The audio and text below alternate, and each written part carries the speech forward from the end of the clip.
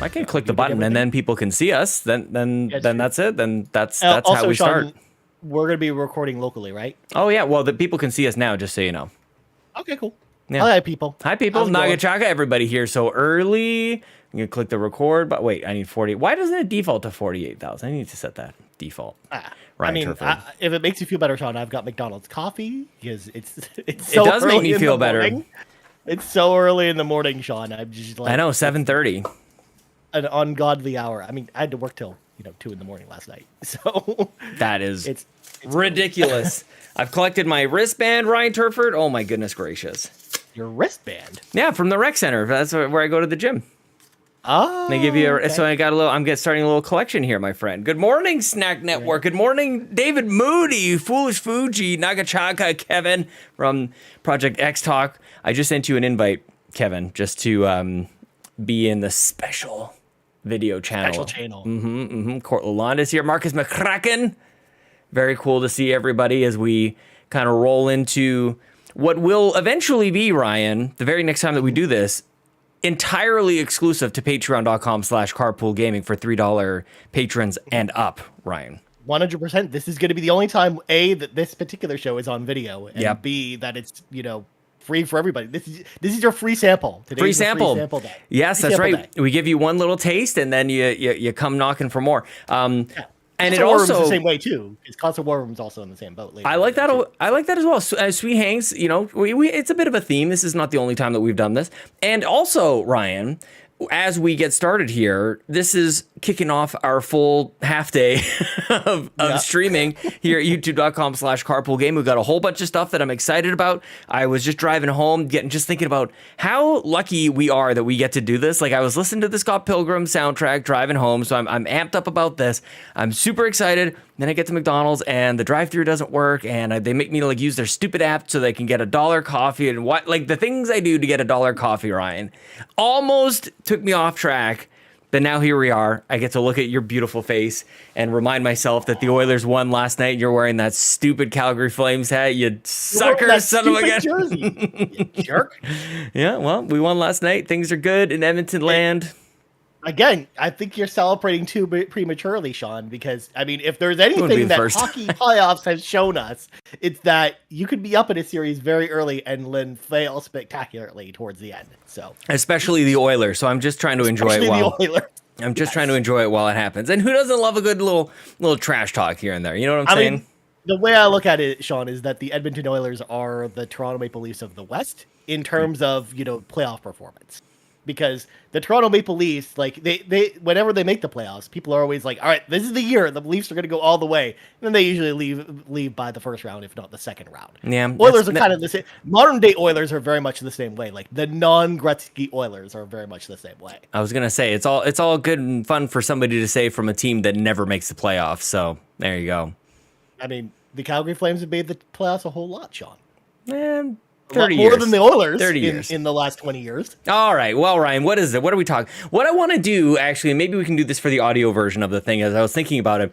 For anybody who doesn't know, where the Geekouts name comes from something, I want to just kind of kick things off here, and then we'll roll into our programming proper. We have 90 minutes for this? Did we say? Are we doing a full 90, or are we doing an hour for this? Well, yeah, our out is 11 o'clock. Okay, we got a meeting with a super secret guest for the Xbox Drive. Yes, we're gonna keep rolling on. We got lots to talk about today, but the Geekouts is a name that comes from my time with Bobby Paul's a Nintendo guru. A lot of what we do now is really thanks to him. So there's a lot of homage to him kind of all over the place. The Bobby, the little icon that you see, the mascot for Carpool Gaming, is named Bobby, Bawby. And Geekouts is something Bobby would do in all of his shows except for the ones he did with me. He would start off his shows with the Geekouts, and it'd be, instead of just diving into what he's playing, just stuff that's getting him or the guests or the co-hosts excited. And whenever I did a show with him, it was always, we started each and every week with shout outs, and we would recognize members of the community, and I would always shout Geek Outs. I would always want to do a Geek Out. So this is a little bit of that, and I want to have almost maybe in the audio intro, a moment where we did that, because he would roll into his usual spiel. We start each and every week with our Geek Outs, and I would go, shout outs, yes, shout outs. Oh, I'm so excited for my Geek Outs. Oh my gosh, yes, time for the Geek Outs. So That's what this is all about, Ryan Turford. And we begin with a little kind of book club-esque kind of thing. We're going full spoilers on Scott Pilgrim, my friend. Yes, absolutely. This is something we've been talking about, hinting at. Yes. Talking about on, many, many podcasts for a long time. Scott Pilgrim's finally here. This was originally, the original idea was actually just do like a comic book podcast with just Scott Pilgrim, and this was going to kind of kick it off and then do kind of all kinds of different comics after that. But that was when Sean was really into comics. I don't know why I call Who says it's not going to be that anymore? Don't crush my dreams. I'm just saying. I still have all those comics. Let me finish. So the Geekouts itself is going to end up being more than just comics. That's true. Top Gun, who knows, man? We could do movies, we could do whatever we want. So yes, you're right. It could be more than just a Friday the 13th box set sitting on my shelf waiting for Donnie Reese to come on the show. Oh, so snap. All the Friday the 13th movies. So just saying. And I think that there could be, and we'll kind of like figure this out as we go along, I think is probably the crux of it. But yeah, I think there will be like little packaged things. We can't do at least for me, I didn't want to do the entire Scott Pilgrim series like all at once in a 90-minute thing. Like, there's just too much. There's too much to do.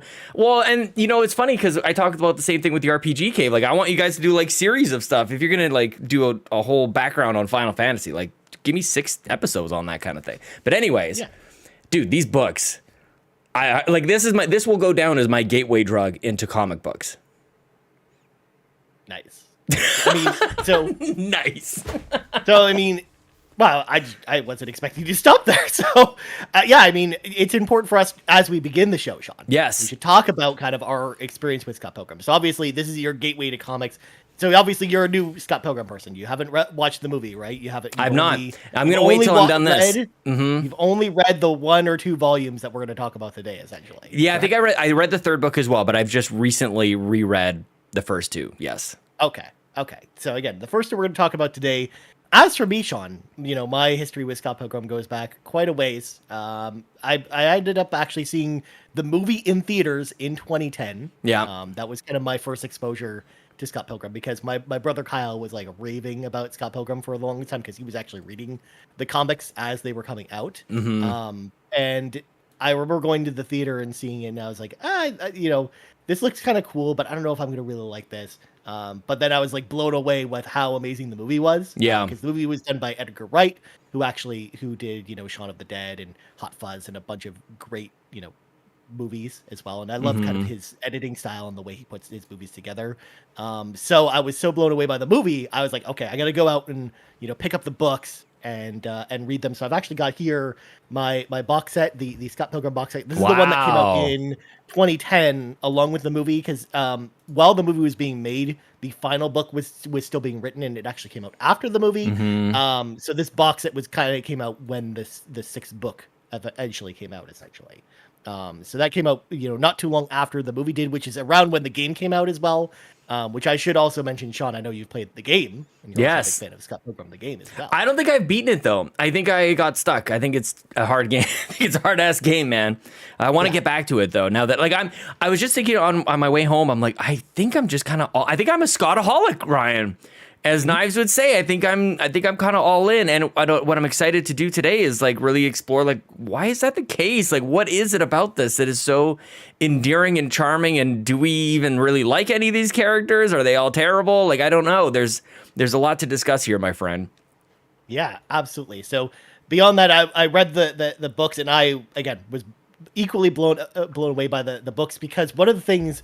For anyone who's seen both the movie and read the comics is that they're very different from each other. Like they start out kind of on the same path, but then because the movie was being made while the 6th book wasn't out yet, like Edgar Wright and Brian Lee O'Malley, the author, were kind of working together on what the ending would actually end up looking like in the comics. But Edgar Wright kind of like ended it with his own thing because as you probably figured out, Sean, by reading these, there's a lot of material in here to put into a 90-minute film.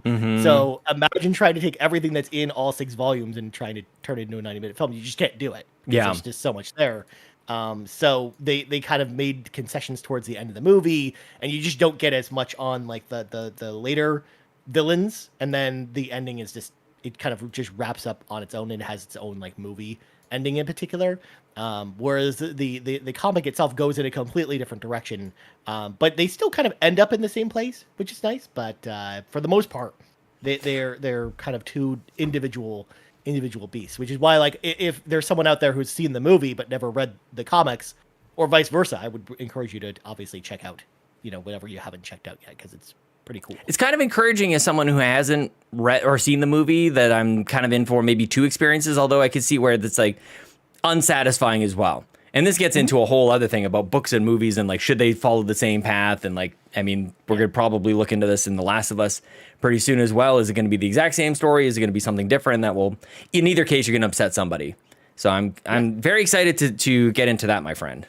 Yeah, absolutely. So I think without further ado, Sean, we should probably get into this and start, talking about these books, because otherwise we're going to run out of time if we just keep geeking out about, Scott Pilgrim before talking about this stuff. So first off, I just wanted to say that this is our first time doing a podcast like this. So we would love the community's feedback if you like the way we do this type of thing, or if you want to see us do more of this type of thing, please let us know. Hit us up on Twitter or on the Discord. It's happening anyways.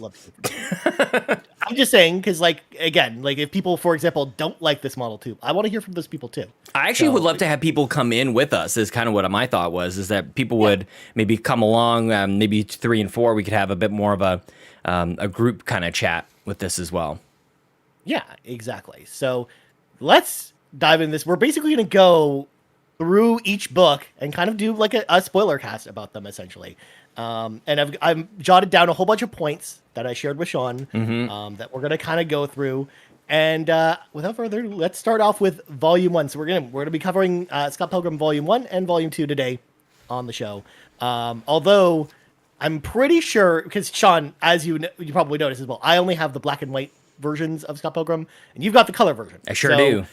I'm assuming the content's the same, because I know that they ended up re-releasing all 6 volume as a 3-volume set, but I'm pretty sure for the color version that you have, they actually did them over, like, as the 6 individual. It's volumes. 6 books and tons of extras in the back. I'm not sure if yours has that as well, but there's like, I don't know, maybe another fifth of the whole book is like extras in the back, which I absolutely love. Mine essentially ends with a picture of Ramona flowers and, a description of what happens in the next novel, and then a Brian Lee O'Malley drawing himself, essentially. Yeah, no, that's how it ends. I have the cover, like, it has like extras, like the cover that is on your book as well. Yeah, a whole bunch of just like extra sketches and some stories. Dude, like, there's so much here. There's really a lot to kind of go over. And even before going in for like beat for beat, like, is Scott Pilgrim a good person, Brian Turford? That's something we're going to explore as we go. I guess this, so. Sean. Like, it's something that crossed my mind. Like, I'm really not sure, but there's maybe it's just because we're Canadian. I don't know if the setting has everything to do with it, but like, it reminds me of youth. Maybe there's a huge nostalgic piece to it, even though I didn't live exactly this life. There's something very special about it as I look through each panel. And when I also, like, I kind of I was rereading last night, and I found myself just charging through really, really fast. And the writing is very quick, very witty, and it flows so well that sometimes I actually had to find myself, I had to pause to appreciate the other thing that I love about the books, which is the artwork. I love this art style. It's kind of like campy anime, it's definitely like inspired, but it's not classic anime. He's certainly not a Japanese illustrator at all, but it has almost like a Wind Waker-esque kind of look to it, which I hugely appreciate. I'm very curious, like, can you like open up your black and white book? I haven't actually seen. Did that ever take the black away? And white one is definitely looks like a manga, which is what I read a lot. I love manga, so. But it's the only difference is, of course, you're reading it from left to right as opposed to right to left, like right. you read manga, essentially. But otherwise, it's exactly like a typical manga that you would find, and that was kind of the idea behind it. It was like, especially because there's a lot of anime references in here, Sean, as well as references to other video games. Definitely, yeah. Like, and it just like really jumps off the page, even the way that it introduces the characters as well. Like, there's levels. Are they awesome? Are they 7.5? And yeah. Anyways, I will be all over the place. So this is why we do things together, Ryan. You bring us back on track, and I'll explore the space. Yeah, and to your point, Sean, about this being a nostalgia trip for me, it was definitely a big nostalgia trip as well. Because even though I didn't grow up in Toronto, I grew up in London, Ontario, and Dorchester, Ontario, which is outside London. They actually there's a lot of references here that coincide with places that I frequented in high school or as an early college student and stuff like that. And we'll get into some of those as well because I've got a whole section on the notes, Sean, about Toronto and Canada references. Yeah, so we'll get to that in a little bit. All right. But first off, Sean, we'll start off as the book starts off as well, because the very first line in the book is Scott Pilgrim is dating a high schooler. So, yes. This is where, of course, where we get our intro with all the major characters. We Yeah. got, Scott, we got Kim, we got young Neil, we got Stephen Stills, we got the main four characters, or sorry, Wallace. Wallace, yeah. I get them confused a lot, so you'll probably notice this as we go through. They're basically talking about how basically Scott's kind of recovering from a broken heart relationship. Like he had a relationship with a character we'll learn about later that kind of put him into regression a bit, and they're basically talking about how Scott is dating a high schooler as kind of a replacement for to just fill the void. It's a rebound. Somehow. It's easy. Yeah. It's easy. And who hasn't been there, Ryan? This is the thing. Dated high schoolers? Is that what you're trying to tell the me? rebound really. It's whether you've done it or you've had a friend who's done it. We've all this group of friends. The scenario that we find ourselves in this book is, I think, pretty identifiable. Anyways, I think it resonates with at least a few people, and the it's like an ensemble cast here. Where you're there's the roommate who plays a certain role, and there's the sister over here, and there's the ex-girlfriend who becomes a friend, that you learn later in some of the flashbacks as well. And I'm very curious because, like I said, I haven't finished the story. So you and I are actually going to be talking about the first two books from totally different perspectives. So certain things, I'm sure, that either happen with some of these characters, maybe they take a turn, maybe they just double down on who they are. But yeah, I think that the book does such a great job in the first third or so of the book to kind of just go, this is who everybody is, and you've got a pretty good sense of the caricatures that they are, because by the end of the book, something amazing, absolutely crazy is going to happen. I knew from the music videos and from the trailers, the movie, what and certainly of the game, where this was going, and yet I still found myself pretty surprised. Holy snap! What the hell is happening in this book? Yeah, they definitely want you to get invested in the characters very quickly and kind of learn about them. Because as I'm showing off here in the video version of it with my box set, there's a bajillion characters in this manga. Good. Yeah. That you'll get to know throughout the entire 6-book run, essentially. And we'll get to them some of the more interesting ones as we go through this. But also, I love too when they introduce a new character, below the character, they'll list their name and then they'll name their age, and then they'll give them a rating, and the rating usually is on the either the ESRB rating or it's a review, rated T for teen or something like that. Yeah, yeah, Scott Pilgrim specifically. Scott Pilgrim, 23 years old, rating awesome. Yeah. Yeah, Wallace Wells, rating 7.5. He's 25 years old. So you kind of get a sense, the first page he's dating a high schooler. So you get a sense he's probably not in high school. Very quickly afterwards, you learn he's 23 years old. And that's a pretty big... That's a big difference, dude. That's end of college dating a high schooler. And all the reasons why maybe you might think that's a good idea, maybe from an attraction standpoint, but that's probably illegal. I think maybe that's also worth saying. You shouldn't be doing she's 17, so right. I'm not sure what weird Canadian laws are there, but I mean, even the interest and the maturity level as well as and not that Scott Pilgrim is very mature, but it's a little different. You can get a sense from their conversations that he just doesn't care what she's talking about. Because we're going to talk about kind of Knives and Scott kind of going Knives, man. Oh my gosh. So after talking to his friends about it, we get introduced to the roommate Wallace Wells, and kind of we get a tour of Scott's bachelor apartment that him and Wallace share together, and it basically they do a diagram showing the entire everything in the apartment, what belongs to Scott and what belongs to Wallace. Spoiler alert: it pretty much all belongs to Wallace, including the one bed that they both share together. That's Sean. So funny. I don't think I ever realized that. I just kind of scammed through that. It's all his. The futon that they share, they sleep together, and Wallace happens to be gay. So it's just like it creates this whole other dynamic that they poke fun at, and hopefully not too much of a homophobic kind of way. But I had a good laugh about it. No. They I think they handle sexuality in a very And good ethnicity. way. What do you The think whole about novel. ethnicity as well? Like, there's definitely like Knives is Chinese. It comes up quite a lot. And there's a moment in the second book I cannot wait to get to. It's just like, did you really say that? But yeah, there's a lot of like, I don't know. Maybe this is an older style book. I wonder how it would hold up with a new age audience. But like we said terrible things back in the day, man. There's a couple instances of the R word in here is in there too. That's like, that was the 90s, man. Well, Sadly. again, this wasn't even the 90s. You have to remember this is like early 2000s. Late 2000s. Okay, Like, well, maybe it wasn't that 2005 excusable. to 2010, essentially. Sure. Sean. Yeah. But yeah, same idea though. You're right, 'cause there Pre-Enlightenment. was a lot of terminology that we use even in the early 2010s that we don't use nowadays, right? So, Big time. Yeah. But basically, Wallace is asking Scott about his interactions with Knives and have they done anything? And Scott's like, oh, we held hands on the bus once. That was pretty much it. So it sounds like they've got a wholesome relationship going, anyways. Yes. But I love Wallace. I think he's a great character. And Agreed. We'll talk about him more as we go through. So the next thing that kind of happens is Scott, of course, is in a band. Sean, I don't know how we got this far in. We haven't mentioned the band yet, but the band.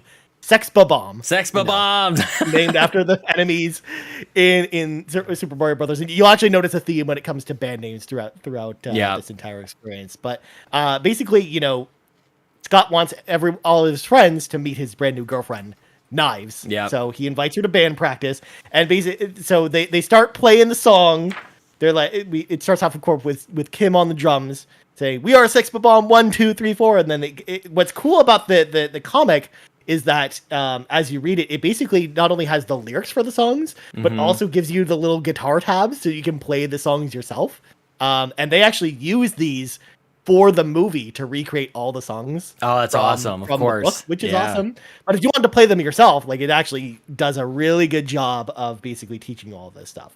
But Knives mentions it in the book, but she's not allowed to listen to music at home or anything like that. So when she hears rock music for the first time, her mind's blown and she immediately becomes a Scottaholic, essentially. Yes. Yeah, like, and the energy, like the way that music is sort of like illustrated and visualized in this is like some sort of like lightning or something is so great. And you look at her, like the zoom in on her face is just this classic like panel by panel, like closer and closer to her eyes, just like, oh my God. And you're right. Like you just see it kind of happen. And I couldn't tell until finally she's like, I really love this. I'm like, I didn't know if she liked it or not. Was kind of my one, but you don't have to wonder for very long. They finish the song, and she's just like, "This is amazing."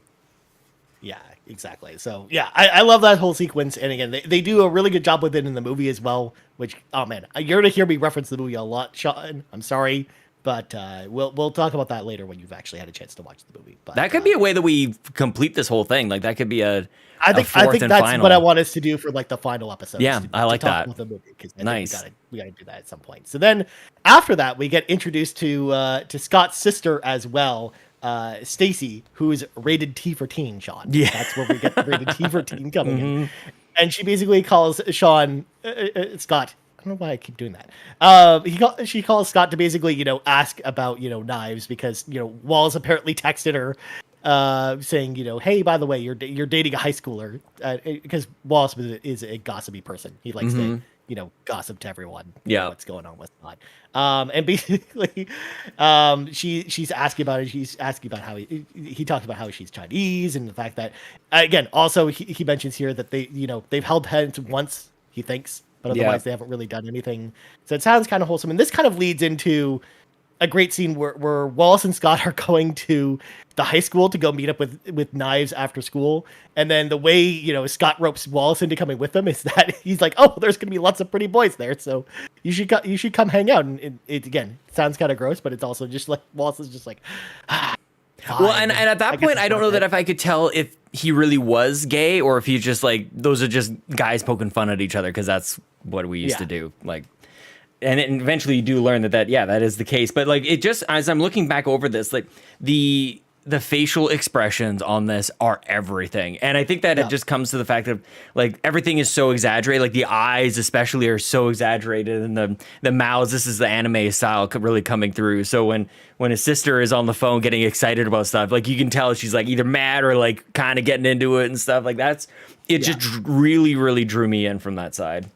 Exactly. So, basically after they meet up with Knives, Scott shoos Wallace away, and then they go on a pizza date to Pizza shop here in Toronto. They even have like, they don't actually name Pizza with the building itself, but they have the 967-1111 phone number, which is famously in Ontario the Pizza delivery phone number that you call if you want pizza delivery, essentially. Yeah. But then they also go to the Goodwill, and they're basically talking about like all the stuff that's happening at Knives High School, like the kind of the relationships she has with her friends, but also the fact that she talks about yearbook club, Sean. Yeah. Because yearbook club is a bit of a drag, but she's and so high school club as well. Just like it's that anchor that like that's where she's at.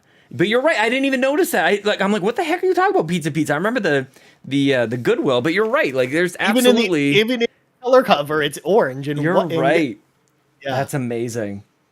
Yeah, but that's also something you probably wouldn't recognize too if you're not in Ontario specifically. I guess not. We definitely had pizza here at my college. That actually, phone number specifically is an Ontario thing. I know that. Yeah, the Goodwill, I wasn't sure because it was like they kind of had half of the logo on there, so I was like, I didn't know if that was just an unknown reference. And then on the very next panel, they kind of like we're at Goodwill here, and it's half of it's trash and whatever else. So a weird date, but it's what you did. You kind of like you hung out, you took the bus places, and you killed time together. I mean, that's very much a Toronto thing where you just take the bus to a whole bunch of different places or the subway, and you're just kind of going around. And of course, Scott takes Knives not to his secret lair, because it's too early for her to visit the secret lair, but he takes her to his childhood home that he grew up in, and he just talks about that his parents don't live in anymore. They don't live in anymore. They just look at the house like what? Yeah, so weird.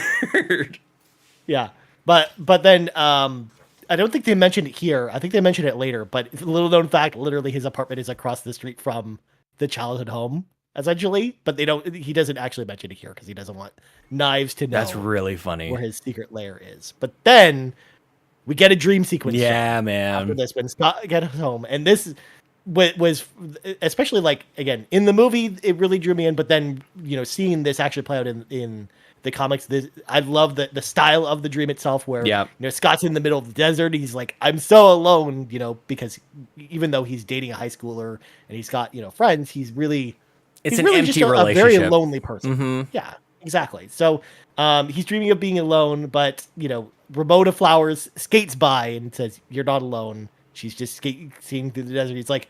And he basically immediately wakes up. He's like, I need to know who this person is, essentially. Yeah, but the last thing he says, she skates off and he goes, "Can we make out then?" Yeah, exactly. I love it. Good time. Yeah. And then, of course, it picks up, the next day in Nippon Sushi, which was a real place in Toronto at some point where you could go get sushi.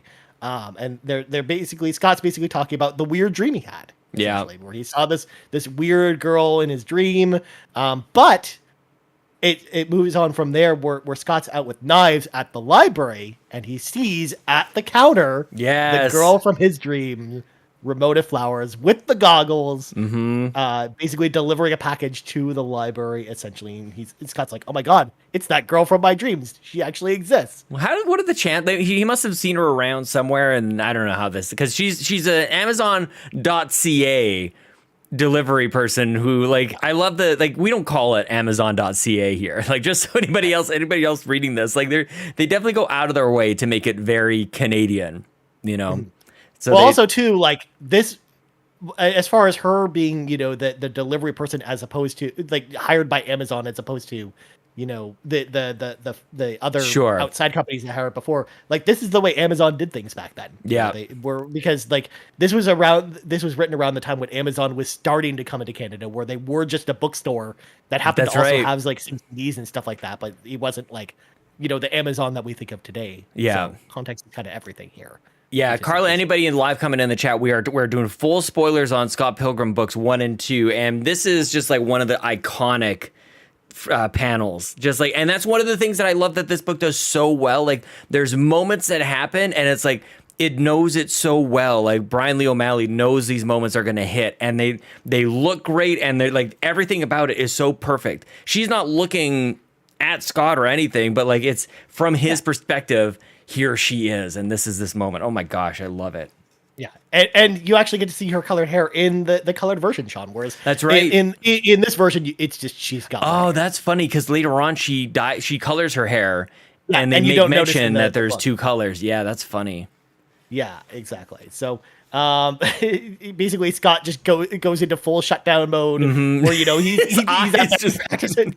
He's like, they're like, Scott, you've only played one note this entire song. What's going on? He's just standing there just like, oh my god, I need to find out who this person is, essentially. Yeah. But then we get some flashbacks with Scott's old band, essentially, and this was kind of in another dream sequence where Ramona comes in and they're basically playing at a bar, and there's more, musical stuff and stuff like that. And Scott's like, he realizes it in the mid song, he's like, I'm dreaming, aren't I? And she's like, good call. Good call. And then the dream sort of ends. So of course, Scott's crusade continues, and this brings us to Julie's party. So basically, Julie is one of the characters, one of the other characters' kind of ex-girlfriend, and they basically get invited to this big party. But basically Scott is kind of asking around and kind of looking around because he doesn't know necessarily if Ramona is going to be here or not, but he's like, I'm going to go to this party anyways.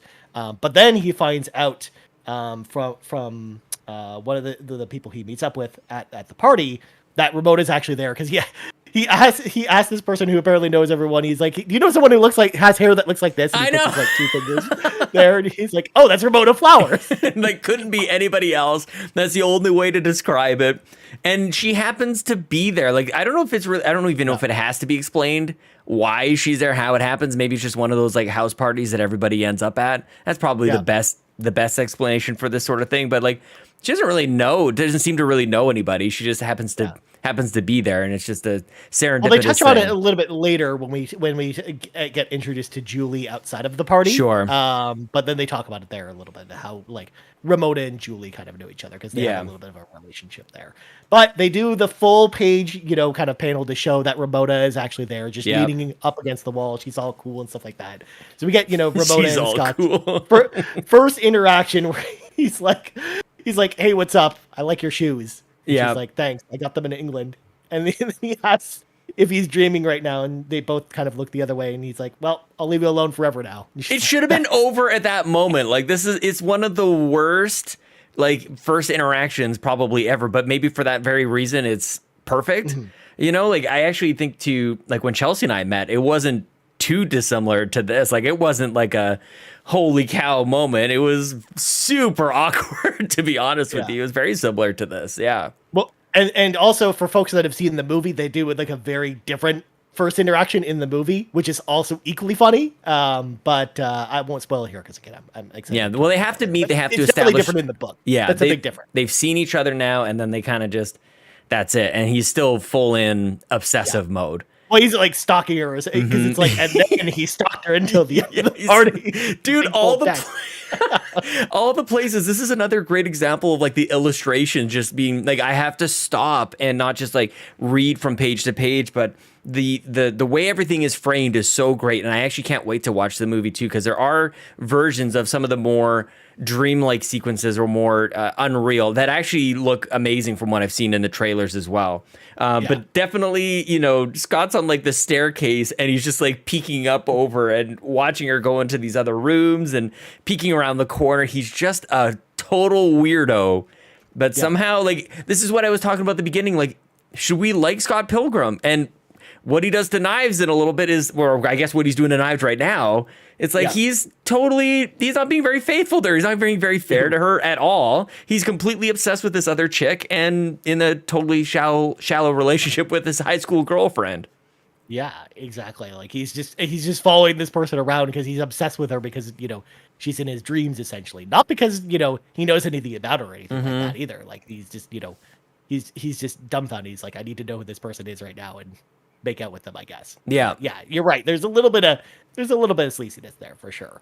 So then, of course, he's asking, about Ramona at the party, and basically find out that Ramona is an American. She just moved to Toronto, essentially, and she just got out of a breakup, essentially. It's essentially what we learn.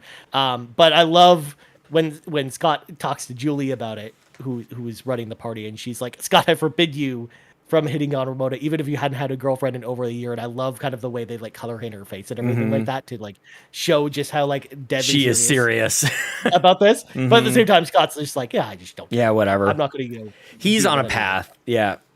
Yeah, exactly. So he gets home and basically he's in bed with Wallace talking about this because Wallace gets home and he's like, I'm drunk and I'm just gonna lay in bed. And he basically he's talking about how he met up with Ramona and stuff like that. And he draws a picture of the shoes for him as well. And he's like, those shoes are Mr. Silly's shoes, Scott, because apparently Mr. Silly is a thing that exists in this world. But basically, the next day, Scott tries to figure out more about Ramona and is trying to figure out how he can get in touch with her. But then he learns that Ramona is a delivery person for Amazon.ca. So he decides to have the brilliant idea of ordering CDs from Amazon.ca. So what else they will just show up at his house. And I love, of course, he uses his Wallace's credit card to basically pay for it. He's so broke. He is broke. He's a total deadbeat, man. This guy. He's a weird stalker dude. He has no money. He's wearing Wallace's socks, Sean. What do you expect? You learn later that he's got like some $1,000 debt to the local video store as well. Yeah. And the Snack Network jumps in here and Dave says the point I think is that Scott sucks is why he never got through the movie actually. And I get it. I get like, and it's kind of like a Seinfeld kind of thing as well, that he's not a wholesome person, but maybe who is, I think is... Well, I was going to say, he feels like a very realistic character. Totally. Too, because there's not a lot of people that are just purely a good person. Totally, yeah. Yeah, we're all just trying to figure out, especially at this age, we're just trying to figure out life. Well, and especially, too, when you go through, a breakup like that and you're depressed, like, you do stupid stuff. And it just happens. Unfortunately, for sure. Yeah. So Scott's basically waiting at the door immediately after he orders his package, and Wallace is like, it's not going to show up right away. So he goes on a date with Knives, and nothing really super eventful happens. But this is the moment where Scott's starting to realize, oh, this is not, the way things are going, and I should probably, think about getting away from Knives. Essentially. Well, and she really starts to pour it on here. I feel like she was kind of just like hanging out, and maybe this is. Like she's really starting to like lean into him, and she's hugging, and you're right, like it's again another great panel of just like she just surprises him with a big old smooch, heart's coming on her side, and his eyes are just like completely bugging out. He knows, and we know what the heck is going on. And this is a moment where I think I even messaged you the first time I was reading this, where I'm like, I feel bad for Knives, and you're like, just wait. You won't feel bad for Knives. It only gets worse. I know, it gets worse for Knives. But I still do, and again, I haven't read the entire story. Maybe she just goes completely even further off to where I know she goes. But like, I really do feel bad for her in this situation. Like, she's this fairly innocent, if not completely innocent, like high school girl who's put her trust into this older guy, and probably shouldn't. Has probably been warned by like, you don't trust older dudes, and they're only after whatever, and she gets betrayed by him in the worst kind of possible way. So I think that's definitely worth at least acknowledging in this. Like, Knives is going to do some crazy stuff, but she's completely shattered by this. Yeah. Well, even Wallace tries to warn her. It's like, he's too good for, or sorry, you're too good for him. You should break up with him. Like, that's the first thing he says to her, essentially. So, and I've been around people who have received that warning. Nobody knows what to make of that. People are trying to do like the right thing by like, giving them warning signs, but like, you kind of have to beat somebody over the head with a message like that before they actually understand. Like, no, seriously, this dude's messed up, and he's gonna wreck you. Yeah. Yeah. So then, just kind of move things along here. We've got, another dream sequence where, Scott's in a school, and he finds out that Ramona's about to come to his door, which, by the way, in the movie, this is an amazing sequence in the movie that they do, and I love the musical choice that they go with there that isn't really portrayed in the comic book here. But I love the animation here as well, where she's getting closer and closer to the door, and then all of a sudden, Scott hears kind of a rap at the door, and Ramona is there with his package, and she's basically like trying to give him his package. Essentially, just like, please sign for this so I can leave. And Scott's like, "You want to go out with me?" you want to go, hang out and stuff like that. And eventually, she explains why why she keeps appearing in his dreams, where basically there's a thing called the subspace highway that allows you to move super quick through time. She mentions that, it's 3 miles in 15 seconds through Scott's brain. She travels through his brain essentially, which is why he became obsessed with her essentially, like that. But she mentions that, Canadians don't know about this thing, and it's very much an American thing. So funny. And he makes the comparison, and he's so clueless. Like, you mean like in Super Mario 2? She's like, no, like nothing remotely like that. Do you, like, should we explore even at this moment, like, what is it about her? Like, why is he completely obsessed with her? Yeah, I think at this point he's only like infatuated with her because of the dream stuff, where she's appearing in his dreams, and she's like this dream-like figure to him. Like, again, he doesn't know anything about her. I mean, she's also got a great sense of style as well, so maybe it's that. A little bit of that. She stands out.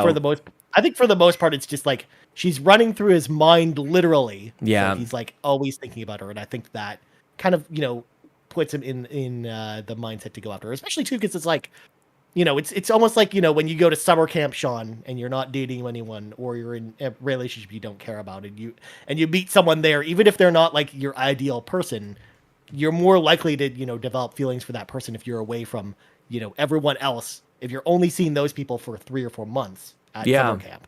Yeah, there's a fleeting, I think that's really at the heart of this, Ryan, is like, there's so many moments where she could just like go away and be gone forever. Like, he saw her out there at the library, and she should have been out of his life forever. And maybe that's why the Canadian setting is so important here, because it's almost maybe a little bit more believable that they could run into each other more and more, rather than like a big city like LA or something. Although Toronto is not exactly a small. Yeah, I mean, you should be able to get lost in this, but the universe that they've created is small enough for them to. It makes sense that they would run into each other, and that's like, so he's trying to capture and hold on to this person who should be flying away and never coming back to him ever again. Yeah, exactly. So this, of course, leads to eventually, after much convincing, he finally convinces Ramona to basically hang out with him, essentially, as he puts it.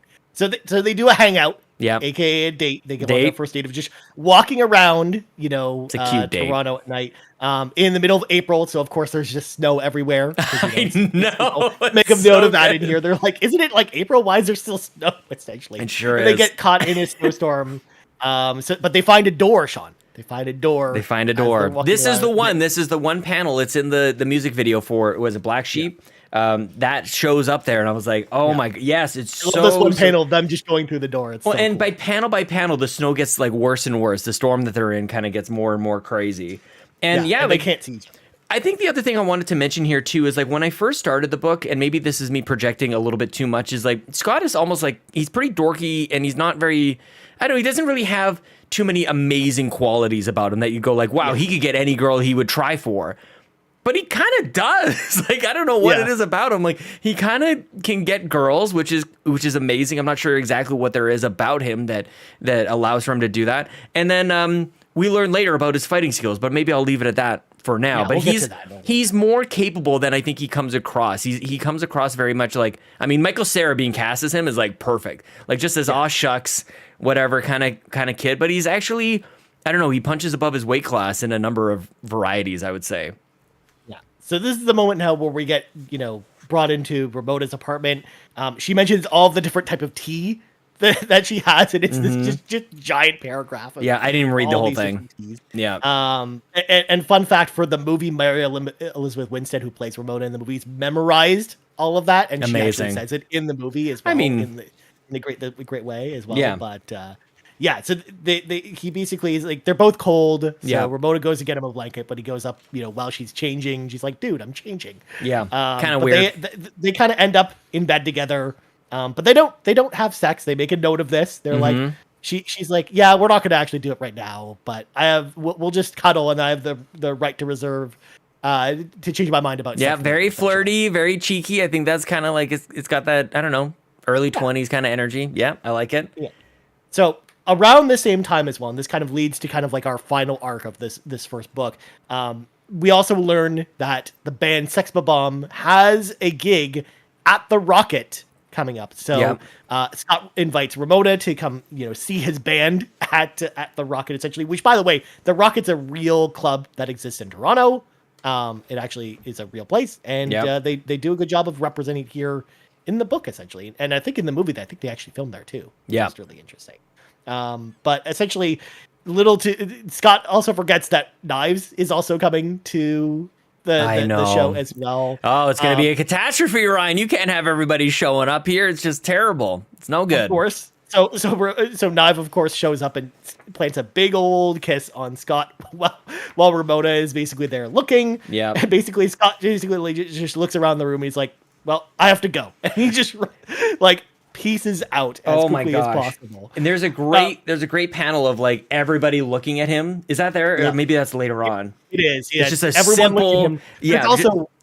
There's also another subplot that's going along here as well, because Stacy brings along her boyfriend Jimmy, but then Wallace is super into Jimmy, so it's also got as they're looking around, like there's also panels of Wallace specifically looking at Jimmy, and them smiling at each other and stuff. So, so that basically leads to the first band, the opening act, of the show, Sean, Crashin' the Boys, which, by the way, named after an NES game, Crashin' the Boys. I didn't know that. I was because you mentioned there's a theme to the band names, and I wasn't sure I was picking up on that. So they're all video game names. Okay, that's the thing. Like, and there's a couple other notable ones that we're going to talk about a little bit later. But Crashin' the Boys is a game that exists, and their thing, Sean, is all their songs they play are like 0.4 seconds long. I know.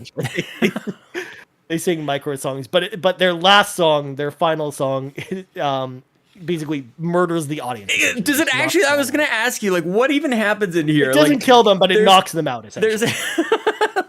And it's definitely a bit of a play and a pun on a lot of high school bands back then. Was like these punk rock, like totally crazy, nonsensical, very short, not structured songs. So yeah, they'd be a split second long. Like, I don't know about you, but I saw a lot of bands like that when high school and after high school as well, for sure. Yeah. But so Sex Bomb comes up to come play their show, and they're like, "Oh, they killed they knocked the audience out." So this is gonna make you rough. And this also is where we find out that Jimmy and Wallace are making out. I know. It's just like off to the side. I want to quickly pause on this notion. Like we're at whatever this venue is. We're here, and there's so much going on, and I am teleported into the pages here as if I'm actually there, because I don't know, like it just reminds me of those days where you look over here and something's happening over there, and isn't that crazy? And then you look over here and something happening over there, and isn't that amazing? And it's really what made the next day so fun, was just like recounting what happened, and this captures that so perfectly, just because it's so, every moment gets its own panel, it gets its own illustration and moment there that you can hang on that. But yeah, like that doesn't really there's nothing really there after that moment. There's a gasp and Wallace, how dare you, and that's kind of it. Then we keep moving on to whatever else is happening here, and I think that is remarkable. Yeah, because we have Sex Bomb about to perform, but as they're about to play, a crash comes through the ceiling, and Matthew Patel. Matthew Patel shows up, the first evil ex-boyfriend. And they actually hint at this as we go through it. I didn't mention it here because I wanted to save it for this moment where Scott receives a random email, and it's like, oh my gosh, I'm Matthew Patel, and we'll be fighting soon and stuff like that. And Scott just ignores it. It's really boring, and he just ignores it. And then he gets a letter in the mail. Again, from Matthew saying, "Hi, I noticed that you didn't respond to my email, so I'm Matthew Patel. I'm good. We're gonna be fighting soon." And Scott just immediately throws it away. So Matthew shows up and he asks Scott, "Hey," Scott asks him what's going on, and then Matthew is just like, "Oh, didn't you get my letter or my email? Yeah. I sent you this saying we're going to be doing this." It's like, "Oh, I skimmed them." As he would. Like, that's exactly what this character would absolutely do. And then everything just transforms at this moment. Everything is pretty like wholesome and, down to earth, very grounded. And all of a sudden, like, they're full on fighting, like a fighting game. And there's like electric shocks. And this is where you realize actually Scott Pilgrim can hold his own, which we get into a little bit later. Yeah, because at this moment, this is where Kim mentions that he's the best fighter in the province. In the province of Ontario. Exactly. Well, and then they get into, they're counting how many like hits he's getting. He's got a combo going. He's got 45, 46, 64 hits, and that's a new personal best. Yeah. They're Well, commenting he's on the going for side. the air juggle they mentioned. Oh my specifically. 'Cause gosh, again, it's so meant to good. be, because the concept is meant to be like a fighting game arcade mode, essentially. Yeah. Where you fight it's like 7 different characters with the boss character at the end, essentially. Totally. Like it's totally framed after Mortal Kombat specifically, because there are 7 characters in the original interesting. Mortal Kombat, and there are 7 evil X's in this. Yeah. Oh, that's so funny. Yeah, so they're kind of explaining, which is also hilarious in and of itself, that as they're exchanging punches, and this is a trope in probably more anime than anything, they're just like having a full-on conversation while beating the crap out of each other. Ramona tells the backstory as well, which is just drawn in a really interesting way as well. Yeah. Where they're basically talking about how like Matthew and Ramona would beat up a bunch of people up that were a bunch of bullies. Mm-hmm. And all the jocks were into her, and he was like this little more of an emo kind of kid off to the side, and eventually won her heart on that front. But they didn't date very long. I think that's the other thing that is amazing about this is you think about all these evil ex-boyfriends or whatever, and you think there's going to be this crazy history, but it doesn't matter. Like if they dated for a year, like 2 weeks. exactly. It's like it counts, man. It counts. They kissed once and they dated for 2 weeks. Totally. But it kind of ties into what we're going to talk about Knives later, because Knives kind of falls into kind of like the same kind of predicament. Yeah, good call. Good call. So then he shows off his mystical powers. What are these girls? Yeah. They basically try. They're like Bollywood demons, essentially. They do a better job of doing this. Yeah, they do a better job of explaining this in the movie, because they have this whole music sequence around this fight specifically. Oh, that's funny. Yeah, it's this whole Bollywood sequence and everything, and they do a much better job there. Whereas in because he's basically singing this whole time. Sure. But it's not really shown in the. It doesn't come across that well. In the manga specifically. But basically, Scott basically teams up with the rest of the band, as well as, Wallace and young Neil and Stacy, to basically form a protective barrier from Matthew Patel's kind of, energy attack. Yeah. And then Scott basically knocks him out and then gets a couple coins. He gets exactly $2.10, which, he's missing 50 cents. It's not even enough for transit. Exactly. Yeah. Like, and it's like, what happens to him exactly? Like, is he dead? What is happening here? He is DED, dead. So he's murdering these, because like we get into another one in the next book, but like he's actually like dead. He's gone. And Ramona is like participating and all. Everybody is fine with this. They're all seeing that like murder is happening. Well, I think again, in this world, this seems like a common thing. That is so weird. So, like, where even are we? Because, again, it seems very grounded, but this is arcade video game-esque. And, so he just eliminates him from existence, gets $2.10. Apparently, that's all he's worth. Yeah. Yeah. So, basically, Ramona and Scott basically just escape as quickly as possible, and they're riding the Young University subway line home. Yes, it's a real subway line here in Ontario, in Toronto, where basically she mentioned specifically to Scott, and this is the first mention of this, that he basically has to beat her seven evil ex-boyfriends in order to continue to date Ramona, essentially. And this is also the first instance where we see Ramona's glowing head, which we'll get to in a later volume. That is an important sticking point that they saved towards the end specifically, and they make note of this as well here, but it's something to keep in mind for later. Her glowing head, like the lines around her head, like it's the glowing the lines around her head. Basically, her head's kind of like the sun, essentially. Okay. And again, you see that a little bit in volume 2 as well, but we probably won't talk about that too much. But yeah, it's it's a point to note for. Okay. There we go. It's volume 1. That's volume 1. Yeah. Yeah. We're at 10:23, Sean. So we got to zoom through. We're doing good. We had a good kind of like precursor to all this, but I like this. Yeah. That's true. So. Volume 2 starts out with a flashback in Northern Ontario. This is where we get Scott's backstory. Also, I love the very first, panel is like an ode to Bonk's adventure. Nice. With Scott Pilgrim there, with the logo and everything. Great TurboGrafx 16 game. So basically, Scott shows up. He's a 16-year-old transfer student at a brand new Catholic high school, and there are some bullies there, and he totally gets beat up and sent to the principal's office on his very first day. Yeah.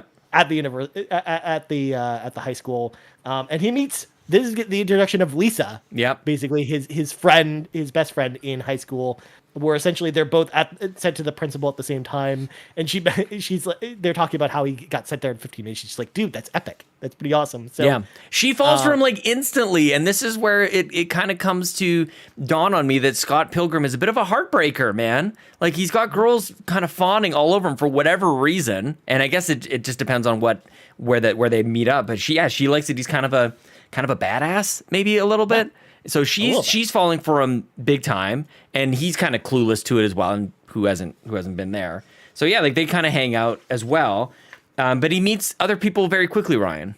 Yeah, absolutely. So after just hanging out and playing video games with Lisa, he eventually meets up in chemistry class. Yes, with his new lab partner, Kim P. Yeah, of course that we know from Sex Bomb, which is pretty awesome. So that's the beginning of Kim and Scott's relationship, and basically Lisa and Scott are jamming out because Scott's learning the bass and she's learning the guitar. They're basically they're like, hey, we should start a band. Yeah, because if we're in a band, we'll transcend our class status, because they're not quite jocks or not quite goths, essentially, is the way that Lisa puts it, essentially. But they need to find a drummer. So one day they go to this band thing, and they see Kim playing the drums, and then Scott's like, oh, look at her, she's on the drums, she's my lab partner. And Lisa of course is just like, which girl up there? There's like a million girls up there on the stage. And of course Scott points out that she's playing the drums, and she's like, well, she's totally hitting those drums with the sticks. That's a thing. So they invite, Kim to join the band, and they start hanging out more. But Scott admits to Lisa that he likes Kim P. Yeah, essentially. So this leads on, but this is a moment. This is a key moment in a lot of people's, in their youth, of kind of falling for somebody else, and one way or another, it's like you fall for somebody else, and then they are the ones who tell you that they're actually starting to like somebody else, and it's what do you do in those moments? It's a very heartbreaking moment to have that trusted. You're very close. You're obviously close enough friend for that person to trust you to tell you that they like somebody else, but it's that very heartbreaking. So I felt for Lisa in this moment as well. It's clear that she was kind of crushing on him a little bit. No, absolutely, and again, this isn't the last time we're going to explore this topic as well. Totally. But, so we find out, though, on Monday, when Scott's basically going to ask Kim to basically join the band, and also to tell her that he likes her. He shows up at the school, and everyone's like, the dude at the front gate's been beat up, and he finds out that Kim's been kidnapped, essentially, by this rival high school, the Bevy Boys. Yeah, essentially is what they're called, anyways. Which again is totally an ode to something like River City Ransom. Sure. Yeah. The NES game. But basically, Scott fights through a bunch of the cronies and meets up with the final boss, Simon. And of course, you've got Kim kind of chained up. Chained up in the back. And they have this like epic, fighting, like stare down, essentially, in the comics, which is so good. But Scott, as you imagine, totally beats him up in the rain. Yeah. And kicks him off the building, essentially. Because he pleads for forgiveness, and he's like, you'll never change. And then he kicks him off the building. So I've read this a couple times, actually. Once with the books and then also with the iPad. And I started taking screenshots of some of my favorite pages and panels. And just the yeet off the building is so amazing. And then he has a very, he rescues the princess, basically. Like, she's all chained up. She's in the rain. What a terrible situation. He gets rid of the bad guy, and then they have a little smooch there. Yeah, because he's like, you want to play drums in our band, and also I like you, by the way. Totally. Yeah, this is the way things go. Yep. So again, we get a big montage here, just showing all the events that are kind of happening, in their relationship, them playing in shows and stuff like that. I also love their band name, Sean. Sonic and Knuckles. Mm-hmm. Yeah. Good band name. Again, all about video games here. Yeah. But eventually we get to this final panel where Scott's mentioning and they're to Kim that he's moving to Toronto.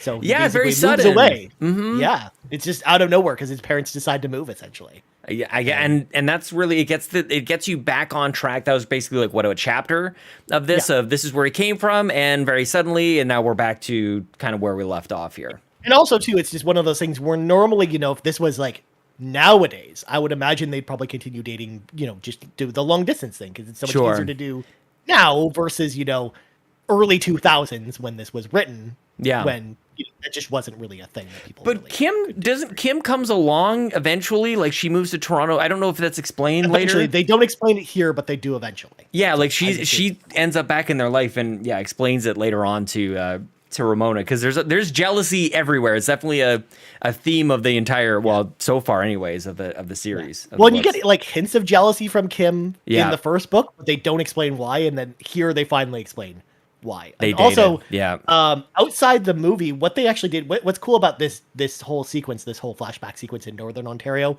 is they actually did like an Adult Swim short for this, where they did like a 6-minute, animated special of just this flashback, essentially, where it's him meeting up with Lisa, and then the fight with with the Bevy boys, and then Kim and Scott dating, essentially. And they posted it to Adult Swim, and this was before the movie came out.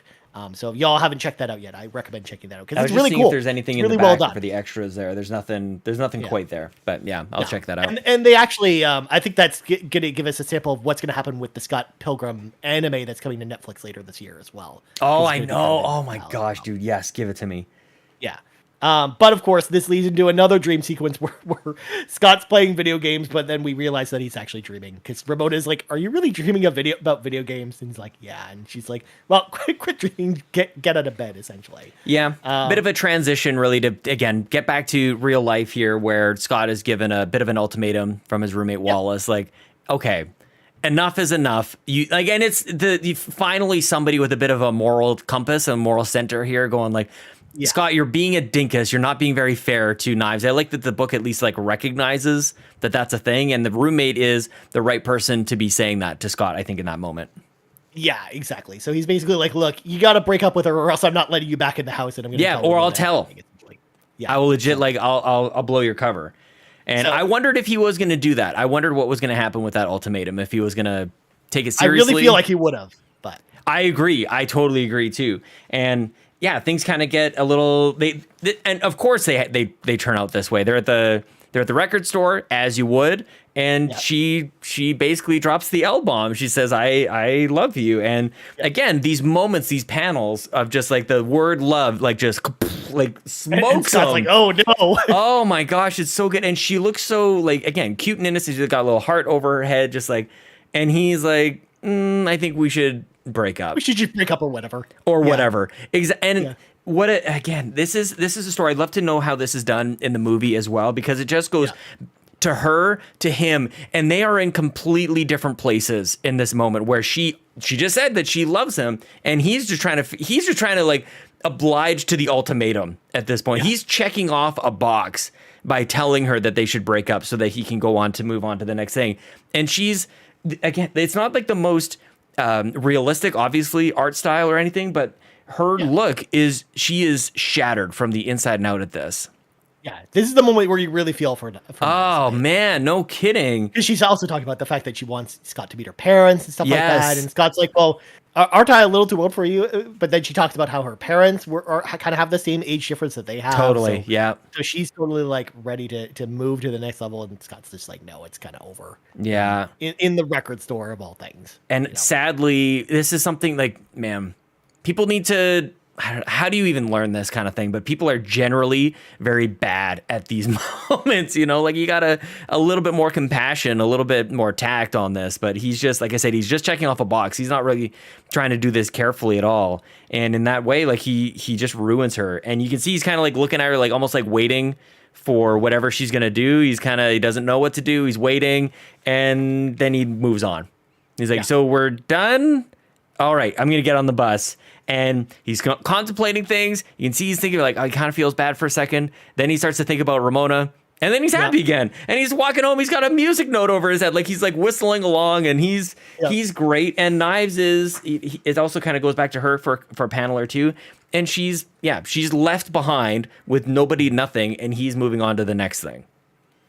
He's just like, but again, he's happy about it because it's almost like, he should have done this earlier and then had this weight off his shoulders, because that's why he's so happy. But he's not considering not, like, I think the point is that his mind has moved on completely, not even just from his relationship, but from considering what Knives is feeling at that point.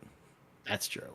But this is, of course, now transitions to the dinner sequence with Ramona coming over to Scott's apartment and seeing it for the first time. And this is also where we learn that Scott's actually a pretty good cook. He's actually good at cooking stuff. He bakes a whole loaf of garlic bread, and then they're talking. I love their conversation about garlic bread and how she's like, it'll make you fat. Like, I can't believe you made a whole loaf of it. And he's like, but it'll make you fat. And he's like, but bread makes you fat? That's a thing? No, like, we didn't know that. we learned that much later, but you're right. Yeah, he's got he's got a great apron on and everything. Yeah, totally. Yeah, exactly. And Wallace, of course, tries to steal some of the food, and he's like, all right, you'd have some food, but get out, kind of thing. Oh my gosh. But they're making out, of course, in Wallace's bed, essentially. And he starts freaking out about it because she mentions that his hair is really long, and he's like freaking out. He's like, oh my God, what's wrong? Because you find out, that Scott hasn't cut his hair since his last relationship because of like, thinking that it was because of the hair that, his last girlfriend broke up with him, essentially. Blames breakup largely on haircut 431 days before. No, 3 hours before the breakup. That is amazing. Yeah, that's hilarious. Mm-hmm. Exactly. So then we get another dream sequence, but it's not from Scott this time. It's actually Kim's dream sequence where she's at Scott's funeral, essentially. Yep. And this is, of course, leads into the chapter, the late Scott Pilgrim, essentially. Yep. But what I liked about this chapter and kind of the beginning of it is it kind of focuses on, we get to see Kim's life and what she's like. She's basically living in this, house with 3 different girls that are kind of jerks, that they don't get along or anything like that. Like the one girl is like super, upset. Like Sarah's upset that, she got woken up super early because Kim had to go to work. So it's this whole thing where I like that they focus on some of these side characters every once in a while. And this is, again, won't be the last time we see something like this. Oh, okay. Well, and again, like, I think it would be interesting to know what people would say about you at your own funeral, and this kind of gives a little hint as to like the narrator and what the characters are really thinking of Scott is that he isn't amazing, and people do have their issues with him. I think one of the first things they say is like, I guess he kind of deserved it and he had it coming. It's kind of sad, sort of. Like the girls are having these conversations. Kim and Lisa's there. I'm not sure if I recognize. Who's the third one there? Is that supposed to be Envy? I'm not entirely sure. There's a third. The one who says like it's kind of sad. I actually don't know who that's supposed to be. I was gonna say I'm gonna leave that for later. Okay. Yeah, but yeah. So I love this whole sequence where again, we learn more about Kim, and again, Scott Pilgrim has such a great supporting cast of characters. So I like that Brian focuses a little bit on each one and gives them their own moments, essentially. Totally. But this kind of leads into a situation where Scott comes into the video store. Yep. And this, of course, is where we learn about Scott's crazy debt anyways. Although you said he owes $1,000. That's only between him and another person. He actually only owes $504.28. Okay. I got actually. Yeah. But I also, because also he shares that with Steven Stone. Yeah, it's actually on the screen here. Yeah, totally. Yeah. And also, it's because he rented the Land Before Time 4. It's 36 weeks late. He claims that the mice hid the video somewhere in his apartment. Also, he claims that he rented it as a joke. Do not rent anything to him. He is scum. That, again, if anybody's ever worked at a video store, like, that is the type of no holds barred type of note and comment that you would have on maybe a friend, but certainly like a customer. Like, they would leave these things to make the point. You don't want to let this guy weasel his way out of like another favor. Yeah, exactly. So basically, the reason Scott's there is because he needs to rent a bunch of movies. Yeah. Because and I find it's weird that they kind of drop this in such a weird way. But he finds out that Ramona's second evil ex is a dude called Lucas Lee, who is a movie star. Yep. And he basically is renting a bunch of movies because Paul says, "Oh, well, you should rent a bunch of these movies so you can basically train on how to take this guy down, essentially." Mm-hmm. So that's the whole reason that they're there, and I kind of love the setup. And then from there, we get a visit to Second Cup, Sean. Yes. Which, for those that aren't in Canada, that's a Canadian coffee chain, shop. kind of like a Dunkin' Donuts, but it's just called Second Cup. It tries to be Starbucks. It tries to. I don't know if it I think Tim Hortons is more the. It's kind of like the in between Tim Hortons and Starbucks. Sure. Is how I'd phrase it. Yeah. But this is where we see the they're doing some reconnaissance here a little bit.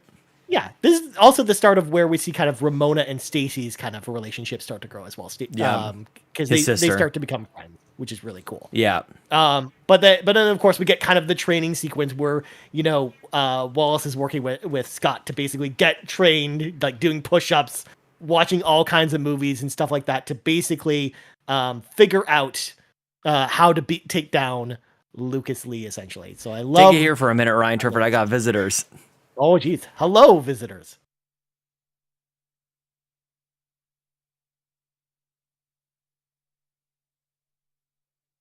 Oh, I keep going. Oh, man. So while Scott... while Sean actually, takes visitors, I hope everyone out there in the chat is doing well. I hope that everyone's having a good day today.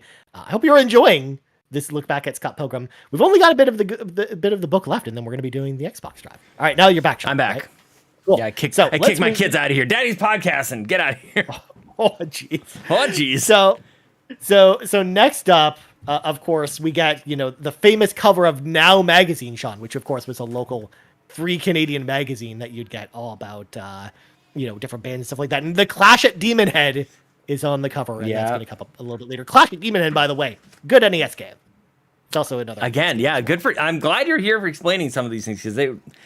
Yeah, I mean, they feed into they're good names. It seems like it fits, but yeah, there's inspiration from somewhere. That's awesome. Also, I love this next sequence too, where Scott's on the bus with Ramona, and he's like, "I wrote a song about you," and it's literally just her name over and over again. And then he's like, and then he explains, well, and then further in the song, there'd be a verse, and it's like da da da, and then more Ramona over and over again. And by the way, Sean, there's actually a version of this song from the movie soundtrack because they did that song in the movie. There you go. But then this leads to Knives. We start to see the stalkerish behavior start to come from Knives, where he just shows up at Scott's apartment and asks Wallace, "Hey, can I just wait here until Scott gets back?" And she's like, "No." He's like, "No, you have to go." Yeah, exactly. So this is all leading into a big sequence, Sean, that happens in the book, all about cooking vegan shepherd's pie, which I thought was a great sequence, Sean, because not only was it really interesting because they have like kind of the Kim, Ramona, and Scott basically talking about a whole bunch of stuff, but they also give you the full recipe for vegan shepherd's pie and also tell you how to cook it and everything. Yeah. Which is great. It's totally woven in there if you actually care about it. But also a little bit surprising too. Like this is there's nuances throughout where I just think Scott is just a bum basically, and that he doesn't really eat anything. But yeah, to your point earlier, he is a good cook, and then it really shows that he's capable of something here. And so that it leads some credence to why people might actually be falling for him, at least to a certain degree. Who doesn't like a good cook? But Ryan, I think I said to you, I think even just yesterday as we were chatting, this leads to one of my favorite panels in the entire 2 books, is just Knives looking in. They're all having a good time here, and she's at the window just like staring. And in the colored version, in the colored book, color edition, it's red, and it's just like this beaming. It's almost like you can hear that high pitched like sound. As soon as I got to that panel, I just thought, what a great. And then she freaks out. She has a moment. She runs away, and she's turned. At this point, she runs to Chopper's Drug Mart. Chopper's Drug Mart, because she's gotta pick up some hair dye because she figures out that he's only into Ramona because she's dyed her hair. Yeah, she really goes into the copying almost, which is a very high school, I think, kind of thing to do. It's like she's very insecure about herself, and obviously in order to win Scott back, which is obviously her goal at this point, she's gotta dye her hair, and she goes through this whole sequence with her friend who's kind of a little bit more middling, and that's kind of the friend that we probably all would want at that moment, like supportive, but like, what are you doing? What are you doing to your hair here exactly? And Knives comes out in 2 separate colors because again, she wants to be like Ramona essentially. But she likes it. Like she's transforming here as well. Like she dyes her hair. She looks in the mirror. She goes, "I look so good." And there's moments of this that really remind me of Teen Girl Squad from Homestar Runners. I look so good. I don't know. There's just some playful stuff about it too. Yeah. She also mentions as well that she thinks she's gonna win Scott over because she claims that Ramona is fat. And she's super skinny. That's right. I know that is a thing that comes up in a little bit here as well. She's super obsessed with that, with Ramona's weight for whatever reason. Yeah, we know Ramona's not fat, but she's just like fat in comparison. I think it might be more of an ethnicity kind of thing, like that. Yeah, that Knives is just tiny. She's very petite. Yeah. But again, that's crux to her whole strategy of winning Scott back. It's got to be something. Yeah. Well, but then Sean, the moment we get the trip to Casa Loma, yes, which is a real location, a tourist location in Toronto. In fact, For folks that aren't from Toronto, they actually filmed a bunch of movies there, including, most famously, Charles Xavier's, School of Gifted Youngsters is Casa Loma, essentially. That's the property, essentially. So second reference to that as well, because he's got a badge on his jacket, an X-Men badge. X. Mm-hmm. Yeah, because Ramona asked about it. Yeah. He barely put it himself. But this is where the big showdown with Lucas Lee happens, because Lucas, of course, is in Toronto filming a movie. Makes sense. At Casa Loma. Yep. So Lucas is literally just sitting there, basically kind of waiting for him.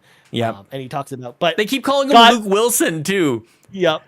There's this whole confusing thing because Scott's got a friend named Luke Wilson. He keeps getting them confused, essentially. Lucas Lee. Yeah, I mean, there's also a movie star, Luke Wilson, too, Owen Wilson's brother. So that's what I actually thought it was. But you're right. There's an in-universe kind of confusion there as well. And so this is probably the first time that things kind of change for Scott Pilgrim here. He's been beating fools up left, right, and center. And then this actually makes sense. Like, this dude he's way bigger. He is jacked, man. And this gets it. It's ridiculous. He grabs him by the ankles and starts spinning him around like, what was a wrestling game in NES? Like, I don't know if you ever played WrestleMania? it. I don't know. Yeah, I guess so. And but he chucks them into Castle Loma specifically. He Dragon Balls them into the building, dude. It's like, oh my gosh, I love it.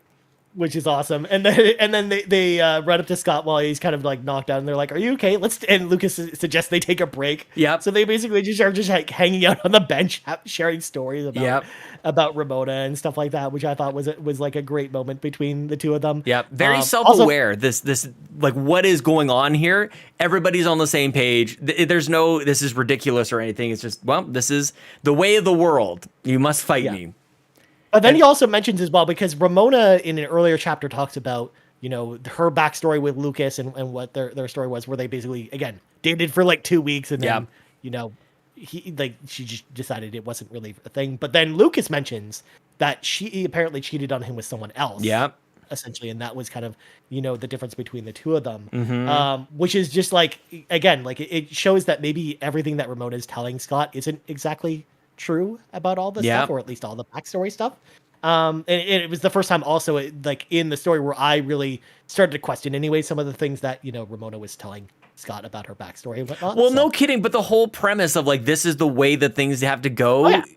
A bit of a red flag when you talk about, like, are you going to pursue somebody? Well, you got to go fight the 7 evil boyfriends. Like, maybe choose somebody else, and then so they start to layer on top of that. This is also the point too, where also, Scott's friends actually mention that, they're totally made for each other, because they're so similar when it comes to, this relationship. Dirty, terrible human beings. Yeah. Yeah, exactly. Like, but there's also like this running thread that Lucas is a sellout in his career, and they kind of get to a point where they go, Lucas says, "Give me all your money, and I'll just say that I'll say to the next guy, Gideon, or I'm not Gideon. Gideon. That I'll just say that you did it." And he's like, "You really are a sellout." But he kind of tricks him into skateboarding here, Ryan, is the next thing. So like, he doesn't actually end up beating him in a fight. He kind of plays into his ego to do a skateboarding because he knows trick. He can't win in a fist fight, so he has to outsmart him, essentially. And he knows Lucas used to be a pro skater, before he became a sellout anyway. So he's like, "Oh, well, before you kill me, can you just go like do this, skate down this little thing? I want to see you do some cool tricks and stuff like that." So he goes down, and I love this whole sequence and how it's drawn. Speed. Like the speed kind of increases, and you can see kilometers per hour. And it's like, and these random 51 or 47, like. Yeah, he's going increasingly faster. The cumulative speed too fast to live, and that's the piece that kind of like clued me off to like, oh, these dudes are dying. Like these dudes are like being eviscerated, and he ends up not surviving this skateboard trick that he's trying to do. Nope, he dies. He explodes into a whole bunch of coins essentially for Scott to get. But then Scott also gets a new item, Sean. A mithril skateboard. It's got +4 to speed, +3 to kick, and +1 to will. Yeah. But he's like, oh no, I should have taken the skateboarding proficiency back in grade 5, and it disappeared. He doesn't have like a prerequisite or like the he doesn't have the skill. He didn't invest in the skill. So good. Yeah. Yeah. But so then it was weird the first time reading this. It's like, oh, I thought that the Lucas fight would be kind of like the final, end, like, confrontation for this chapter, but no. It keeps going because this chapter, nothing's ever over is a great sequence. So this takes place at the Toronto Reference Library, which again is a real library in Toronto, Sean. It's a real place. The building looks exactly like this because I actually Googled pictures afterwards. I'm sure. Approximately 82 kilometers of shelving, close to 2 million books. It's got all the details here, totally even unnecessary. The, like opening, closing dates and everything. Oh my gosh! And the illustrations here are worth the price of admission. It shows the building. It's got all these details, and at the top there's a silhouette, and you're not really sure what it is. And it's knives, and it gets her detail down below. And even again, the color edition is so great because you're probably just seeing silhouettes overall. But she has transformed into this killer. Yeah, she's a ninja. She's ready to She's a ninja, I know. But so then we return to Second Cup because I felt that this was important to mention it here as well. And this is where Scott walks in and sees Julie working there instead of Stacy. Oh yeah, this is where we understand the connection. And this is where we understand the connection between her and Ramona, because she mentions that Ramona would come in all the time to do deliveries to Second Cup. Right. And they just really got to know each other that way. And basically that's how her and Julie became friends. But it's also how, we saw a little bit earlier how Stacy and Ramona became friends as well. Totally. Yeah. And this, of course, leads to Stacy and Ramona going to the Toronto Reference Library and looking around for books and stuff like that. But then from the rafters, Knives dives down. And as we see this happen, Ramona goes and picks up a piece of modern art, as they phrase it anyway. Totally. Like basically deflects the attack from above, essentially. Yeah, but Stacy's like, you can't just do that. That means she moved out of the way of the attack, Sean, grabbed the thing, and then moved back into the attack range just to deflect it, essentially. Exactly. It's so, like, she understands what's going on here. Has she actually, she's dyed her hair, I think, at this point. She's cut her hair. She looks a little bit different, and she's ready for this fight. And I actually was really happy to start seeing this because I thought it was going to be a little bit monotonous, that it's always Scott fighting the boyfriends. Yeah. And now we've got a new dynamic here that Knives is gone completely berserk. And she's going to try to beat the crap out of her. And this is where the fat jokes really come in. She says, you're dead, fatty. And Ramona's just confused. She doesn't actually know the history here at all. She doesn't know who Knives is, at least at the moment. And they have an epic battle scene, and it really is amazing. And then about halfway through, she goes, oh, I've seen you before. Or Knives realizes it. She puts them together. Mm-hmm. She puts the things together, that she realizes that Scott was actually cheating on her. Yes. Even though at that moment, he wasn't cheating on her. He just saw her at the library. And he's like, that's the girl from my dreams. Totally. But yes, she finally figures it out that, in fact, Scott was cheating on her. But then they have this whole fight sequence. And then, of course, she says the line, chow down. Throwing the lines. Just like, and Ramona's like, did you really just say that? Mm-hmm. Yeah, that was definitely one of my favorite things. And it leans into something that maybe, I don't know if that would fly these days, but yeah. But that's that. They have a good fight. But I love that they're like running up the walls and they're totally fighting each other and they're having this like all out battle. At one point, goes on for a while. Comes her with a big plant. I know. Essentially. Yeah. It says Klong. Mm-hmm. Oh man, so good. But eventually, Knives runs away and she decides, we'll save this fight for another day. Totally. Very classic. Like nobody's actually gonna eliminate anybody, but yeah, she makes her point. Fetters off, and then Scott gets a phone call, Ryan Turford. Yes, exactly. Because Scott decides, instead of going to the library because he doesn't know how to get there, he's like, I'm going to go home and just play video games instead, rather than trying to meet up with them. But he gets a call from Envy Adams, Envy girlfriend. Mm-hmm. Yep, the girl that of course broke his heart because of his haircut, apparently.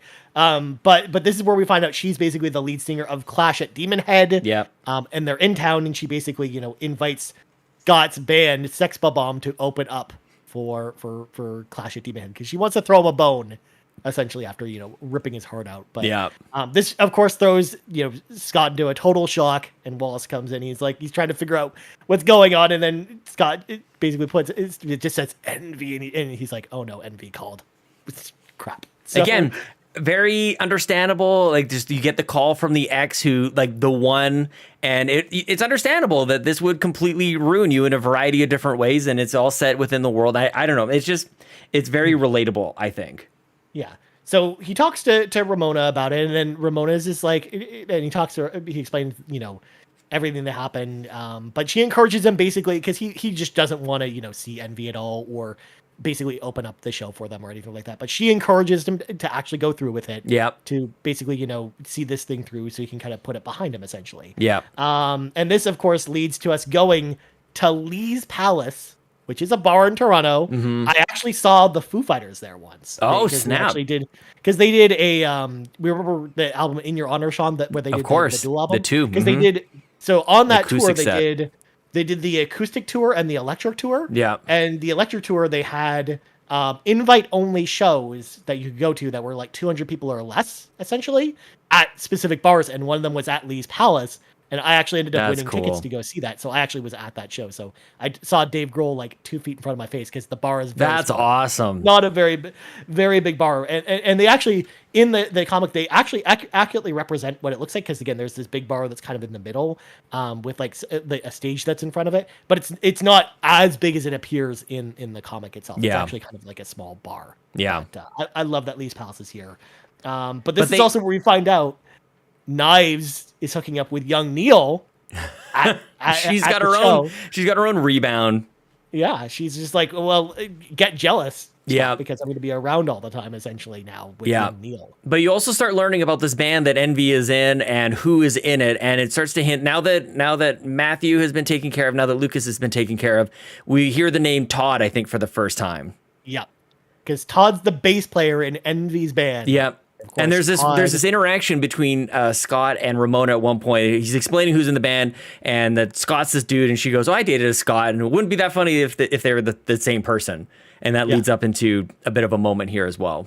Yeah, so we finally say it, and then it was time. Yeah. And then, of course, the band comes out, Clash of Demon Head, and then, of course, Ramona and Scott put it together that Todd, the bassist, is in fact Ramona's evil ex-boyfriend, the third one. And then that's how we end it. That's it. That's how it ends, with kind of a cliffhanger there in Lee's Palace with like a musical sequence with, Clash at Demon Head. And I imagine that's where they play Black Sheep. That's where that's where that takes place. What's her name? Captain Marvel. I can't remember her name off the top of my head.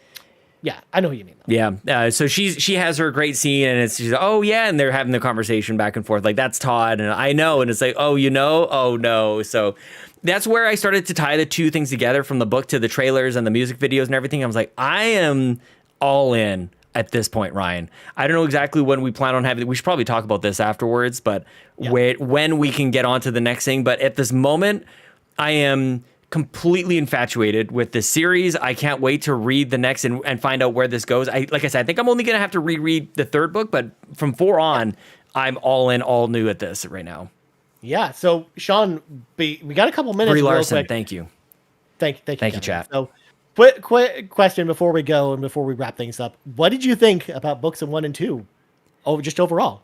I mean, I know you're all in, but yeah, I don't know. I think like there's so much with every page turn almost. Like, the thing is that the book knows, and I mean, really, Brian Lee O'Malley knows not to hang on things for too long. The dialogue in it is almost, I don't know. I don't want to. It's not violent like Quentin Tarantino, or maybe more Kevin Smith. Actually, is maybe more what it's like, where it's just very natural. Like you imagine yourself in these situations, and so it's very much a page turn. It's what I was alluding to at the start, where I had to actually pause every once in a while to appreciate that there's artwork here as well as the story.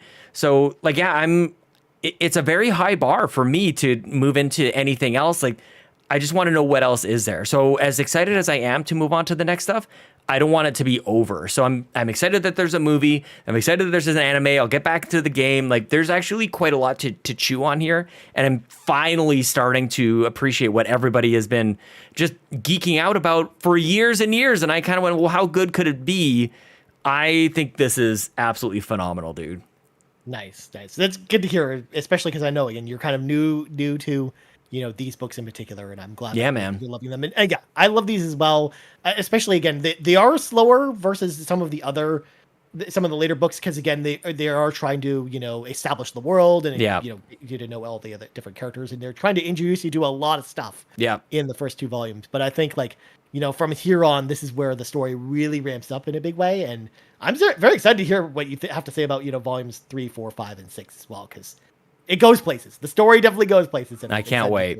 What you have to say about this stuff. But I think it's awesome. Folks at home, though, I'd love to know what you think as well. So please reach out to us. Also, again, with this new format, like I said, I want to hear your feedback. If this is the type of thing you guys like, I'd like to do more stuff like this as well. So please let us know if you like this or any feedback that you have for us regarding this type of format. But anyway, Sean, we should probably wrap up the show. But before we go, Sean, plugs go for Patreon. Yeah, I mean, most people listening to this are on the Patreon, which so follow me at Sean Capri, Sean like Connor, Capri like the pants. But yeah, like you said, I would just reiterate what you're saying. Let us know what you guys want from this in the future. Do you like the step-by-step kind of thing? Because I actually really enjoyed the play-by-play that we did, as well as a bit of a, I don't know, I just think that a lot of these loop back to real-life experiences that maybe some people can resonate with as well. And if there's any interest for people jumping on board, I want to entertain that and make it even more community-driven as well, just like a lot of the things that we're doing here at Carpool Gaming.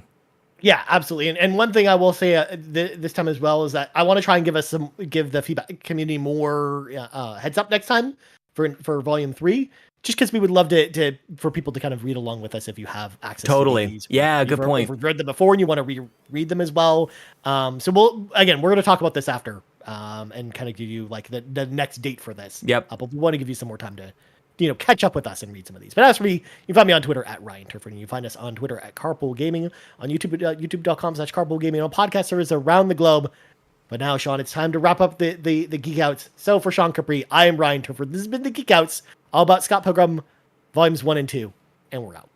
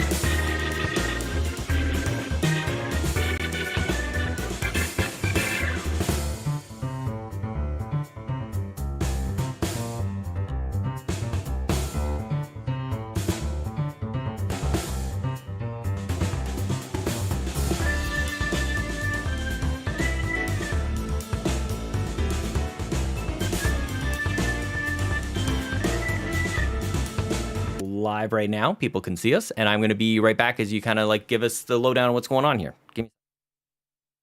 Hello, friends. So while Sean runs away, hi, by the way, we're joined by a special guest, Kevin Ainsworth. Hello, Kevin. How's it going? Hi, Ryan. Happy to be here. Thanks for the invite. Hello, world. Thanks for being here. So we're going to be doing some Xbox E3 predictions in a minute when Sean returns, basically. We're going to be doing the Xbox Drive. I'm very excited about this one because we're each going to run down 5 predictions. No overlapping or anything like that.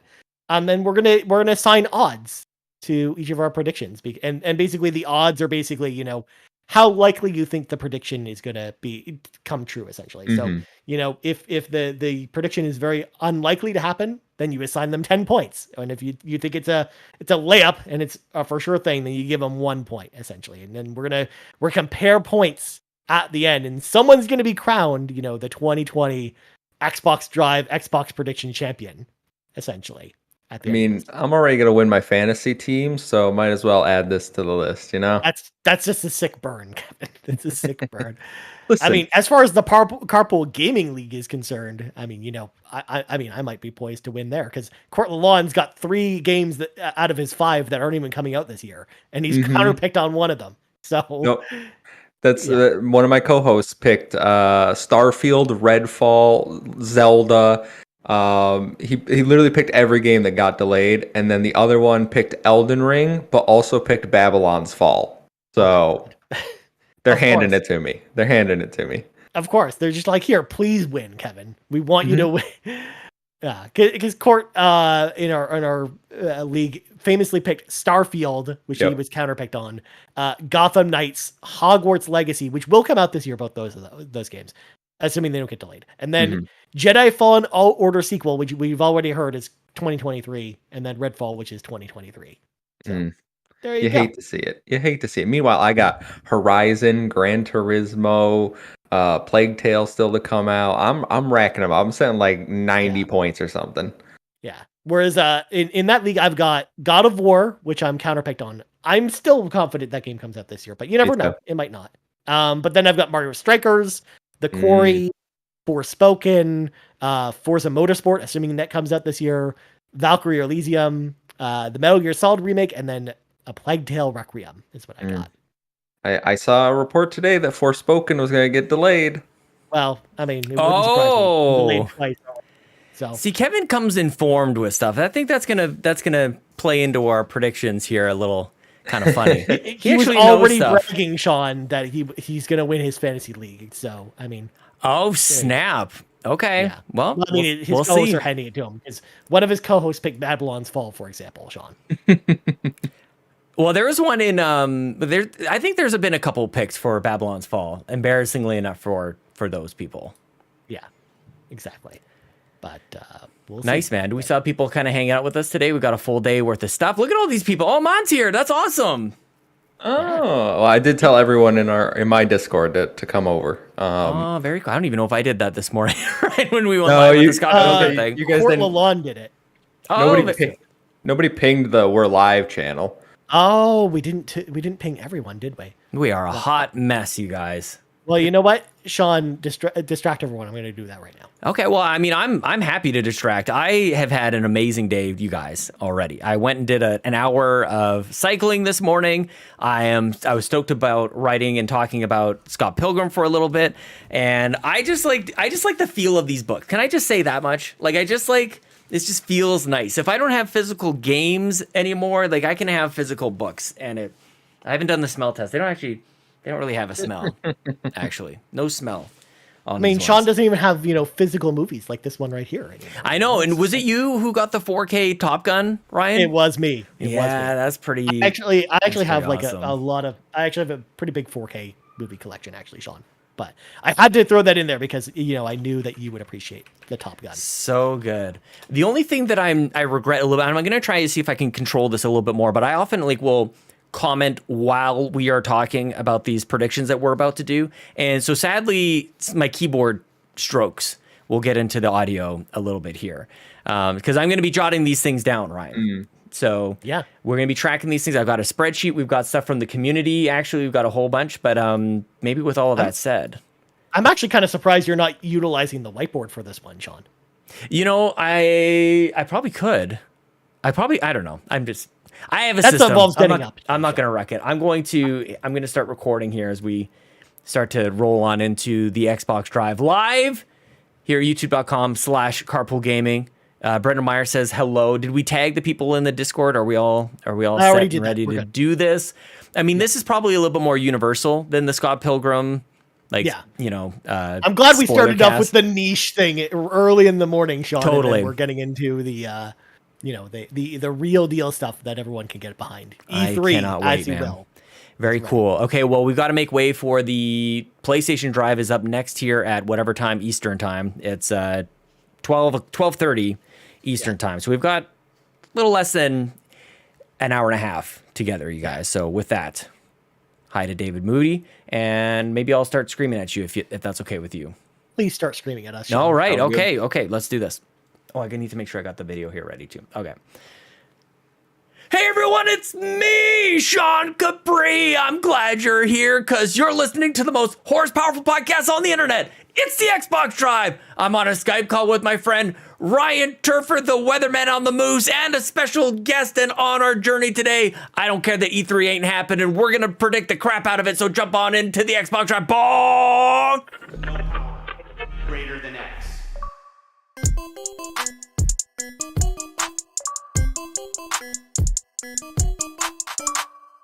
Ryan Turford, the weatherman on the moose. We've got a couple of wagers happening here right now with my Edmonton Oilers beating your Calgary Flames up 2-1 on pace to win in 5. How are you doing, my friend? Hate you so much right now, I Sean. had to he's like, I can't do anything about it. What am I supposed to do? Interrupt him with this? This podcast is just off to a banger of a start. Let me tell you what. I mean, yeah. To be fair, I'm really, really excited for the Flames, to win in 7, Sean, because we all know that's really the reality that's going to happen. Because I'm just excited for Sean to finally get a chance to play Balan Wonderworld. It's we've been building up to this moment, and the Balan. It's time for Sean to play the Balan. We'll see. Get that top hat out. We'll hang see. out with those cool kids. Put on the rooster outfit that doesn't allow you to jump. It'll be great. Hit the jump button and the other jump button and We the other will jump see. button. There's only one button. What I will say to this, Ryan, is I will start taking recommendations on the bad game you should be playing when the Calgary Flames lose. Because, of course, that is the wager that we have going on right now. The Edmonton Oilers win. I get to choose a bad game for you. The problem is you play terrible games. So I'm not even sure if this is, it's not exactly a level playing field here. I play terrible games we talk about. I've got a copy of Bubsy 3D on my shelf. That's a quality game right there, Sean. Yep, that's my point. Yeah. Although I think I was mentioned to you in Discord chat the other day. I also went out and bought Star Wars Master of Terra Kasai the other day as well, which is also a really bad, How do I compete with this? I don't even know what he's saying. I know. It It's was words. the same day I went out and got, Independence Day on PS1 as well, which is also really terrible. But speaking of which, Sean, we should probably introduce our special guest because he's hanging out here. He's being a very polite individual. Mr. Kevin Ainsworth from Project X Talk is here with us to do predictions with us. Hello, Kevin. How are you doing? I'm doing great. Had wisdom teeth surgery on Friday, so in the recovery process from that. But I'm excited. I got some good predictions, some bold predictions. Oh. And we're gonna do this thing. I'm happy to be here and glad you guys invited me. Well, I wasn't sure what the deal was with the surgery and everything like that. You look great, man. Usually you got like the chipmunk cheeks and everything, but you look fine. Nothing. You sound great. Yeah. What a beast, man. Just going for these, you just rip those things out. You're like, no problem. For sure. Well, hopefully a quick recovery on whatever else is going on. Maybe the painkillers are kicking in a little bit, so it could be fun today. Just ibuprofen. Oh my gosh, take something, man. This is your one chance. You get like T3s or whatever. I mean, I'm no doctor, so do whatever They you didn't prescribe. give me nothing. They're like, you get ibuprofen. That's all you get. I'm like, all right, Damn. you're the dentist. All right. I don't like that you're trying to just prescribe stuff to your I patients. just want to be Live on clear. air. I don't know. I still have my wisdom teeth. I never had my wisdom teeth taken out. But I just remember people, getting some sweet painkillers. I thought that was a thing, but Same. everything was maybe overprescribed back when I was a youth. I don't know. I mean, clearly I'm just going to a different dentist than you, Sean. I still have my the teeth. story. I have all my teeth, man. They're all in there. Oh, yeah. Well, we should Quick teeth probably get update. into the show. Now, mind you, this is not going to be a normal show. We're not Yep. going to do the normal rundown of stuff or anything like that. This is a predictions show. Yes. So don't expect, that all of our, normal, news and stuff like that. So we should run down the rules of what we're doing here. So, and this will sound really familiar to y'all if you've actually listened to the Nintendo Drive last week, because y'all did one with Justin Masson last week that was very similar to this one. So each of us are going to come up to the table with 5 predictions. There's going to be no carryover. So, for example, if Sean gets to, one of Kevin's predictions earlier than Kevin does, unfortunately, it's off the table. Yeah. Essentially. So we're just going to come with 5 predictions, 5 unique predictions, and we're going to give odds as to how likely these things are going to happen. So, the most likely predictions are going to get 1 point, because we're going to reward the least amount of points if you pick a layup. But if you pick a really out there prediction, we'll give you 10 points. And we're going to go in the middle to kind of see who will end up being the champion this year. And I think, if I remember correctly, Sean, what ended up happening last year between, I think it was you, me, and N64 Josh last year, is that I remember somewhat, because I don't have the points in front of me, because this would have been smart for past Ryan. No, I'll get into what we predicted last year, because we did. I've got the spreadsheet here as well. And what happened on the Nintendo Drive was, especially with Nintendo, there's things that you can repeat your predictions year over year. So I actually want to go back to what we predicted last year, see maybe if there was repeats. Yeah. No, I will do it out, because I don't want to change anybody's predictions at all. I don't want to remind you now. We'll go back afterwards and go oh yeah, you predicted that again, which I think is funny. But then also there's some things that maybe you didn't get right for E3 last year, but eventually had come true. And that was the case in Nintendo Land as well. And Court Lalonde in the chat has a great point. Kevin's hair is on point. We should all be so lucky. Look at that. Thank you, Court. Our little bromance continues. Yes. Question, because if it came up on the Nintendo Drive, are we doing the one more thing prediction? Good question. Ryan, did you listen? We didn't talk about that. What did you think of?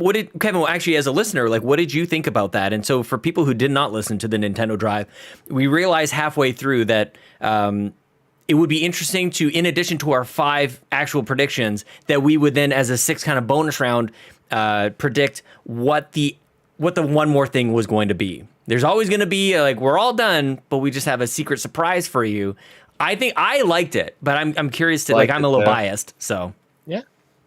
You must have a prediction ready. Is that why you're asking? I mean, I might have something. I might have more than 5 written down. Only have something ready, Sean. We're doomed. I don't like the fact that someone's so well prepared for this. I like it. No, it should be. And this is the thing. We come in thinking we're confident. We got all the things sorted out. We've read the tea leaves, and then we get 0 points or partial points and all that kind of stuff. So. And it's all nonsense anyways. It's just, for me, this is all part of the pageantry, Ryan. Even if E3 isn't here, it's just part of the ritual. I enjoy the crap out of this. It's all for fun. Little smack talk. Never hurt anybody, as long as nobody takes it too seriously or personally. Yeah. I mean, it's whose line is it anyways, Sean? The points don't matter. That's right. Yeah, it's all made up and the points don't matter. That's right. All right, man. Exactly.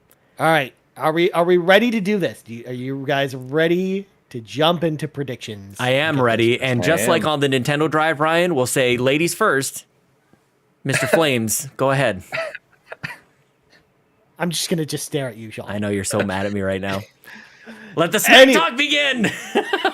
I was gonna let our guest go first. Okay, yeah, no, that's fair. That's fair. No. You already called me a lady, Sean, and told me to go first, so I will go first. Even though, nothing wrong with that. You guys commented about Kevin's hair. You didn't notice that I got a haircut too, and I don't have the long hair anymore. Just saying. Oh, but you have a hat on. Yeah, looking good. Yeah. Anyways, I will go first. Kato. I will give you my first prediction, and that prediction is Forza Motorsport, the reboot, will not come out this year. It will be confirmed during the showcase, though, because it will get a trailer during the showcase that it will be coming in 2023. They won't give an exact release date. They will just say 2023 in the trailer, but they will announce simultaneously, hey, by the way, even though you're not getting Forza Motorsport this year, here's the next DLC expansion for Forza Horizon combo coming out this September. So, because again, they're going to do this announcement at the same time. It's going to be like, in Nintendo Land, Sean, when they made that when they talked about Breath of the Wild and how, Breath of the Wild might not be coming out this year and we don't have anything to say about it, but you'll see it later. But then here's this Skyward Sword. Yeah, here's Skyward Sword. I totally made up for it. Everybody was super happy about that. Actually, it turned out to be okay. I think that's what they're going to do this time. Where they're going to say Forza Motorsport's coming early next year, but Forza Horizon DLC is coming this September. That's my prediction. Court is in the chat, and I don't mean to call him out on this, but I think there may be some other people who have a similar comment. He says that you're cheating by saying that there's actually 2 predictions in there. I think that you're adding a degree of difficulty to your prediction. That's exactly what I was going for, because if one of both of these is wrong, then I get no points. That's the way I look at it. Yeah, so there's it's very specific is the reason that I think that you get added points. But I'm curious what our guest Kevin has to say about this on a scale of 1 to 10. Of course, 10, you're awarding boldness. So how much do you like the boldness and courageousness of this? I think this gets from me a 6. Yeah. Just because I think there is a possibility Forza Motorsport doesn't come out this year. And I also think that the DLC is a pretty good lock. Yeah. So taking both of those where like they have a good chance of happening and then adding them together, I'm thinking 6. Yeah. Well, this also, again, this hinges on them announcing at the showcase that this is happening too. Because likewise, if Forza Motorsport just doesn't come out this year and they don't announce it, like, that has nothing to do with my prediction. It's just, they will announce at this showcase that it's not coming out this year. It's an interesting but thing. You're getting this instead. Well, and I think people are calling for this game to be out because of the whole Starfield and Redfall stuff. Where like I just don't know if it's ready. Like I don't know that we have any reason to think that this game is ready. And if nothing else, I just want Forza Horizon to breathe a little bit more. We've already chopped that game off at least one of the knees with Halo coming out like a week afterwards. So yeah, don't go to more. It's too soon to go to Motorsport because Horizon still needs to breathe a little bit, and it has a huge mainstream appeal. So I actually don't want it to happen, but I think this is very likely, Ryan. I actually think 6 is generous. I think you're getting 3 points from me. So I think this is you get total points of 9. But again, I should also again, the points don't really matter. We should all say that when these things are won, they're won by like a point or 2. Like they're won by like a partial point here and there, even though at the end of this all we'll have 15 total predictions and maybe 1 or 2 will actually come true. So we'll see. Also, just throwing it out there, Sean, this is what happens when we don't have Kato coming into our chat saying no gimme predictions this time around. I know, but she started things out with her wimpy prediction yesterday, but her words, not mine. Her words. Yeah, but again, we didn't have that restriction this time around, so I didn't feel compelled not to throw something like that. Fair enough. There you go. Well, right. Going by my spreadsheet, Kevin is next actually, so we'll go in that order here. All right. Well, I'm gonna save the spicy ones, obviously, and I'll start off with Xbox Game Pass Family Plan is announced. At the showcase, you're going to learn how many people, the pricing. They're going to give you the rundown because they need something to generate the buzz around Game Pass again. I wonder, they always seem to have a moment that breaks away from the games. Or at least there's definitely been moments at E3 where they've done that. They've also had some instances of E3 or showcases where they're just like, we're going to just blast out like 90 games. And that's kind of it. So I'm curious what we're talking about here is the Xbox plus Bethesda showcase on June 12th is really what we're predicting here. So I'll be very curious to know if that's something that they do at the showcase, or is it like just before? This is something that we've seen in the past where they have a bit of a news release, a news bunch of stuff that isn't necessarily showcase worthy, but there's stuff that they almost want to lay the groundwork for things that they'll announce at the showcase. Sean, we need to clarify something. Yeah, that's why I bring it up. We need judge calling right now. Yep. If something gets announced before the E3 showcased, but it's in our predictions, do we get points for it? Half points. I think it's similar Half to because points, like Nintendo, we don't even know if they're doing any showcase, but we kind of decided it's Summer Game Fest or sometime in June, or if it happens somewhere else. Like if we made a prediction about, I think there was a Persona one that we made a prediction on that Persona was going to come to Switch, and we're like, well, if Sega or Atlas makes that announcement, then half points. So I think that's fair. Okay. Basically, we don't know that it's happening now, and if it happens in the next couple of weeks. You still get points. At least before it has to happen before we score it. We'll say that much. Yeah. And it needs to be the details. They can't just say it's coming. They have to tell us for price, number of people at the show. When do you think? Do you want to lay in when do you think when it launches, or are they just telling it exists? No, just telling you the details. I don't think they give I don't think they give a date. But I don't know. I'm just picturing Sarah Bond in front of something that's talking about Game Pass, and then she's like, "We're introducing a family plan." Yeah, that's usually a segment we see during the showcase. Is her in front of a thing talking about Game Pass stuff. What do you think, Ryan? Score it. So I was actually originally going to give Kevin a 4 on this one. Yeah. Because I think it's likely, but the fact that Kevin stressed that they would give the details about it, which is not something they usually doing during a showcase when introducing something like that. Like they'll mention like 1 or 2 things about the family plan, but they might give you the pricing or a lot of the details about it. But Kevin specifically saying they're going to give you all these details. Yeah. It bumps it up to a 6 for me. Because also I have to factor in the fact, judging by the ruling that you just gave me about it being, if it comes out ahead of time, because if they put in like a Xbox blog post, for example, Right. they will 100% give you all of the details. Whereas Yeah. in the showcase, they're not going to do that. So that's why I also can't bring this up to an 8 or a 9, because if it was just the showcase only, Kevin, then I would give you probably the 8 or 9. Yeah. But I got to stick with a 6 on this one. Yeah, no, Sean, this is a lock. This is Kev. This is pretty wimpy. Even with the additional piece on the and you know whatever, you do what you want. Well, we're starting. 3 points. 3 points from me. This is damn near a guarantee. We know this is coming. You're right. There's maybe a little added detail there about the pricing, but I think there's an opportunity there for them to one up what Sony has done at this stage. Like they're just that much further ahead that they can add this much more value to it. It's something people have been wanting for a long time. It's very gamer, putting the gamer at the center of it all. Like it's all that. All that messaging will surely come into this. Like I said, I think this is pretty well going to happen. Put your money on Another it, Ryan, 9-pointer, Sean. Two That's right. 2 9-pointers. We'll see where it goes from here. The trend. Oh my goodness gracious, man! There's and I think we'll get into this as we get into all of our predictions here. Like there's going to be hardware. Something hardware is going to happen here, and I'm just not sure if I want to go into the what I think is also a given, like the stream, the Roku device, the stick. Or something else. Maybe I'll start there. It's just boring to me though. Like part of me wonders like if I want to win or do I want to like have ridiculous and silly ones. Maybe I'll let you. You can start wimpy, you know?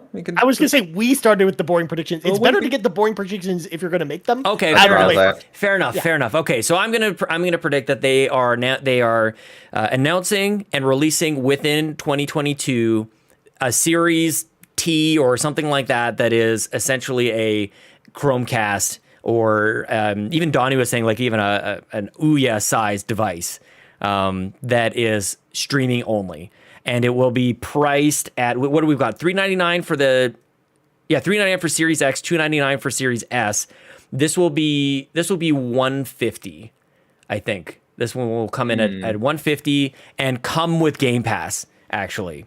So I keep adding things on here. That's a lot of stipulations. So $150 will come with at least a month of Game Pass and release in this year. Series, and it will also be titled Series something. So let me jot all these things down while you guys discuss.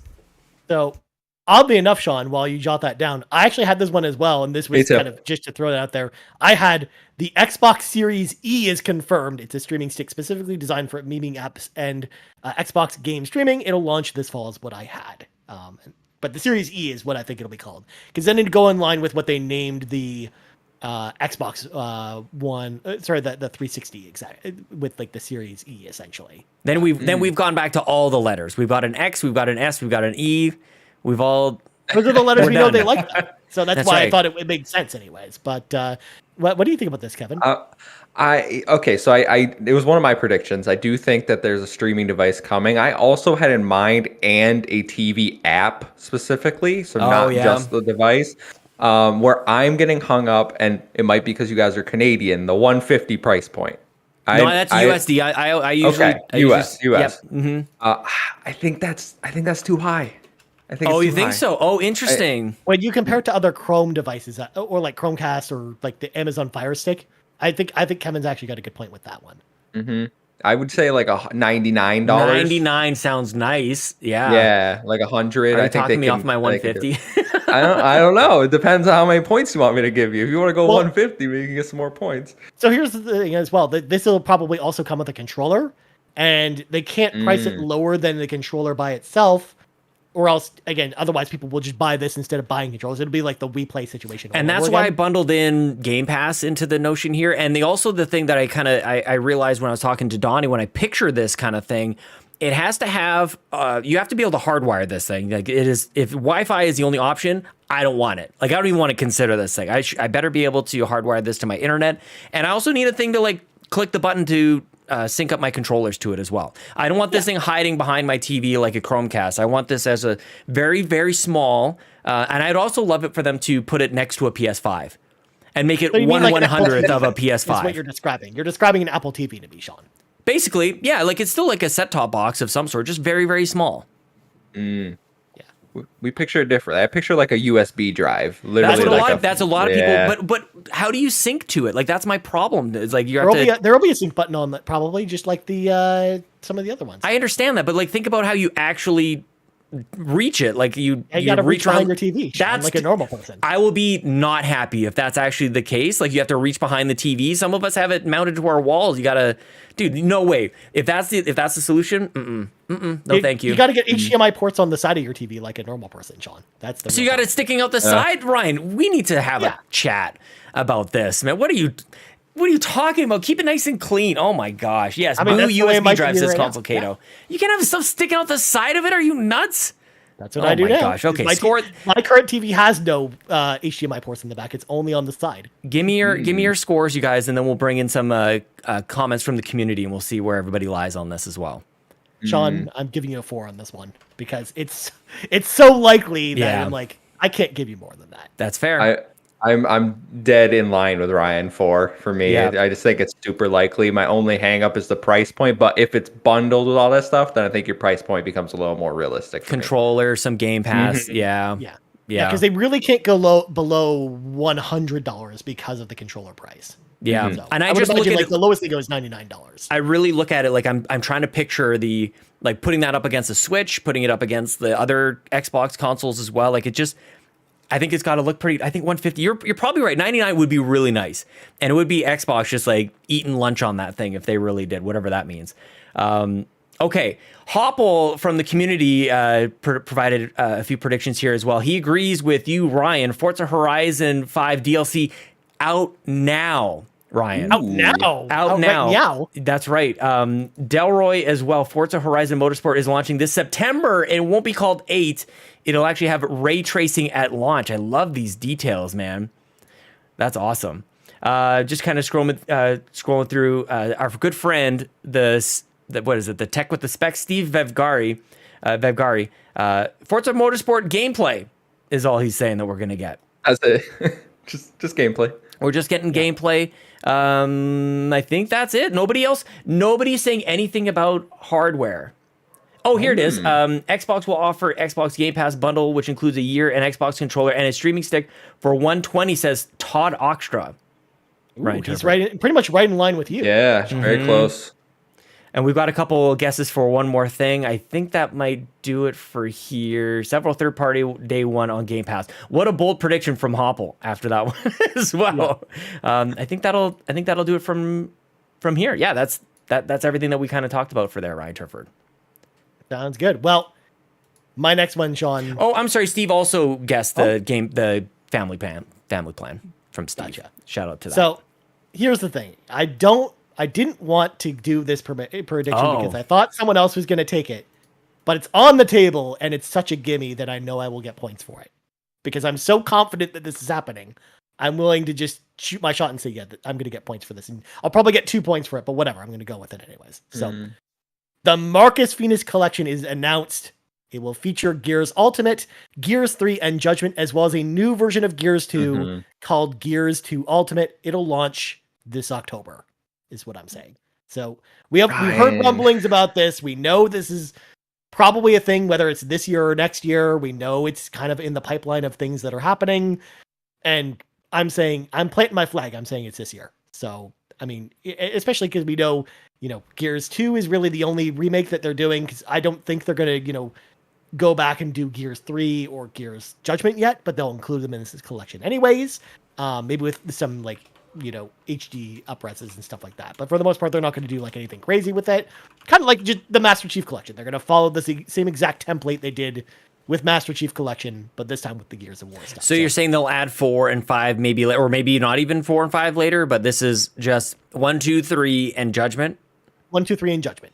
specifically. Okay. What do they do with Ultimate, the first Ultimate? Just Well, as is? they'll include it instead of Gears of War, the Xbox 360 version. Essentially. Okay. But I Just like they did with Master Chief Collection, because they did that with Combat Evolved Anniversary Edition. That's fair. Instead of the original version of the game. So that's what I'm expecting here. But it will not be. And I'm not including this as part of my prediction. But I know you're going to ask about this question: who makes this? And I'm saying it's not the Coalition; it's someone else who makes this. Yeah, it's got to be, because Coalition's got to be working on. They farm this out to someone else. I'm not confident enough to say who that is, but it might be a third-party studio for all we know.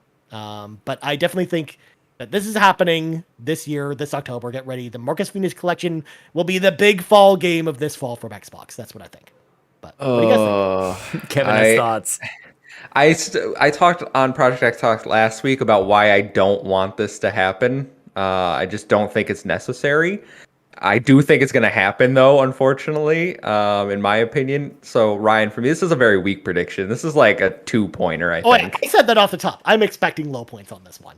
But you got to get the gimmies when Is that what you're saying? 2 points? Yeah, I think it's a 2-pointer. I think this is a slam dunk easy. Like, it's probably going to happen. Maybe a 3, because you did specify October release date, and the month could lose, but like it seems to make sense for the fall. October is as good month as any. Stick with your 2. I'll match you with 2. I agree with you. I think this is not only probably going to happen, but like, I mean, come on, this is, and I think this is something they've had ready for a while. I don't think this is like they're racing for it to happen or for it to be done. It's going to drop in a time that they will actually need it, and just fingers crossed this thing actually works. Like, please God. But yeah, I think I think October makes sense, right? I'd like it actually sooner, to be honest with you, because it's not like we're going to be busy this summer with Xbox games. So again, this goes back to my last prediction, because I think Forza Horizon DLC comes in September, and then this comes in October. That's like this slate on the. I'd like it even. I like the out now. Who was that? Hopple who said out now? Yeah, I'd like that. That would be better. Yeah, if only. If only. They're gonna want pre-orders for this one. You gotta get physical copies of it. Some people don't think this is happening at all. Donnie, and I think he was mentioning that Jeff Grubb don't think this is happening at all. They figured it would have leaked by now. Is something that that people would have caught wind, but who knows? Well, I'm ready to prove all of them wrong with my 2 points from you. Yeah, I get it, buddy. All right. Could be 4 points. Oh, that's what's your prediction, Kevin? My second prediction, and this one's I'm going a little more bold here, all right? It's A Plague Tale Requiem gets the out today treatment. And I'm saying this because they have a demo at some sort of like game festival a few days before. The release date has kind of been leaked to be in June at some point. I think Xbox, because it's an Xbox Game Pass day one, I think they're going to give it the out today treatment. Ryan? No way this is happening. I'm giving you 9 points on this one. Oh, wow. Wow, yeah, okay. I mean, when I look at, the developer itself, but also Focus Home Entertainment, they don't like to do the day one treatment thing. So I personally do not think this is happening. I'm not giving it a 10 because it's not, outside the realm of possibility of happening. Because you're right, as you talked about, they have that Game Pass partnership, but because we know it's coming to other platforms and it's not an Xbox exclusive, it's not a Game Pass exclusive game or anything, like, I don't think they're doing the day one release with this one. Plus, I think Focus Home looks at this probably as it's their biggest game that they're releasing anytime soon of any consequence, and they want to have like that big news cycle for it. Well, we do know it is day one Game Pass. They've already confirmed it's coming to Game Pass, but okay. But at the same time, it's still not. They're not going to drop it on PlayStation. Mm-hmm. Just out of nowhere at an Xbox conference. I just don't think that's happening. I'm trying to reconcile two things. One, like, who cares about this game? Who cares? It's an open fantasy. I cares. Who, Sean. Like, oh my gosh, dude. Like, you have 5 predictions and you're using one of them on Plague Tale. My God, Kevin. This is like, oh man, not news to me. Like, whatever. So, like, I kind of don't want to give you points for it because it's like, yeah, who cares? But I'm kind of with Ryan on this. It's never going to happen. Like, you should get points on this. This is definitely not going to happen. But I don't, like, really? This game? Who cares? Sean, I think we're gonna need when that new show starts about versus the game. I think you need to put a Plague Tale on there because I will defend this game to the death. This is in my top 2 of last generation. Oh my gosh, yeah, I'll probably, because I know people do like this, and I'm kind of playing this up a little bit, but I don't care about this game at all, and it can't be part of that show because it doesn't pair up against anything else. Because what do you compare it? What would you compare it to? What is it going to be better There's no other than? game out there that Who has cares? enough rats to compete against this game. Yeah.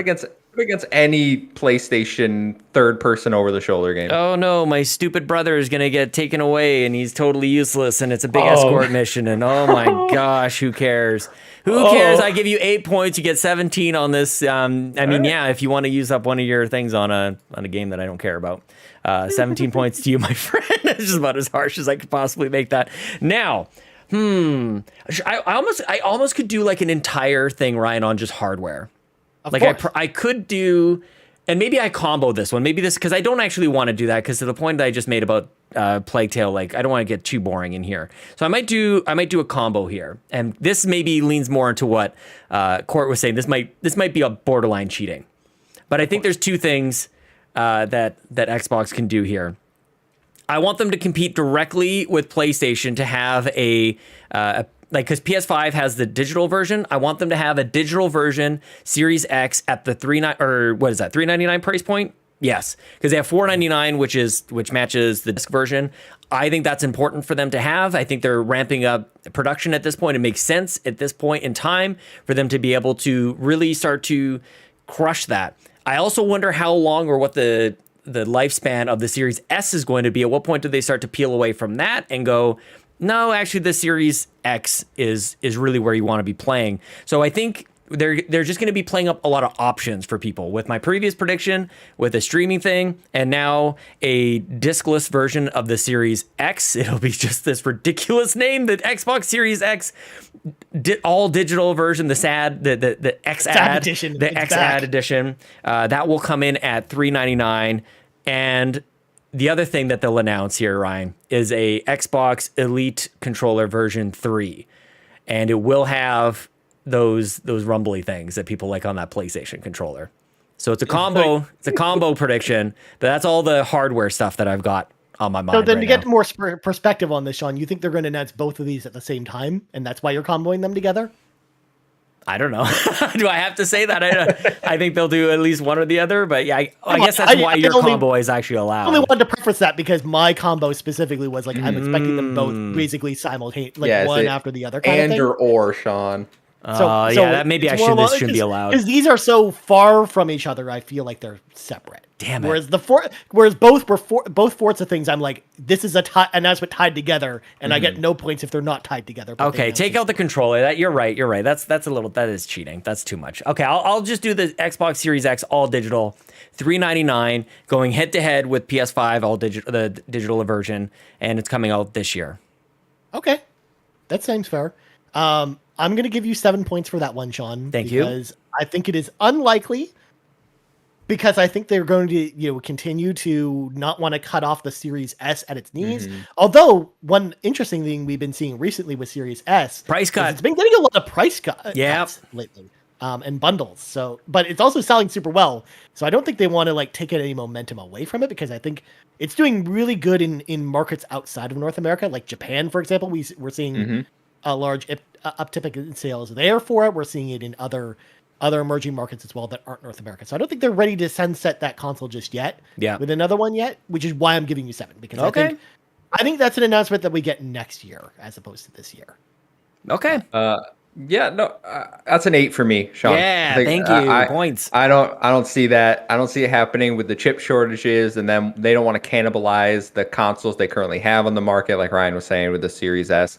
I just can't see that happening. And plus, if we get the rest of family plan or a streaming stick, people will complain it's way too hardware focused. We want to see games. So that's an 8 for me. I don't think that's happening. Fair enough. Well, Todd Oxtra actually is kind of jumping on this as well. You just mentioned the family plan. He says Xbox eliminates Xbox Live Gold and replaces it with Xbox Game Stream, which includes online play and streaming only Game Pass at $60 a year.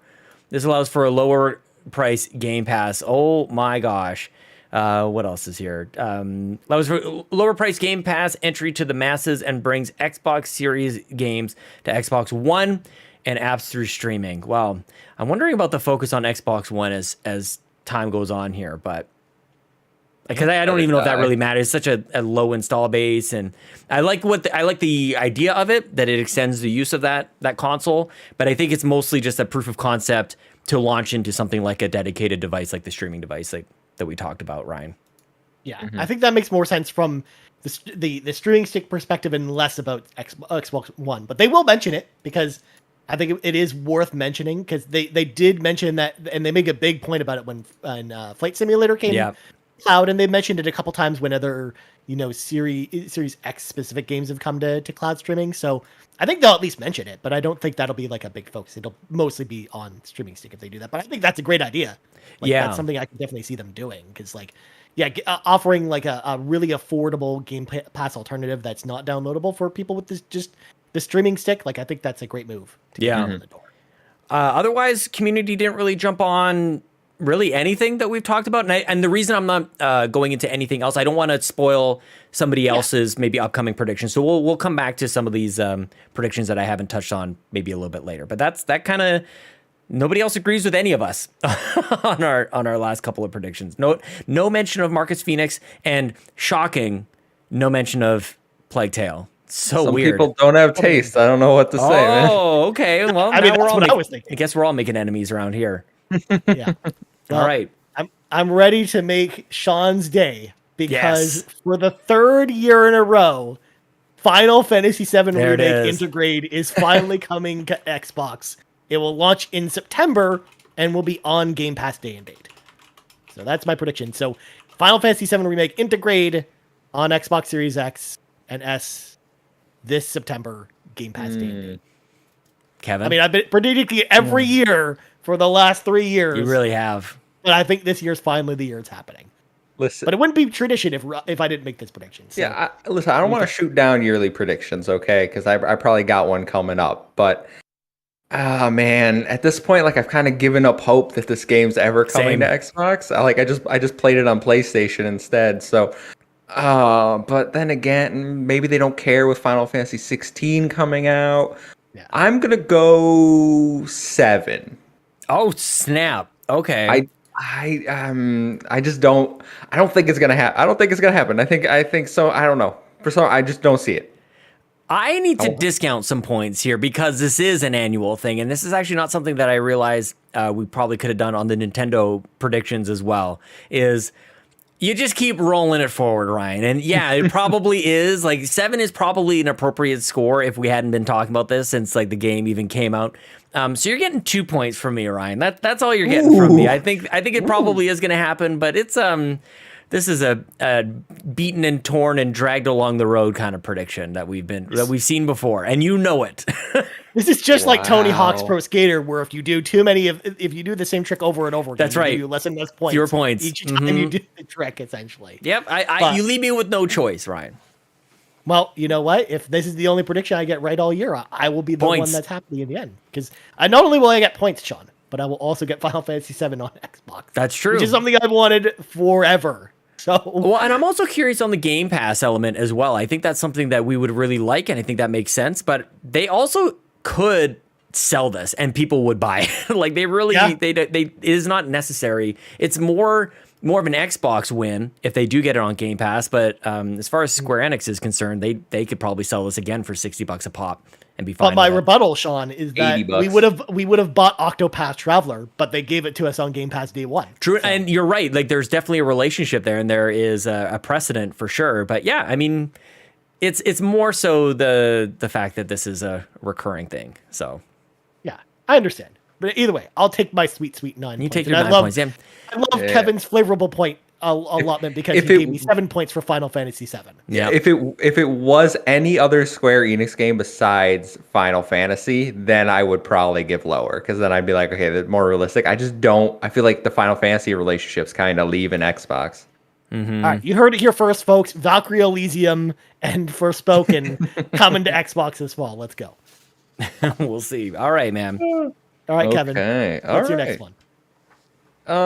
All right, I'm gonna go with some Bandai Namco games coming to Game Pass. Specifically, two: Tales of Arise will be coming to Game Pass, and Elden Ring.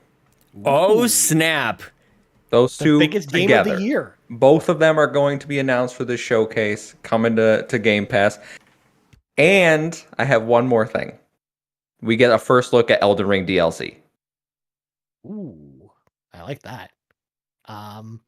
I think that's totally out there.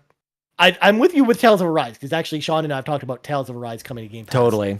At some point, because, especially after Scarlet Nexus did so soon after that game came out, I think that comes to Game Pass eventually. So I was going to give you very low points if it was just that. But because you're saying Elden Ring, a game, the biggest selling game of the year, They need it. coming to Game Pass, Xbox I don't know needs how it, is that big what of a you're saying? check they would need Yeah. to write to get Elden Ring this year, which is why I'm giving you 9 points, because there's no way this is happening in full. Wow. I'm Because- kind of with you, dude. Like, they're not really all that incentivized to do, like, why? Unless they really do back up the damn money truck. This is a costly acquisition for them. And I always wonder, too, how this makes people feel after they've purchased the game. You know, like, do they feel burnt? Is it a favorable move for Xbox? Maybe in the short term, maybe not, but in the long term or even medium term, like after people get over feeling like, oh, I just bought the game or whatever, it ends up being obviously a value add to people who didn't get around to it. And there's probably, in the grand scheme of things, there's probably more people who haven't played it than the people who have played it. That's a weird way to put that. So I do think, I think this is much more on the ballsier side of the predictions. And I do think that these games matter, to the point earlier that who cares about Plague Tale? I'm just going to keep saying it.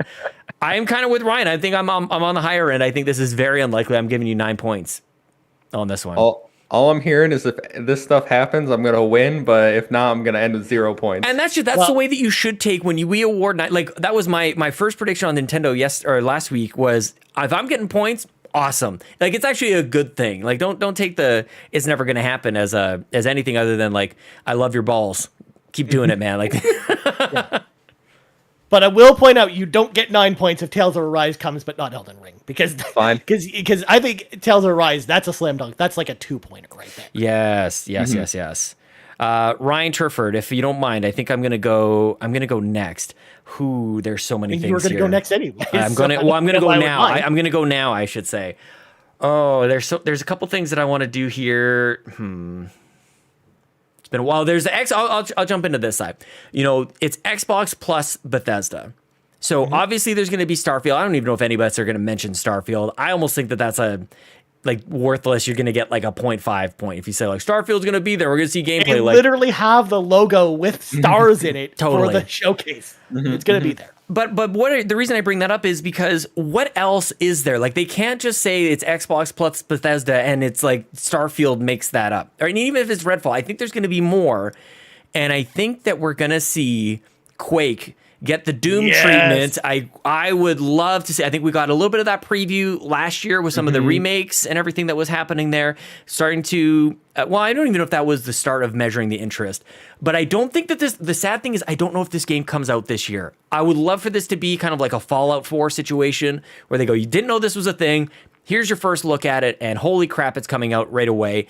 But Doom 2016 had one of the most iconic and memorable reveals of games in recent memory, where, like, they're just like, this is Doom, and the music plays, and the dude shoots him, and the guy's glowing, and then he tears him in half, and he rips off his head, and the glory kills are all there. Like, give me Quake in all of its ridiculous 4K, 120 frames per second, all the teraflops glory, and complete the trifecta of Doom, Wolfenstein, and Quake. I would love to see Xbox now solidify this as it's an Xbox property. This is a huge deal, and I love Quake. I want to see what they do with this engine in the future, but give me Quake remaster, like a remake, reimagining. This is not Quake 2 again. Like, this is a new Quake, is what I'm trying to say. So, fun fact, Sean, this was also one of my predictions as well, because I said in my predictions, and I think we're on the same page with this one too, rejoice, id will announce that a Quake remake is in development, and it will arrive in Q1 of 2023, because the way I look at this announcement is very similar to the rollout they did with Doom Eternal. Because when they announced Doom Eternal, they're like, here's the trailer for it. Here's kind of the tone for it. It's, it's hell on earth, and, be excited for it this March coming, the March coming up. Mm-hmm. And I'm assuming kind of the similar playbook with this.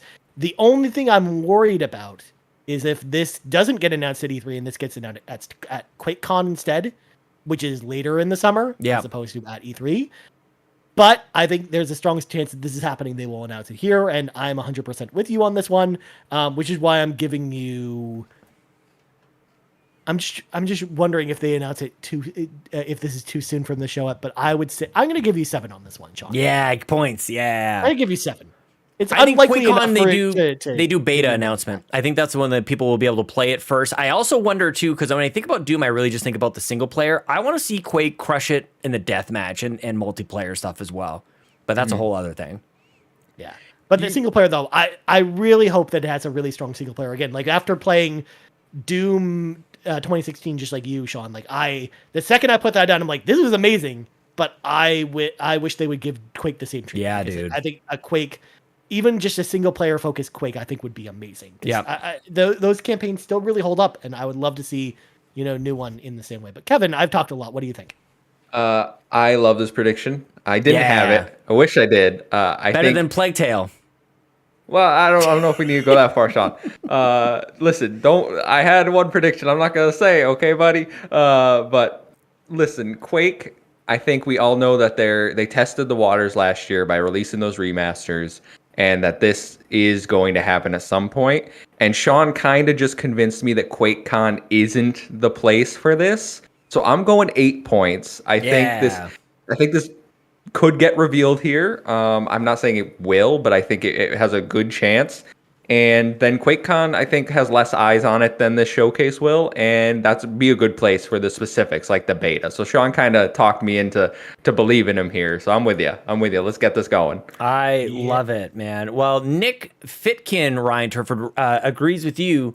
Final Fantasy VII Remake announced coming to Game Pass today. Let's go, Nick. That would be awesome. That would definitely make up for the wait that we've all been kind of just dredging through here. That might be the only thing that actually links into any of this stuff. Lots of variety. I will say kudos to the community for tons of variety on this one. I think that's it. Yeah, certainly nothing about Elden Ring coming to Game Pass. And it looks like that was the only thing about Final Fantasy VII. Nothing about Quake. I am surprised at you guys. Nothing about Quake at all. Nothing about Final Fantasy VII. Yeah, that's the only one. And yeah, that's it. It's because you and I are the two Quake stands, Sean. That's what's going on here. I mean, this is really what this is saying, as Ryan Turford would say, is anything could happen. It could be anything at this showcase. It could be anything. That's right. Anything. Well, speaking of it could be anything, Kevin, I'm glad you brought up Bandai Namco with your last prediction, because I have a Bandai Namco prediction that's different from yours that also has to do with Game Pass, because we've really seen this relationship grow between Microsoft and Bandai Namco when it comes to Game Pass. Like, it seems like Bandai Namco really loves Game Pass, and they're putting games there day and date, but I don't think they're going to put a big game like Elden Ring on there, but I think they're going to put a pretty big release this fall on Game Pass. Bandai Namco will announce that the Dark Pictures anthology, The Devil in Me, will release day and date on Game Pass this October. Because we know that game's coming out this year. It's going to be the finale of the Dark Pictures anthology, Season 1. We know that we already had Man of Medan on Game Pass at some point. And it's since left Game Pass. But I think this will be the first one of these games that we get day and date on Game Pass. Let's go. I mean, I'm also super hyped for that game too, but I actually think this has a strong chance of happening. And if Bandai Namco is going to pull the trigger with a day one release, it'll be a game like this, I think. But what do you guys think? I'm pulling a Sean Capri. Who cares? Who cares about this game? Thank you. Who cares about this game? Sleep. Okay? Oh my gosh, is this our ambitions, our hopes and dreams for this Xbox conference? Oh my gosh. Listen, I like some of the Dark Picture games. Like, I've played Man of Medan, and like, I had nothing against those, but this would be the most lackluster announcement. most people would not care about this, in my opinion. Which is why it's going to And happen. yet, Dude, this is it's exactly fucking- why it's that's going to what I'm happen. saying. Yeah, I actually, to that point, I echo everything you're saying. Like, I wish I had a prop over here. Like, I wish I had like one of those like sleeping caps you kind of like put on. Just like, let me get my blanket and everything, just cozy up and have a bit of a rest. But this is totally something that it will be included. I could totally see this happening, being like, from here on out, every game we talk about is coming to Game Pass day and date, and the first thing that they show is going to be something like this, and it will be cool. Like and to be fair, that's exactly what I want out of these games. I want them to be on Game Pass. Console Kato says I care, Ryan Turford. So I don't know if she actually even knows what these games are, if she's just trying to make you feel better. She's giving a little sympathy comment there, but I'm not sure. Thanks, we'll Kato. see. Yeah, very, very compassionate, Kato. Kevin, what do you think on this? And who even knows what these points even mean? Let's be honest. We're like making up as we go along. I go like the who cares factor, like discounts it, or like you've reused it. There's a discount there. Like who even knows, man? I think this is in the 4 to 5 range for me. Yeah. I'm leaning towards a 4. Yeah. Just because I think the Dark Pictures games have been underwhelming, critically and performance wise. So they could try to make deals, being like, okay, the rest of them are going to come to Game Pass. Like we're going to take that bag and just try to get some money. But Yeah. I'm going for it. I think it's I don't want it to happen. Like I don't care if it does, but Hold on, you're actively arguing against games coming to Game Pass? That's what's happening there's there? just better things they could spend the money on, right? To get into Game Pass. I would rather them spend money on this than something like Plague Tale. Yeah, and I would have liked to see you do more than just this game onto Game Pass. I would have liked to see you have like a Game Pass prediction, and like kind of like, I mean, that's what Kevin did. He kind of paired a couple games up here. So I'm with you, Kevin. I'm going with 4, mostly on the snore factor. Yeah. But I actually think I think you would deserve kudos on this, because I don't think there's any rumblings about this happening or anything like that. Yeah, If you had said the Quarry, I'd be way more invested. Because but that's Ooh. 2K though. That's different. Like that. I know. 2K would never do that day one. Yeah, but I would allow it as like a bundled game. Like it's almost like each one of us should have like here's they our can't- Game but Pass they- day and date prediction. But they can't bundle together from 2 different publishing companies. I know The they closest can, but you can. The closest bundle would be Follow doing on. something like would be bundling this with like One Piece Odyssey also. I basically. understand. That's a good choice. What I'm trying to say is that every one of us could have our Game Pass prediction. You know what I'm saying? Yeah. And it's like games. 1 or 3 games, whatever it is. But I Yeah. think it's going to be like the Game Pass showcase though, Sean, where I think like almost every game that we're going to see will be on Game Pass. Exactly. So it would be from a variety of different publishers and developers and everything is exactly what I'm trying to say. So there you go.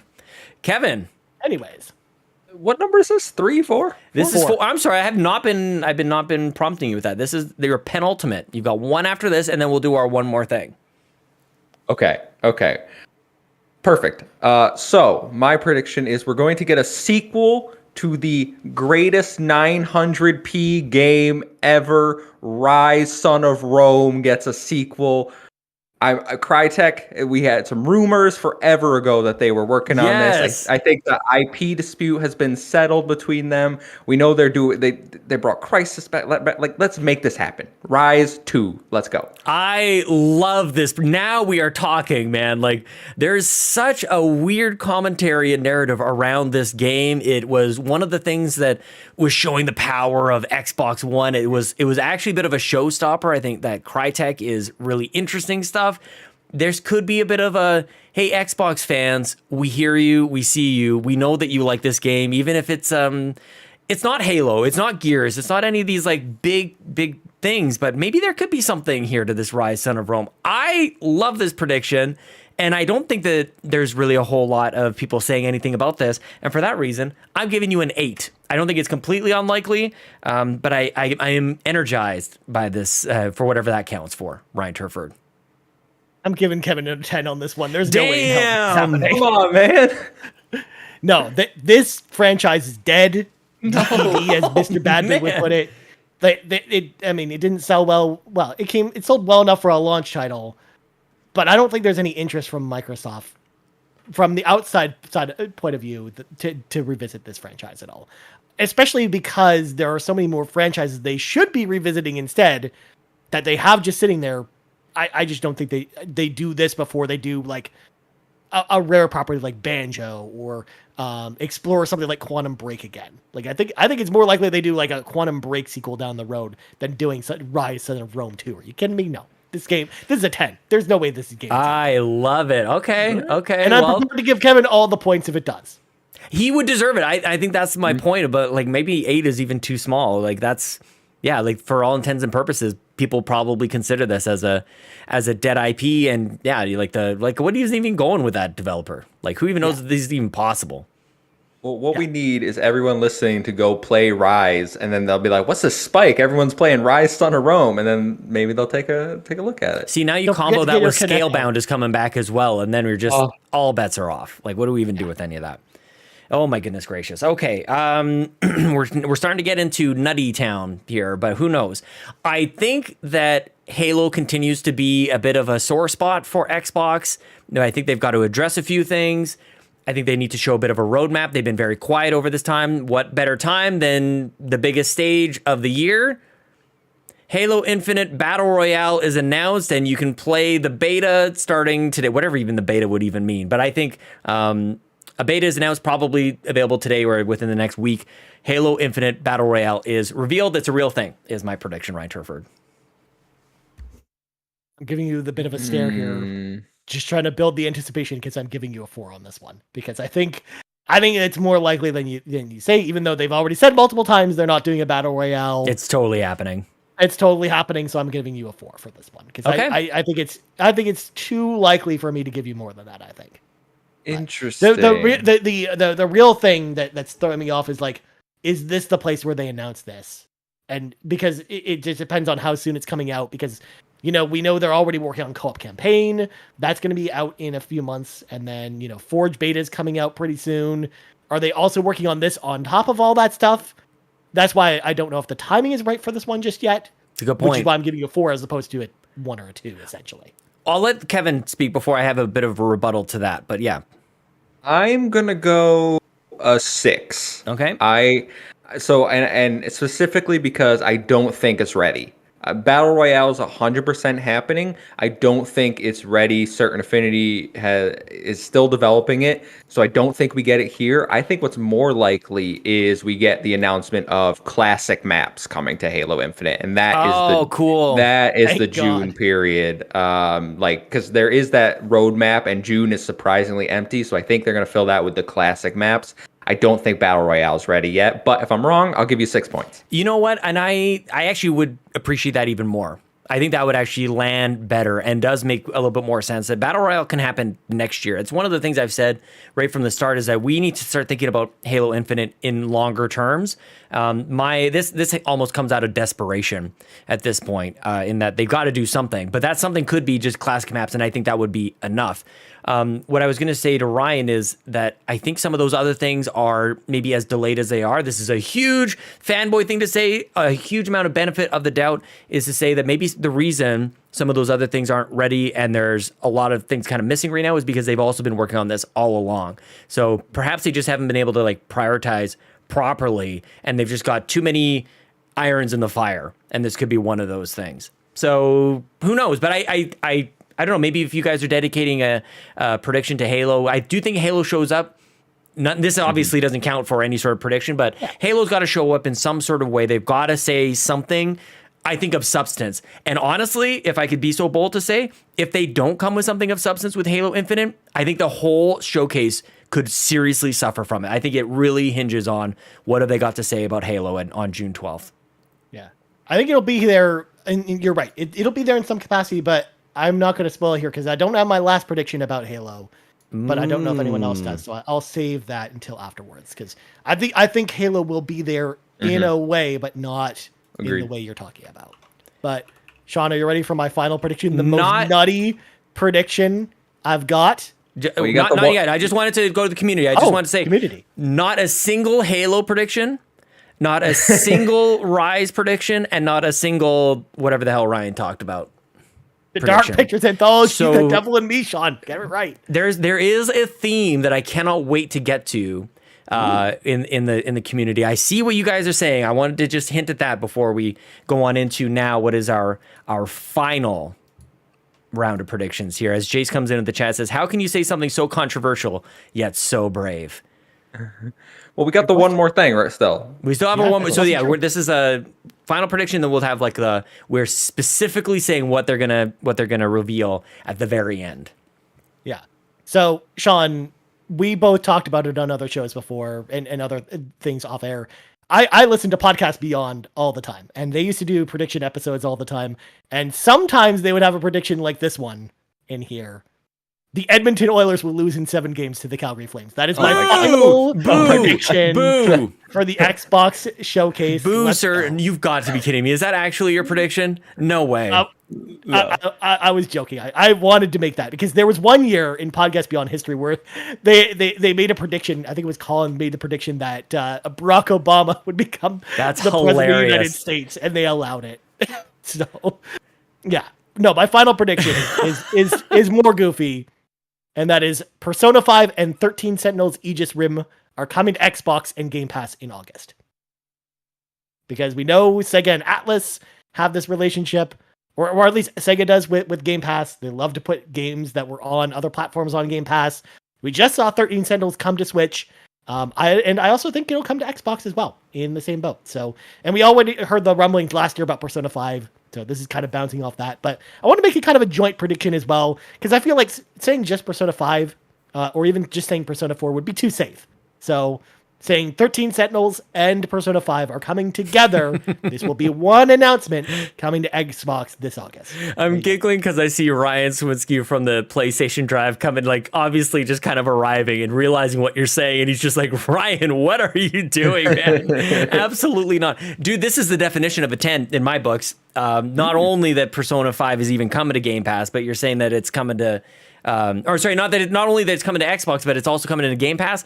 Absolutely not. No, this is definitely not happening. You get a 10 from me. And if you get it right, in my books, you deserve it. I don't know if anybody else disagrees with that, Kevin. I don't know where you are on this thing, but I think this is never going to happen.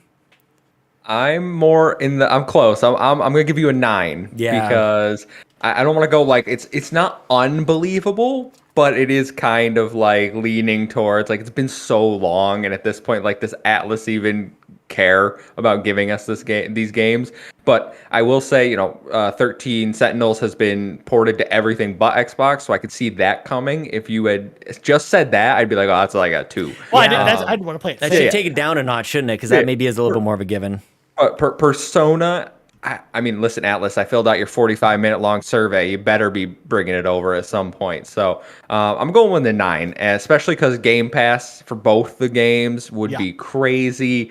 I don't know. That's a 9. They didn't even bring Persona 4 Arena Ultimax to Xbox, and that was where the original game was. Exactly. But I just remember all the montages of when they would announce at these showcases that, like, here's Yakuza 3, 4, and 5 all coming to Xbox. And I kind of assume like a similar slideshow from Sega comes up here is what I'm envisioning with something like this, with a prediction like this. I also had on here as well, and this isn't part of my prediction, but I also guessed that Sonic Frontiers also comes day and date, the new Sonic game. See, this is what I mean. It would be great to have just like throw me like 4 or 5 Game Pass. Maybe we do that in the future. It's just like one is just dedicated to Game Pass. Kato is wanting someone to throw out an 11 prediction. Kevin, are you going to give us something that is an 11 out of 10? Maybe for my one more thing. Okay. But my final prediction is one that I have predicted in the past. A new Banjo-Kazooie game, either a remake or a reboot, is coming. So they're either going to remake the first one or they're going to give us the proper third one. They've heard the people. The people have spoken. We want the bear and the bird. Make it happen. Brian? They already gave you a proper Banjo-Kazooie 3. It's called Banjo-Kazooie Nuts and Bolts. Nuts and Bolts, give us that that's one. an abomination. Yes. Yeah, just that one. That's Underrated. That's the monkey paw thing that would happen with your wish, Kevin, is that you want them to bring Banjo, so they bring a serious export of Sequel. Nuts and Bolts. A sequel to Nuts and Bolts. No, not even sequel. Just like Nuts and Bolts Oh Ultimate no. Edition. No. Yeah, you don't even get the benefit of a sequel. Oh my gosh, Ryan, what did you score this? I'm gonna give you in the Donnie Reese voice. Absolutely not. 10. I'm giving you a 10. Oh, snap. No, Ooh, there's no way this is happening. wow. Because they don't care. They don't care. I don't think they care about Banjo. I think could they they care not? about Banjo. They I put think him in Smash. Yeah, I think there's something here. I definitely do. I think this is a 6 in my book. So there is, and I feel like you're going to get some sort of like partial points here or something. Like I think this is likely. I am considering just a spoiler. I am considering this as a potential one last thing. Just a little like whatever the noise are, like just something stupid, and that's it. That's all you get. Banjo-Kazooie game remake or reboot is interesting. Kato in the chat, and I agree. I don't think I'm going to use up a prediction on this, but Viva Pinata Fusion Frenzy would be awesome. Like Xbox has stuff that people care about, and this is something that we can probably count on. Is they're going to go back into the well? I think I talked about that with Quake. I think you're talking about that with Banjo-Kazooie. Ryan apparently wants Dark Pictures Anthology and Persona. Not even an Xbox franchise. Exactly. I don't know, man. The That's Xbox franchise, where you're Final at. Fantasy VII Remake. Fusion Frenzy would be absolutely amazing. I'm giving you a 6. Ryan gives you a 10. Give it a 10. Yeah, I give it a 10. Also, dear Xbox, don't bring Banjo because Banjo sucks. Bring back Viva Pinata. Ryan. Oh my No. gosh, man. Why do you hurt me so? I want to say that speaking the truth. I just want to say that I'm addressing in my mind the GoldenEye rumor when I say that I'm not going to be predicting the GoldenEye rumor. But man, is that probably gonna? Should I just? That's not an 11 out of 10 The though. achievements, we know what forgot that's about it. Probably gonna happen, man. This might be a positional play. This is not an 11 out of 10. I'm going to do it. I'm going to predict that GoldenEye 007 is finally revealed. It's coming out this year, and I will add that you can play as multiple versions of James Bond. I think you can play as Sean Connery, you can play as Daniel Craig, you can play as Roger Moore, Timothy Dalton. Timothy Dalton? Yeah, nailed it. Did I miss? Oh, and of course, the star of GoldenEye, Pierce Brosnan. Yeah. Sean, I'm giving you a 3 on this one. Because I would have given you a 1 because we already see all the achievements leak for this. So we know it's a real game that exists, that's on the store, that's ready to be released.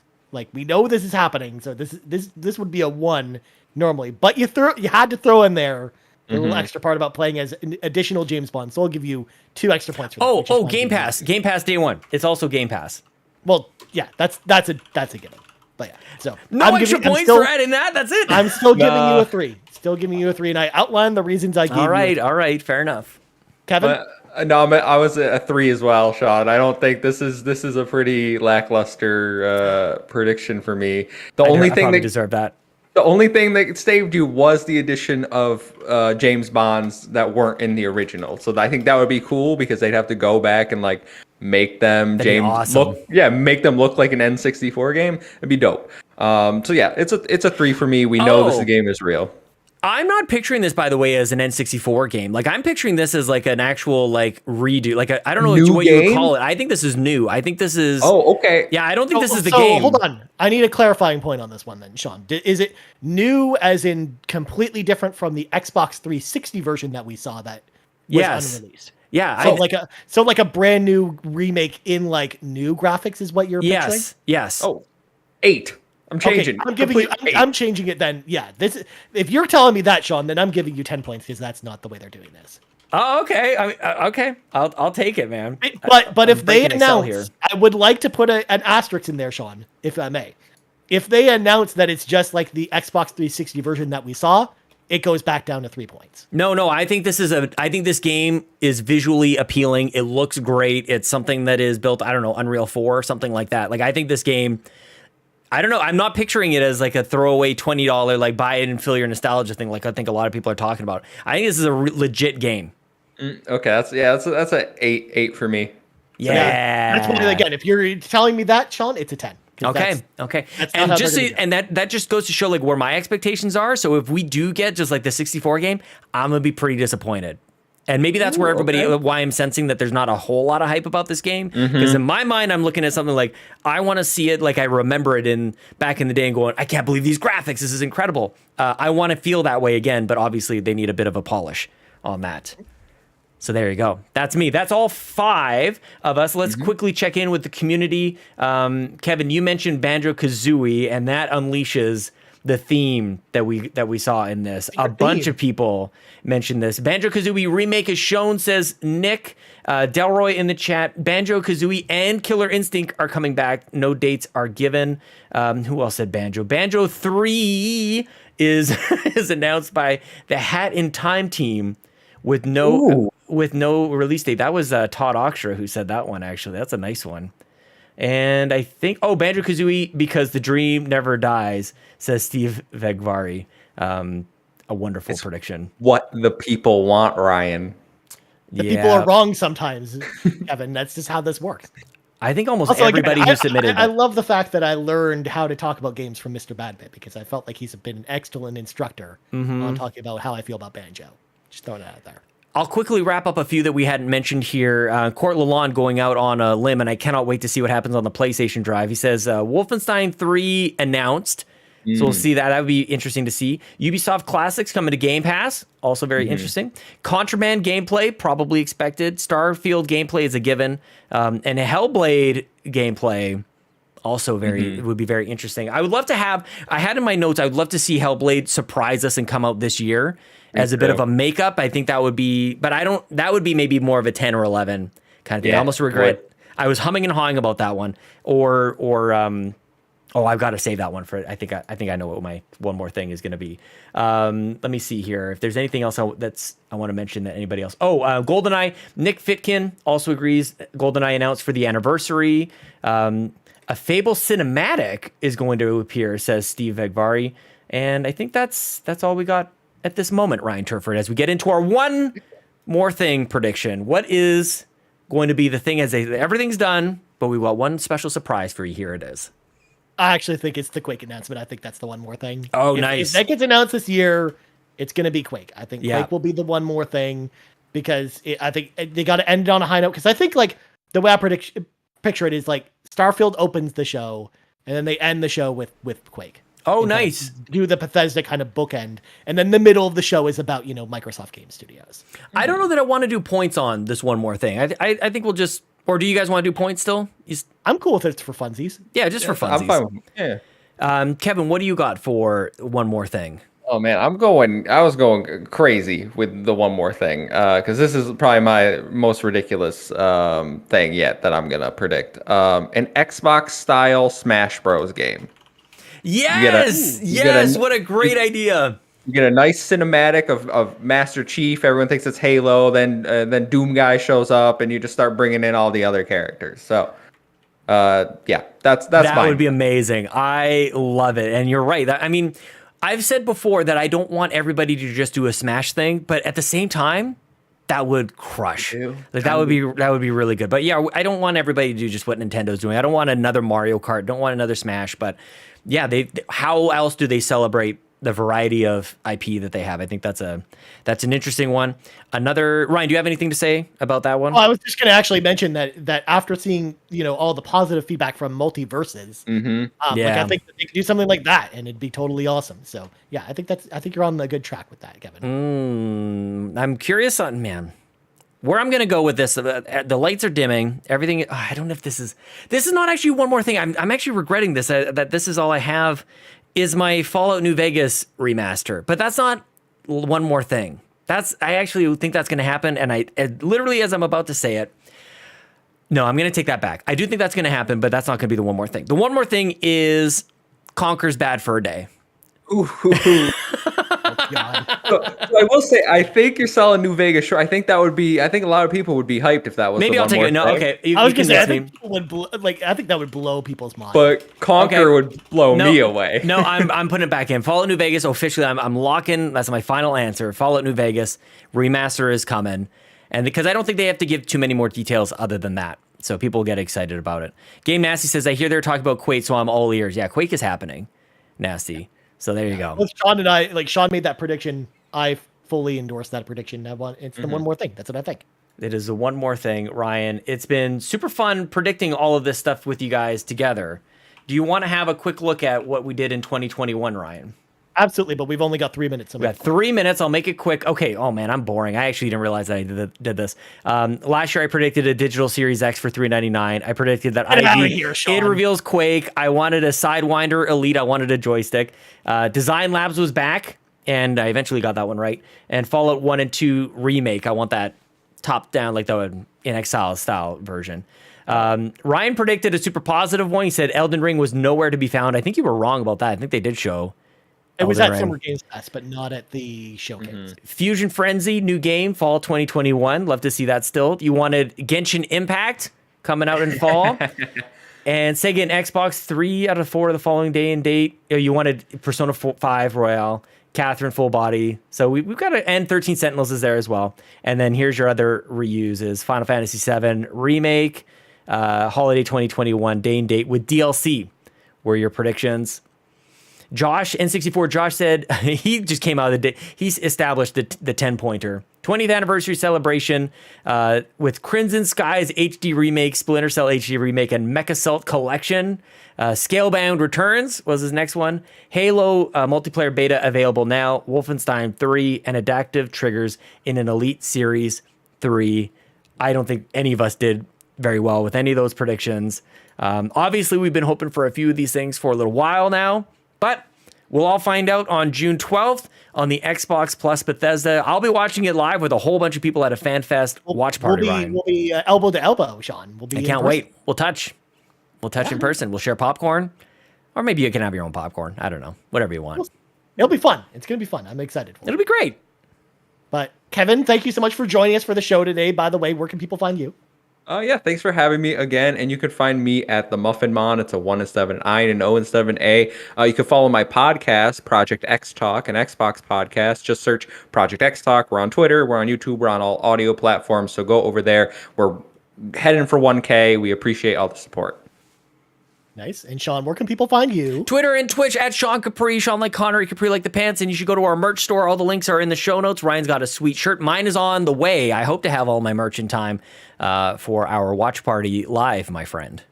Very nice, my friend. As for me, you can find me on Twitter at Ryan Turford. You can find us on Twitter at Carpool Gaming, on YouTube at youtube.com/Carpool Gaming, on podcast services around the globe. So for Kevin Ainsworth and Sean Capri, I'm Ryan Turford. This has been the Xbox Drive, and we out. Ball. Edmonton Oilers are still going to win in 5. That's my prediction. That's going to count all the way to the 5th game of the series. Ryan Turford can eat crap.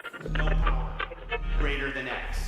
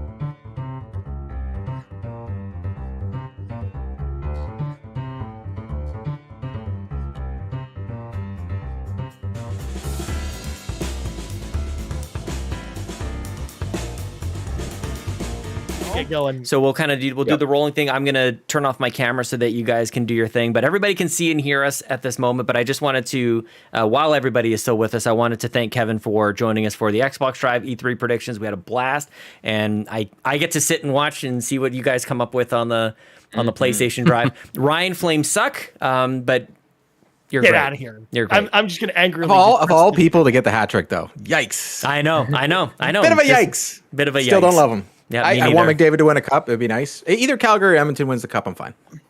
I'm going back to cups. work, and I'll watch you guys from there. Goodbye. guys. Thanks for inviting me. Guys. Bye, everybody. Bye, Ryan. Bye.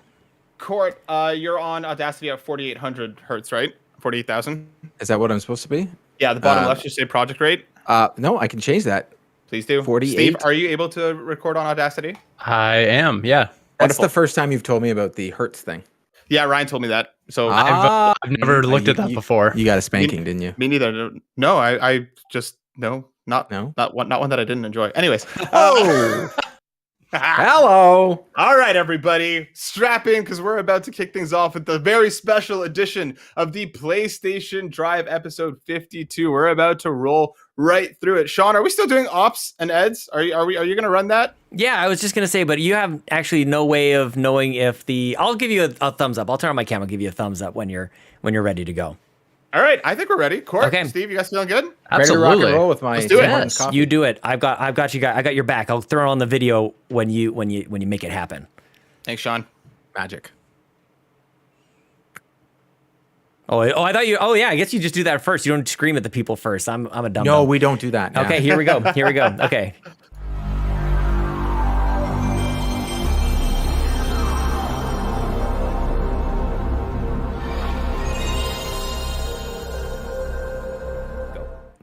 What is going on, everybody? Welcome back to another very special trip with the PlayStation Drive. This is episode 52. My name is Matt. I'll be your host for this wonderful Drives events. Today is going to be a very special show, but I'm joined, as always, by Captain Canada himself, Mr. Court Lalonde. Court, how you doing, my friend?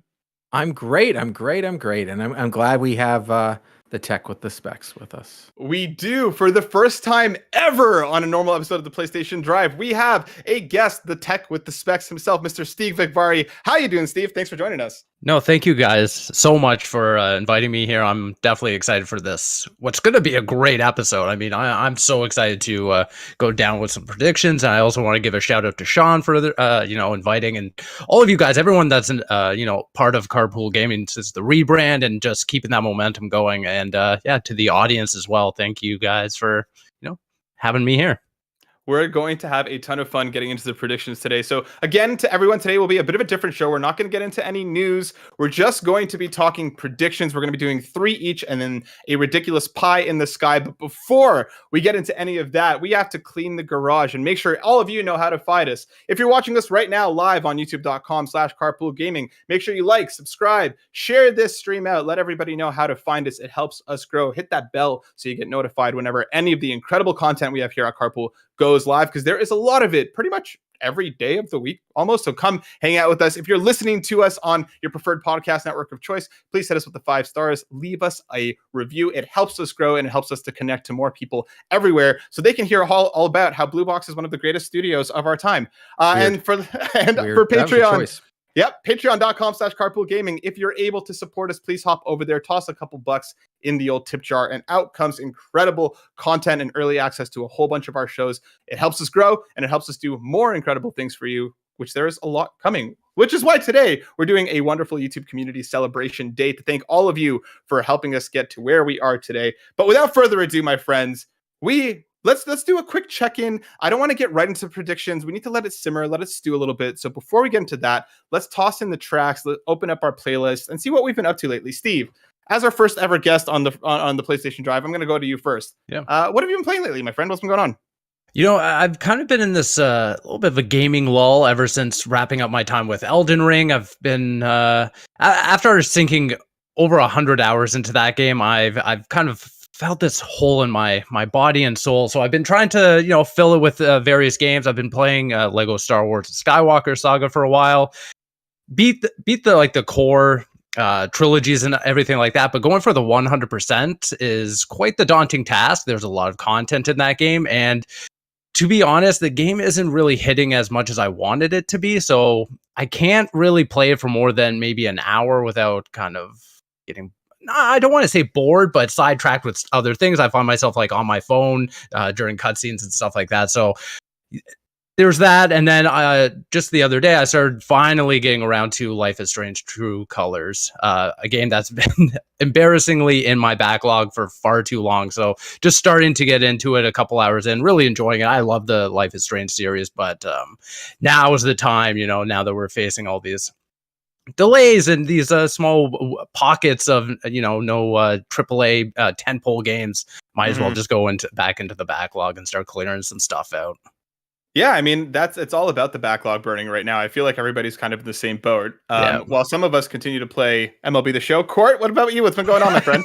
I literally was playing, played about an hour of it already today. There you go. Right now, and hey, it's a Sony first party game. Where you do a PlayStation show. I do play it on 2 different consoles. Still debating on whether getting a Switch version, just so I can have it, so that when I'm watching TV with the wife, I can be like, yeah, you could grind out a little bit here. Right now in the show, you can get, as from Toronto here, you can get Doc Holliday. That's the new program. They give you Carlos Delgado cards. It's actually, honestly, I collected cards as a kid. I put 0 money into this game. But thank you, PlayStation. Thank you, Xbox, for providing codes that kind of gave me a huge kickstart into this game, packs-wise. But I can't stop playing, and I don't know what it is. Like, I am in shock. I've said it before. I'll say it again. This is the first game that's hooked me since the Division 2 to the fact that I'm like, every little bit of content, I eat it up. Like, I haven't jumped back into the Division 2 for the new season that just dropped and all this new content. And I'm strongly debating it, but my issue is every time I'm like, I'm almost there to going into a new game, when I've done something in MLB The Show, they have weekly drops. Like their roadmap in this is something that I continue to say in other sports games and other video games. If other companies would just copy how they do this, the drip is always there. The roadmap right now for the program is 2 weeks, but then they have, and that's for offline, and then you have your online content, which I don't play. Now, if I played that too, because I'm just not good enough, but if I played that, it would be unreal. Then they have this Tops Rewards program. They have all these things, and it's constantly changing and constantly going, here's the new carrot to get. Here's the new carrot to get. Here's the new carrot to get. And it's just like, why doesn't everybody do this? It's unreal how smart it is. I think Fortnite does a very good job of keeping people engaged. But there's a lot, and one of the things I will predict today is a game from Sony that's going to be a free to play. But I truly think this is the model for the games that cost money to give us weekly or bi-weekly content drops. And if you don't have that set up, your game is going to die. You know what? I'll try it. I have it downloaded on the Xbox. I pulled it on Game Pass after how much you've been talking about it. So I'm curious to see how that kind of live aspect works with it. So I pledge here. I'll play it in the next couple of weeks and get back to you, Court, and we'll have a little combo about it. As for myself, I've also been in a bit of a gaming lull, similarly to Steve. Like, I just keep playing stuff and nothing's really clicking. Over the weekend, my wife and I decided to hop into Young Souls. I downloaded it on Game Pass, also available on PlayStation. It's like a Streets of Rage style 2D kind of, beat 'em up. It's okay. We played it for like an hour and a half, and like there's just so much dead air in between the running around and actually fighting people. Like there's a lot of story baked into it, but it's a lot of just run here, read, run here, read, run here, read. Which like I think for me it's just a bit of like a dissonance with the type of gameplay that it is. I don't really think of like story heavy, especially with this much narrative being thrown into your face constantly as part of like a side-scrolling beat 'em up, which I feel like my wife was just getting bored. She loves Streets of Rage. She likes that kind of stuff. She's like, I don't want to read anymore, which I was like, fair, I get it. not where you want to be with games. But like, yeah, even for me, like the presentation's cool, the graphics are interesting, like the story has a cool setup, but there's just so much build up for like anything to happen, and then I don't know, so it's just not as mechanically deep as I was expecting, at least not in the first couple hours, and there's a lot of kind of, just run around and read, which, to each their own. It's just not exactly what I'm looking for right now, but check it out if you're curious. It is on Game Pass, it is on PlayStation, it is on a lot of the things, so go take a look at that if you're interested. It's got a beautiful art style. I just want to point that out. I'm looking at it right now, and I really dig that. It almost reminds me of something like Guacamelee. Yes, and like the presentation as well, like the cutscenes, like they'll like warp behind the back, and you see them very like almost like anime-esque, like leaping across stuff. Like it does have some cool aspects to it.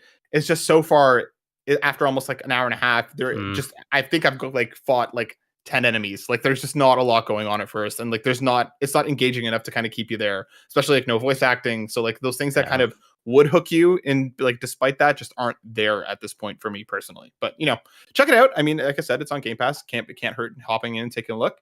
But my friends, without further ado, we're here to talk about E3, or as Court likes to call it, Summer Game Fest. It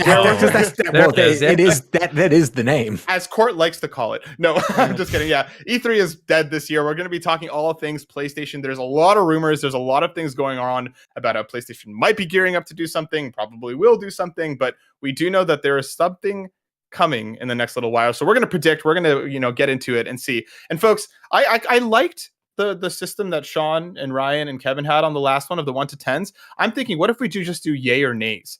Yay, do we think that this is a possibility, or nay, do we think there's no chance in doing this? You're the host. I'm here for it. Okay, yeah.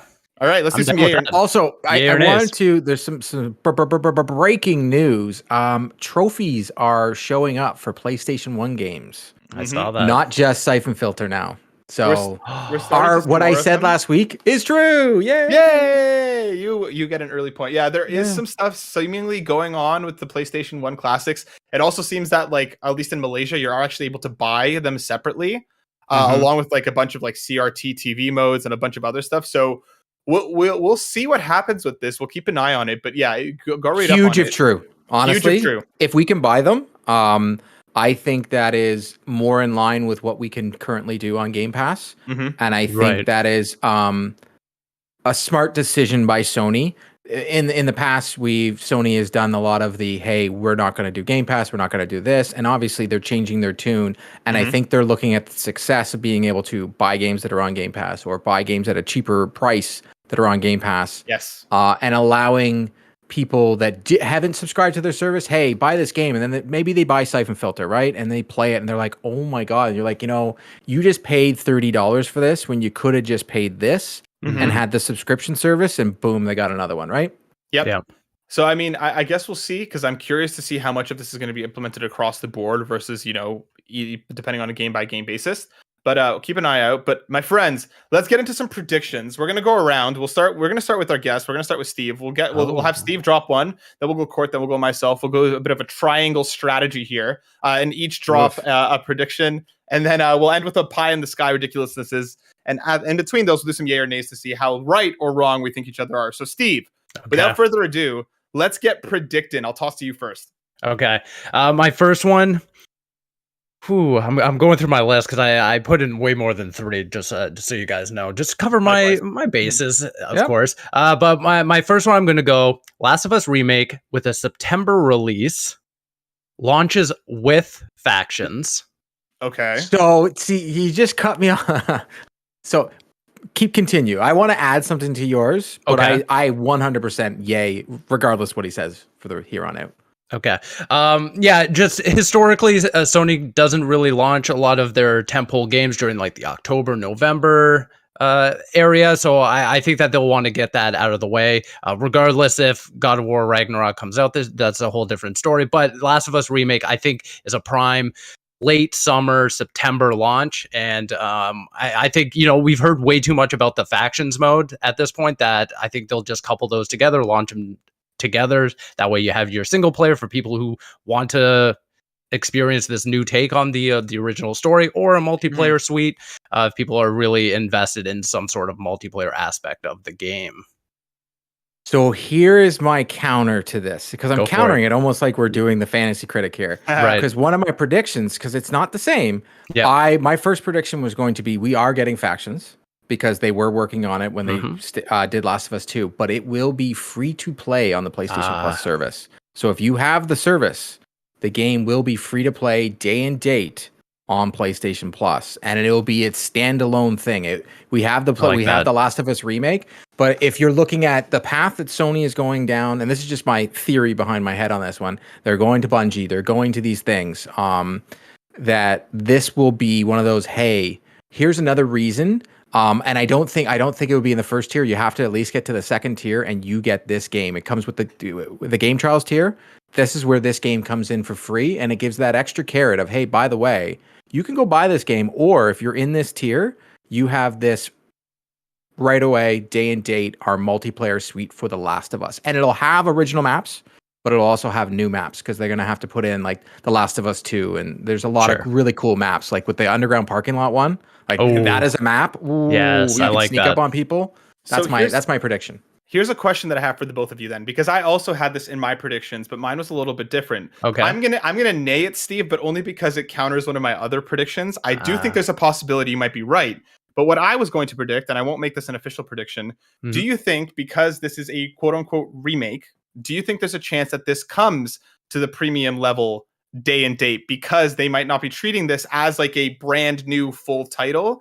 Do you think there's a chance? Because I had it that it was going to come to the PlayStation Plus premium service day one, and they might kind of do this like back and forth, making the director's cuts might come to the service day one. They won't drop the full game, but do you think that because this is a remake, they might try and sweeten the pot by putting that in? Steve, I'll ask you first, and then I'll ask Cord as well.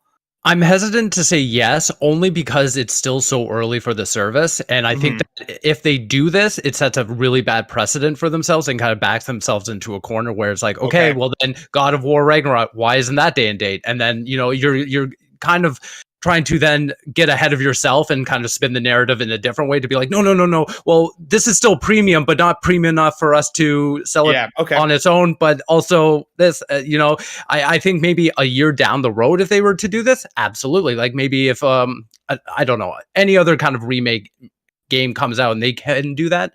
There's already that baseline foundation for what to expect with PlayStation Plus Premium.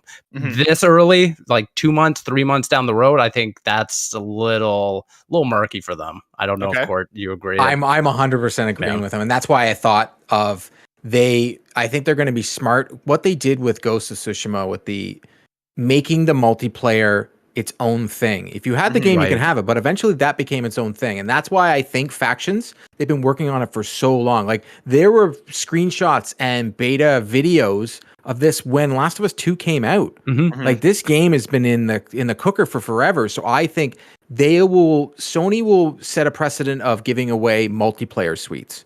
That is no big deal. They've already set that. I shouldn't even call it a precedent, because they've already been doing it in PlayStation Plus. Sure. So that is no big stretch, but I'm agreeing with Steve. This is Sony, and I don't think they need to go day and date. I think people still subscribe to service. I'm hoping it's 6 months or 7 months or 8 months or something within the first year of the game's release. We get it on the service. I'm still curious to see if you look at Ghost of Tsushima Director's Cut or Death Stranding. Those are remakes, so that's different.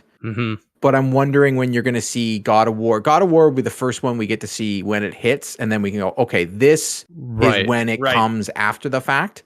But yeah, I think it's going to be the multiplayer suite that will be day and date. Like, hey, the remake comes out on this day, the multiplayer comes out on or the multiplayer is live right now. Go to your PlayStation Plus and download it. Sure. Okay.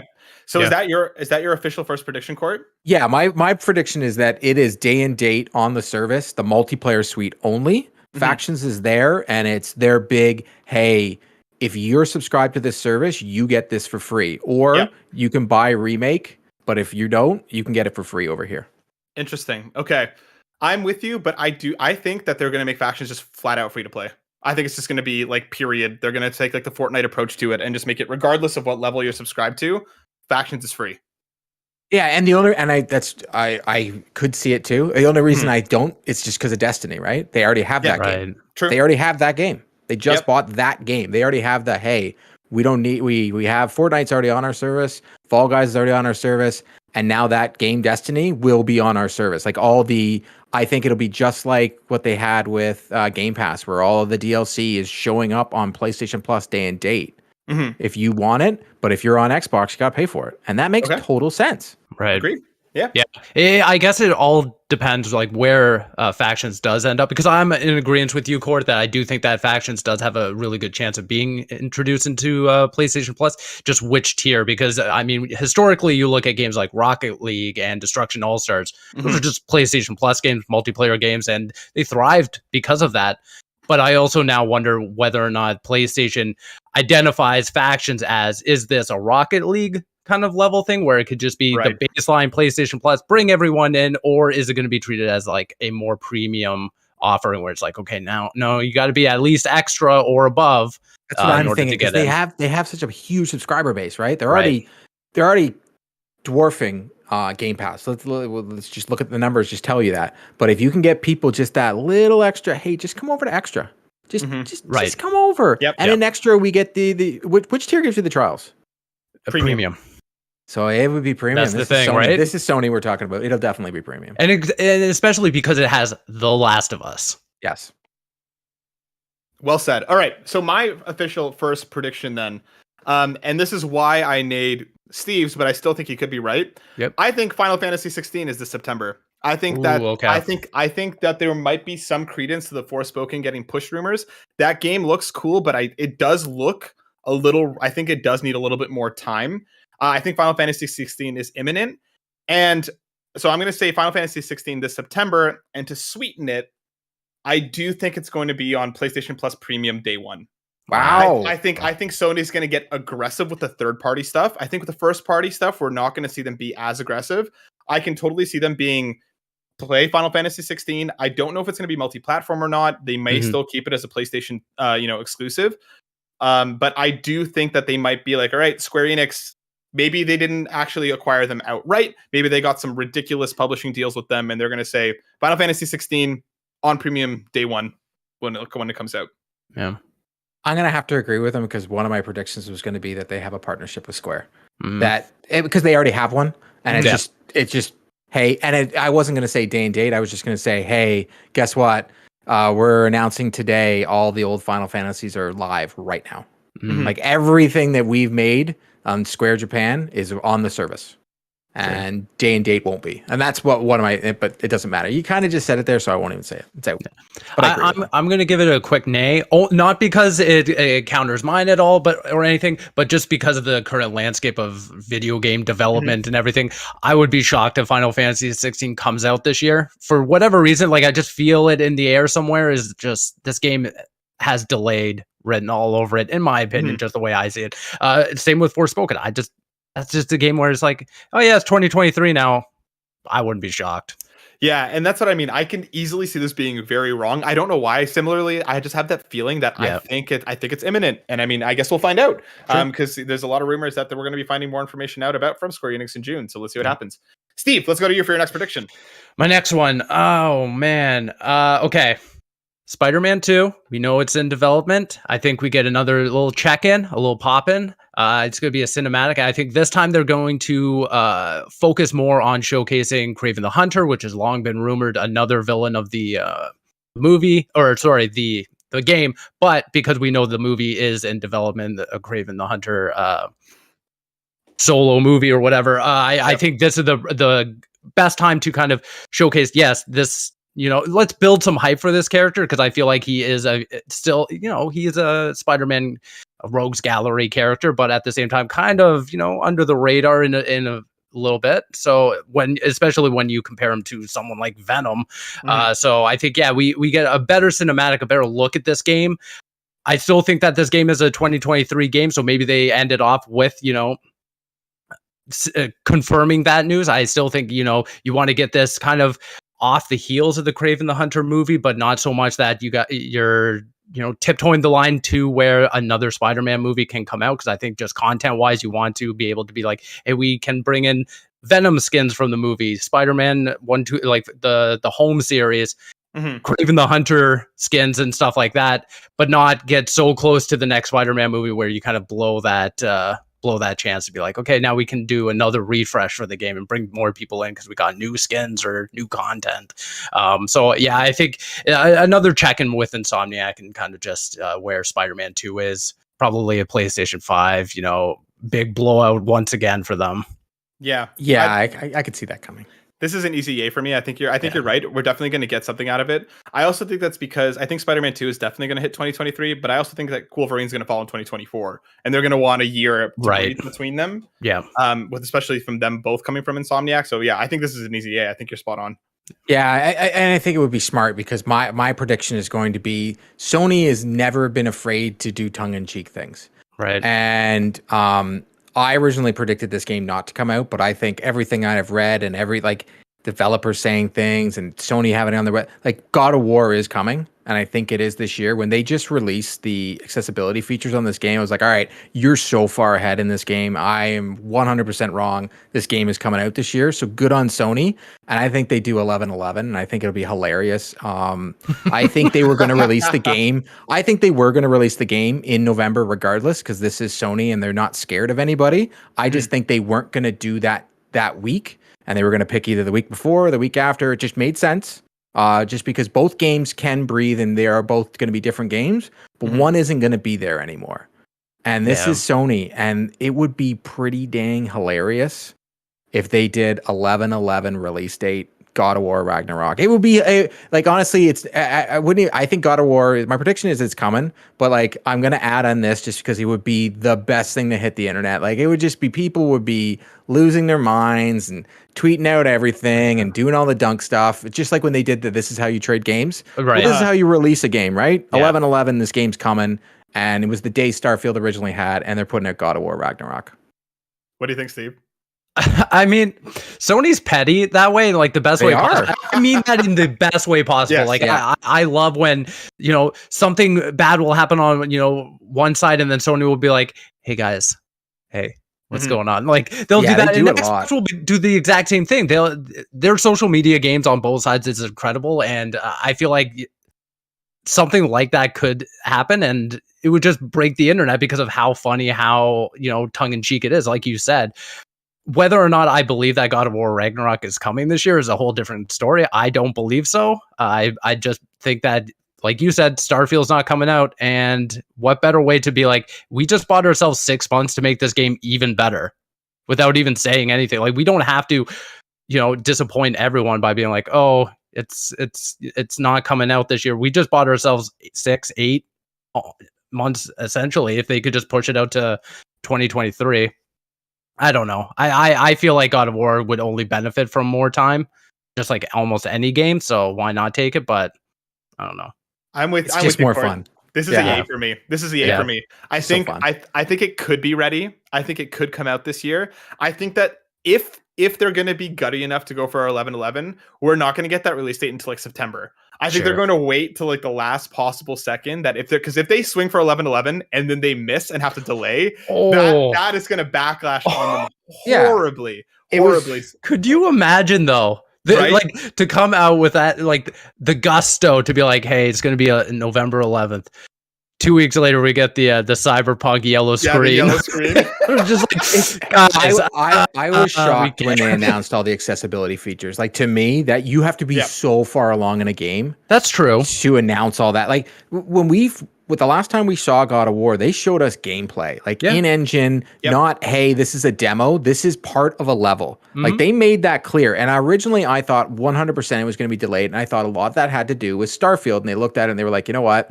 If the game isn't fully ready, don't push yourself. And I think Sony knew even before Xbox even announced Starfield was getting delayed. I think they knew regardless. And it was, I think Cory Barlog and his team are one of the best in the business.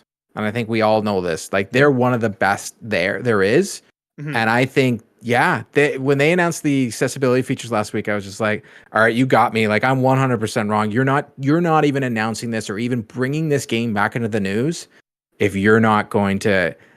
If it's not releasing this year, and the fact that they're steadfast, like the one developer they did announce the game was coming this year, and then took away his tweet. Yeah, Right. But he didn't put that tweet out there for no reason. He put that out late at night because it was. Yeah. And he was like, "Whatever, man, this game's coming." And then they were like, "Dude, you can't do that." Yeah. And so he was like, "All right, fine, I'll delete my tweet." But he still did it. Like this game is coming. This is Sony. Their Xbox is, and I love my Xbox. They have a history of just dropping the ball when it comes to their first party games, and it is what it is. Sony doesn't have that history. They delay things far in advance when they need to. Yep. And I swear this game was coming in November no matter what, and if they can do 11/11, it would be hilarious. Yep. I'm curious to see, Core, because I do think you're onto something here. It's a yay for me. I believe you. Yeah. As for myself, I really do think that, like, as much as last fall was Xbox's, I think they really controlled the narrative between Forza, between Halo. I think last fall was theirs. I think this is going to be Sony's fall. And I'm going to add on to it. I'm going to say that PSVR 2 is coming this fall. I don't want to date it because I'm not sure when, and it depends on things like if Final Fantasy is imminent, if God of War is coming, if The Last of Us. I think they're going to be smart about it. Right. I think PSVR 2 is coming this fall.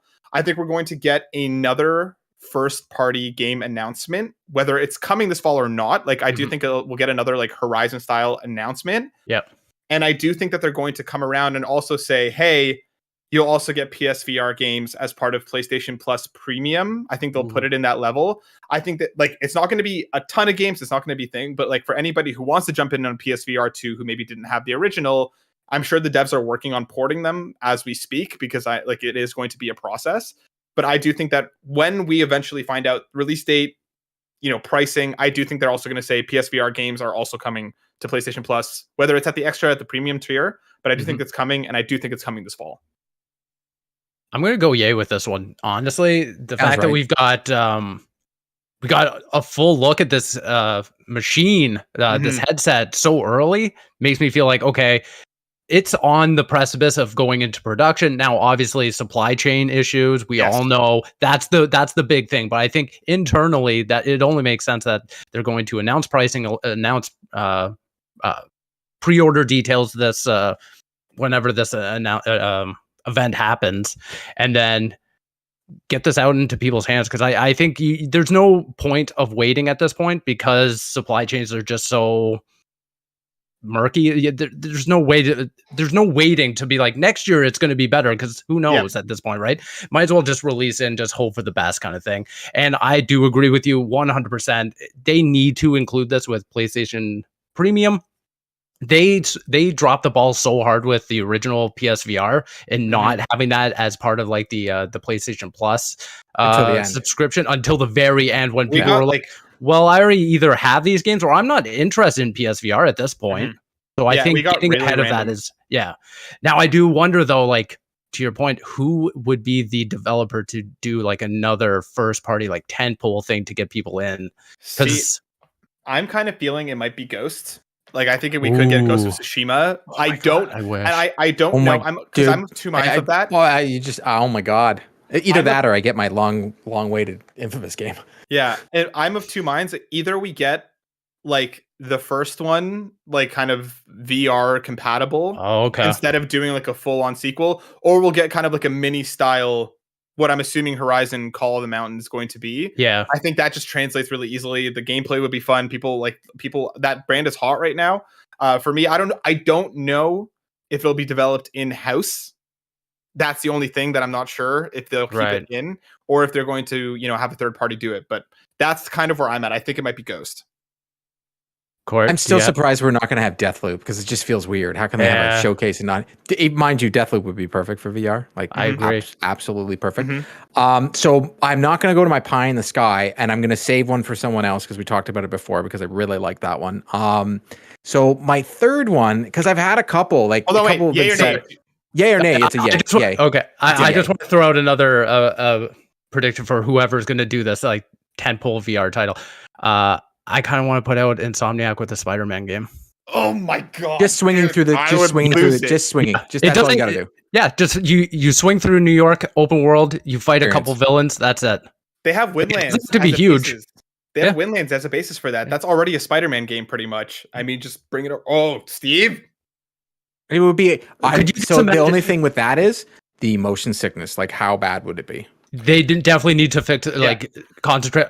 Although if they work with, I can't remember the developer who did Iron Man VR. They did a really good job with the locomotion. In Yes, that they game. did. They did. But Who I was just, yeah, if you want to look it up, because I'm just imagining the if everyone just remembers the trailer for the Amazing Spider-Man movie, where it's first person and you see like Andrew Garfield's Spider-Man go up against the skyscraper, just recreate that in VR. Oh man, come on, that's a huge W for Sony if they can do that. It's Camouflage, by the way. Camouflage was Thank the studio you. that did it. And double down on Spider-Man as much as possible, because you're Sony. Exactly. And Right. we now, after all those lawsuits and stuff with Apple, we now know more about the whole deals with Spider-Man and how Spider-Man's only on. Like, you might as well just get like a Morbius game, because it's Morbin time. Morbin time. Morbin time. I just wanted All right. to say it once. Summer of Morbius. Steve, your third and final prediction before we get into the pies in the sky. Yes. This one I think Do it, might Steve. just be a shoe-in. I don't think that, Corey, I don't think this is going to be the one you're expecting. Well, then do that as your pie in the sky. I might. Yeah. We'll see. My third and final prediction is Pixel Opus is known to be working on a brand new game with Sony Interactive Entertainment as a partnership after Concrete Genie. So I think we're just going to see it. It's not a wacky game or anything, like a wacky prediction for a game. I think it's just a safe one, a safe prediction that at this point now, it's been 3 years since Concrete Genie came out. They have to have something to show. So I think this is just a safe bet. Yeah, that's an easy yay for me. I think you're 100% on. I think we'll see. I think that game is. That's we'll an see it easy soon. way. That's Yeah. well done on your easy prediction there. Court, what about you? Number 3. So I am. I have it visually in my head how they'll do it, but we are going to see the long rumored Uncharted game. This is Sony. They always give us the big games ahead of time. When there's a rumor about this Uncharted game, it just won't go away. I wanted to do the safe thing and say we'll see more of the Star Wars, The Republic. Like, it's an easy Knights of the Republic. It's just an easy, hey, we already put it there. We'll put it in your thing. But this is Sony. This is not my pie in the sky. This is their one more thing. And they are going to, see Drake. He's going to be older. And then all of a sudden his daughter's going to come in the room because it's going to be her. She's going to be the main character. And it's going to be the long rumored Uncharted game. It makes sense. They ended Uncharted 4 making his daughter a thing. This is Sony. There's no way you can get away from this franchise. Right. Drake becomes Sully. His daughter is Drake. It's just made. You still get to have Drake in the game. You still get to have his quips. You still get to have everything. You get to still make his old man jokes that he was making all throughout Uncharted 4. But Sully's old, so you need to be able to go in a different path. And this is Sony, and it just makes sense. And that's just me as someone that really loves Uncharted and did a ton of research on Uncharted this year. So I truly think the one more thing of this show is on Uncharted, and I don't think these rumors are not real. I think I'm with you up until The daughter part. I think you're 100% right. I think the daughter will be the protagonist, but I think they might go for like a Chloe or a Nadine as the Sully role, rather than slotting Drake in, because I think what they might do is they might be like, they might go for like the Drake gets kidnapped early on in the game, so the daughter is going out to find him kind of thing. Like, I can see them taking that angle with it. Right. Or Sully dies. Or Sully, we can get really dark real quick. Yeah, just because, I don't know, I feel like they might worry about Drake overshadowing his daughter. That's a very good point. So, like, very good It's point. huge, yeah. I can see. I genuinely want it to be Chloe. I think Nadine would also be awesome. Sure. But I think you're right. I think we are going to see that new Uncharted sometime soon. Steve, what do you think? Is it a yay or nay? I give it a yay. Like you, I'm a little hesitant to say that Nate would be fit for like a Sully role because of exactly what you said, overshadowing the new main character. Why not Sam? Why not throw Sam in there? Yep. Also an option. Yeah. But no, I totally agree with you, Cord. I think at some point, even a reveal kind of like what they did with God Last of War. Uncharted. Or even the last Uncharted. God of War with like, yes, exactly. Nathan Drake, like coming out of the shadows or something, just to like introduce, like set the tone. Just the music. For this. Just the music. All you got to do is the music, and it just shows up. And then this is Sony. They do a lot of play-ons of stuff. So I was even like, my mind was like, you have Drake's daughter lying in the puddle, and you think it's Drake, and you get up and it's Drake's daughter instead, and that's it. I love that. And then it just says the thing, because that's what they left us with at Uncharted 4. If you remember when that first got announced, everyone lost their freaking minds. Yeah. And that was the one more thing. Right. And Sony is by far the best at one more thing than anybody else in the industry. Nintendo did very good on Metroid Prime that one time, but that's about it for me. Like, even when they did Zelda, we were all like, yeah, no, duh.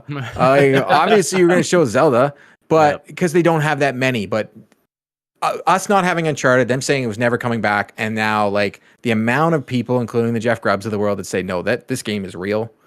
There's definitely just like with the factions. I feel I'm being safe, to be totally honest, with all my guesses so far, because I was like, if you look at what has been worked on, and and also then I'm happy. I'm a huge Uncharted Last of Us person, and you can just give me my own Summer Game Fest Sony, please. Nice. Okay. And as for my final one, before we get into the outlandish predictions, I think Persona 6 being unveiled this year is pretty much a lock. I think that we're going to get it, whether it's at a Sony event or Atlas does their own thing as part of their Persona 25th, celebration. I think that coming. I think we're going to get the trailer.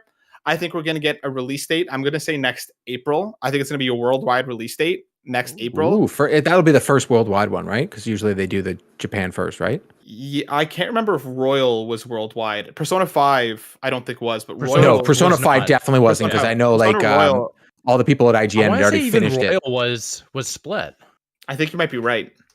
Let me check check myself quick. Persona. So I know Square has moved to worldwide releases of their games, and I think that would, with as someone who I tried Persona, it just wasn't for me, but it would make sense. I think it's a yay already. So so they was split. In Japan, it came out October 31st, 2019. North America came out March 31st, 2020. So about 6 months in between. So that's why for me, I think they're going to go for, that's one of the shortest turnarounds we've ever had.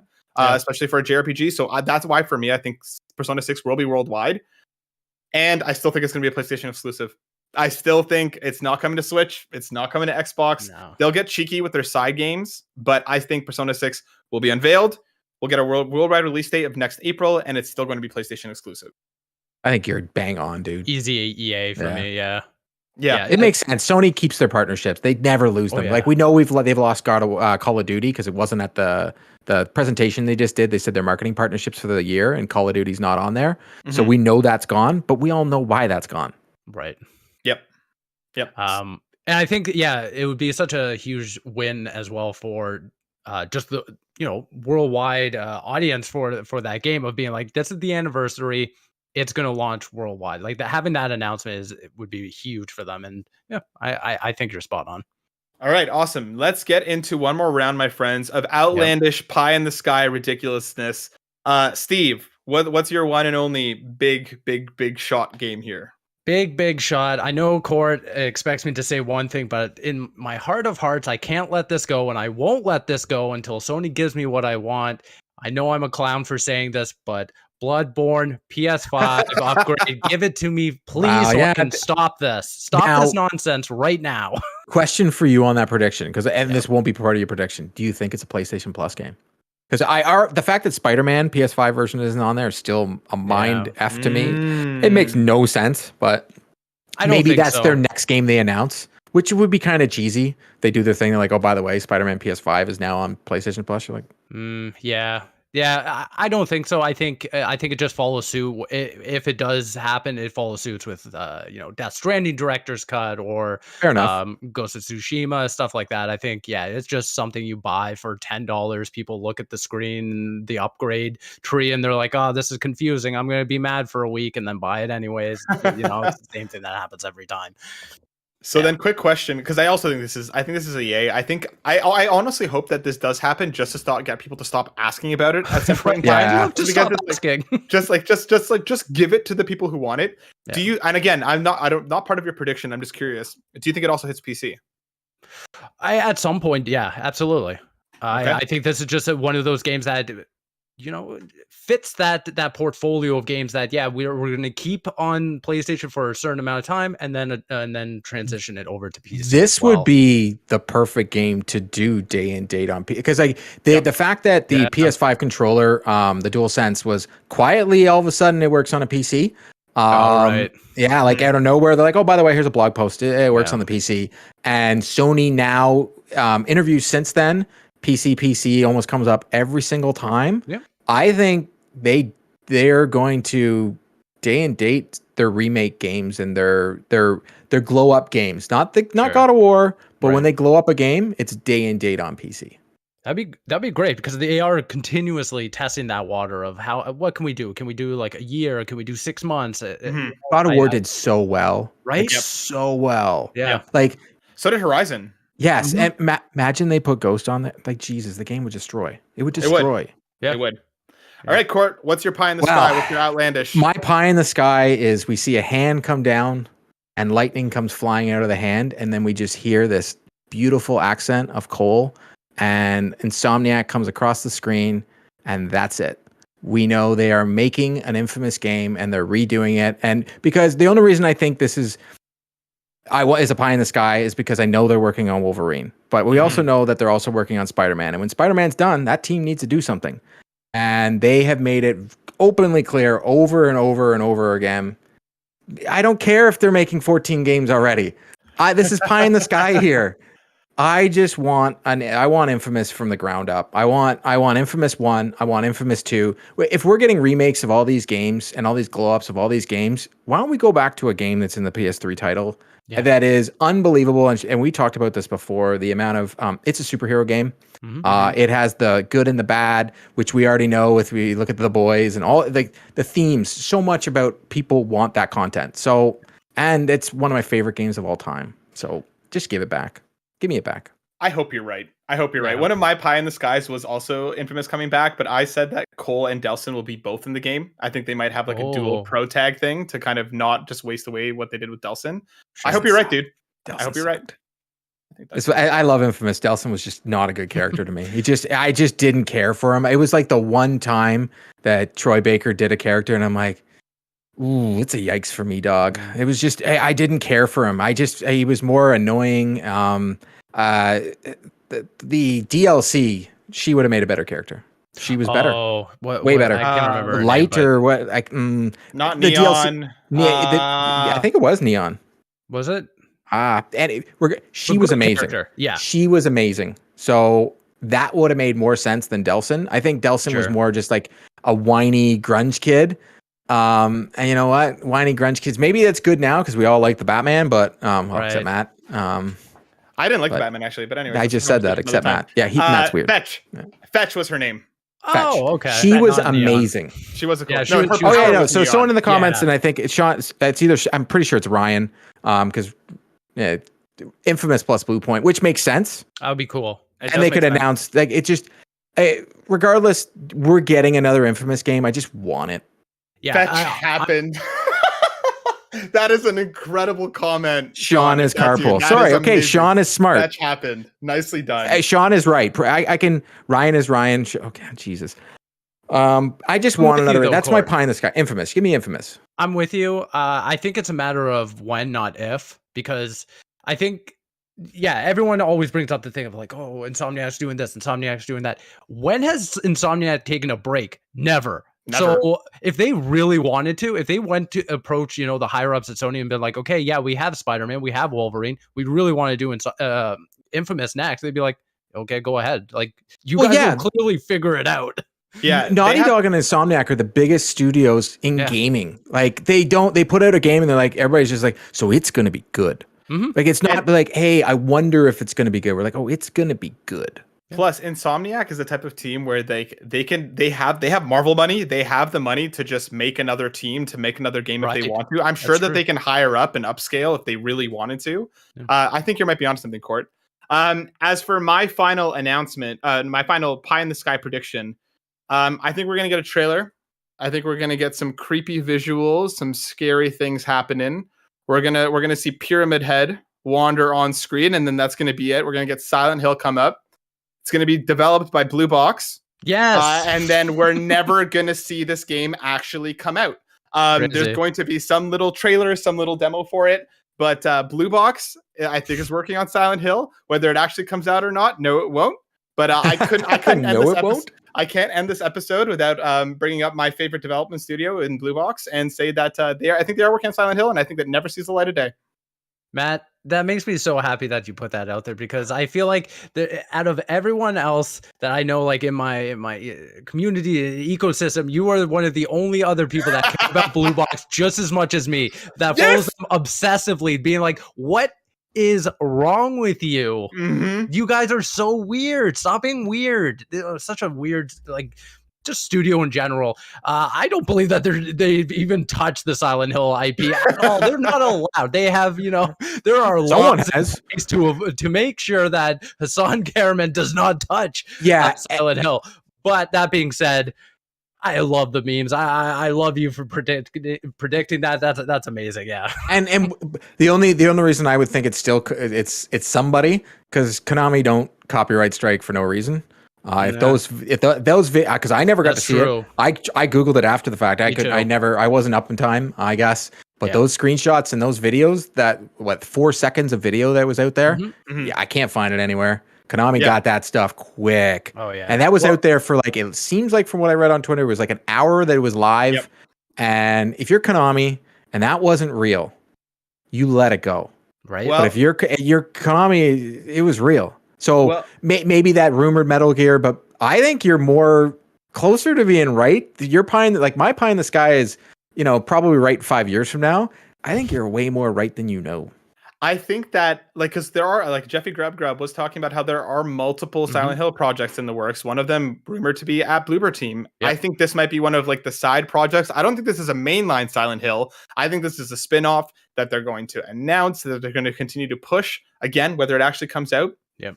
And I still think we're going to either this year or next year get that Metal Gear Solid. You don't put out a movie without the game at the same time. Right. So probably I didn't want to say that one because it's just like, whatever. That is probably like a bang on. Like, who are we kidding now? Konami ain't dumb. Like, they're just not dumb. They're just like, hey, well, you know what? They are dumb. Who are we kidding? They let Kojima go. But we know we're getting a Death Stranding 2 now, but so that won't get announced. We know that's happening. We know that's happening. Thanks, Norman. Yeah, whatever. Yeah, exactly. So that, my friends, brings us to the end of a wild ride of predictions. Steve, thank you so much for joining us. It was an honor having you as our first guest ever on the PlayStation Drive. I hope you come back and rock with us again in the future. Absolutely. If I win, points allocated and everything, I get to come back, right? That's, you know what? 100%. I'm going to say it now. We're going to do a live episode during that weekend. That's happening. So, Steve, you're back. Don't worry about it. There you go. That'll be all you guys. I believe in you. Steve, if people wanted to find more of you, where could they do so? Yeah, you can find me on Twitter at @svicvari. You can also, keep up with my work on iPhone in Canada, Mobile Syrup, Console Creatures, Squad. I'm everywhere. And yeah, thank you guys again for inviting me on the show. Thanks, Sean. Thank everyone involved with Carpool Gaming and everyone watching right now. It's been an absolute blast. It's been so much fun having you, and I can't wait to do this with you again in the future. Court, if they want to see more of your wonderful face, where could they do that?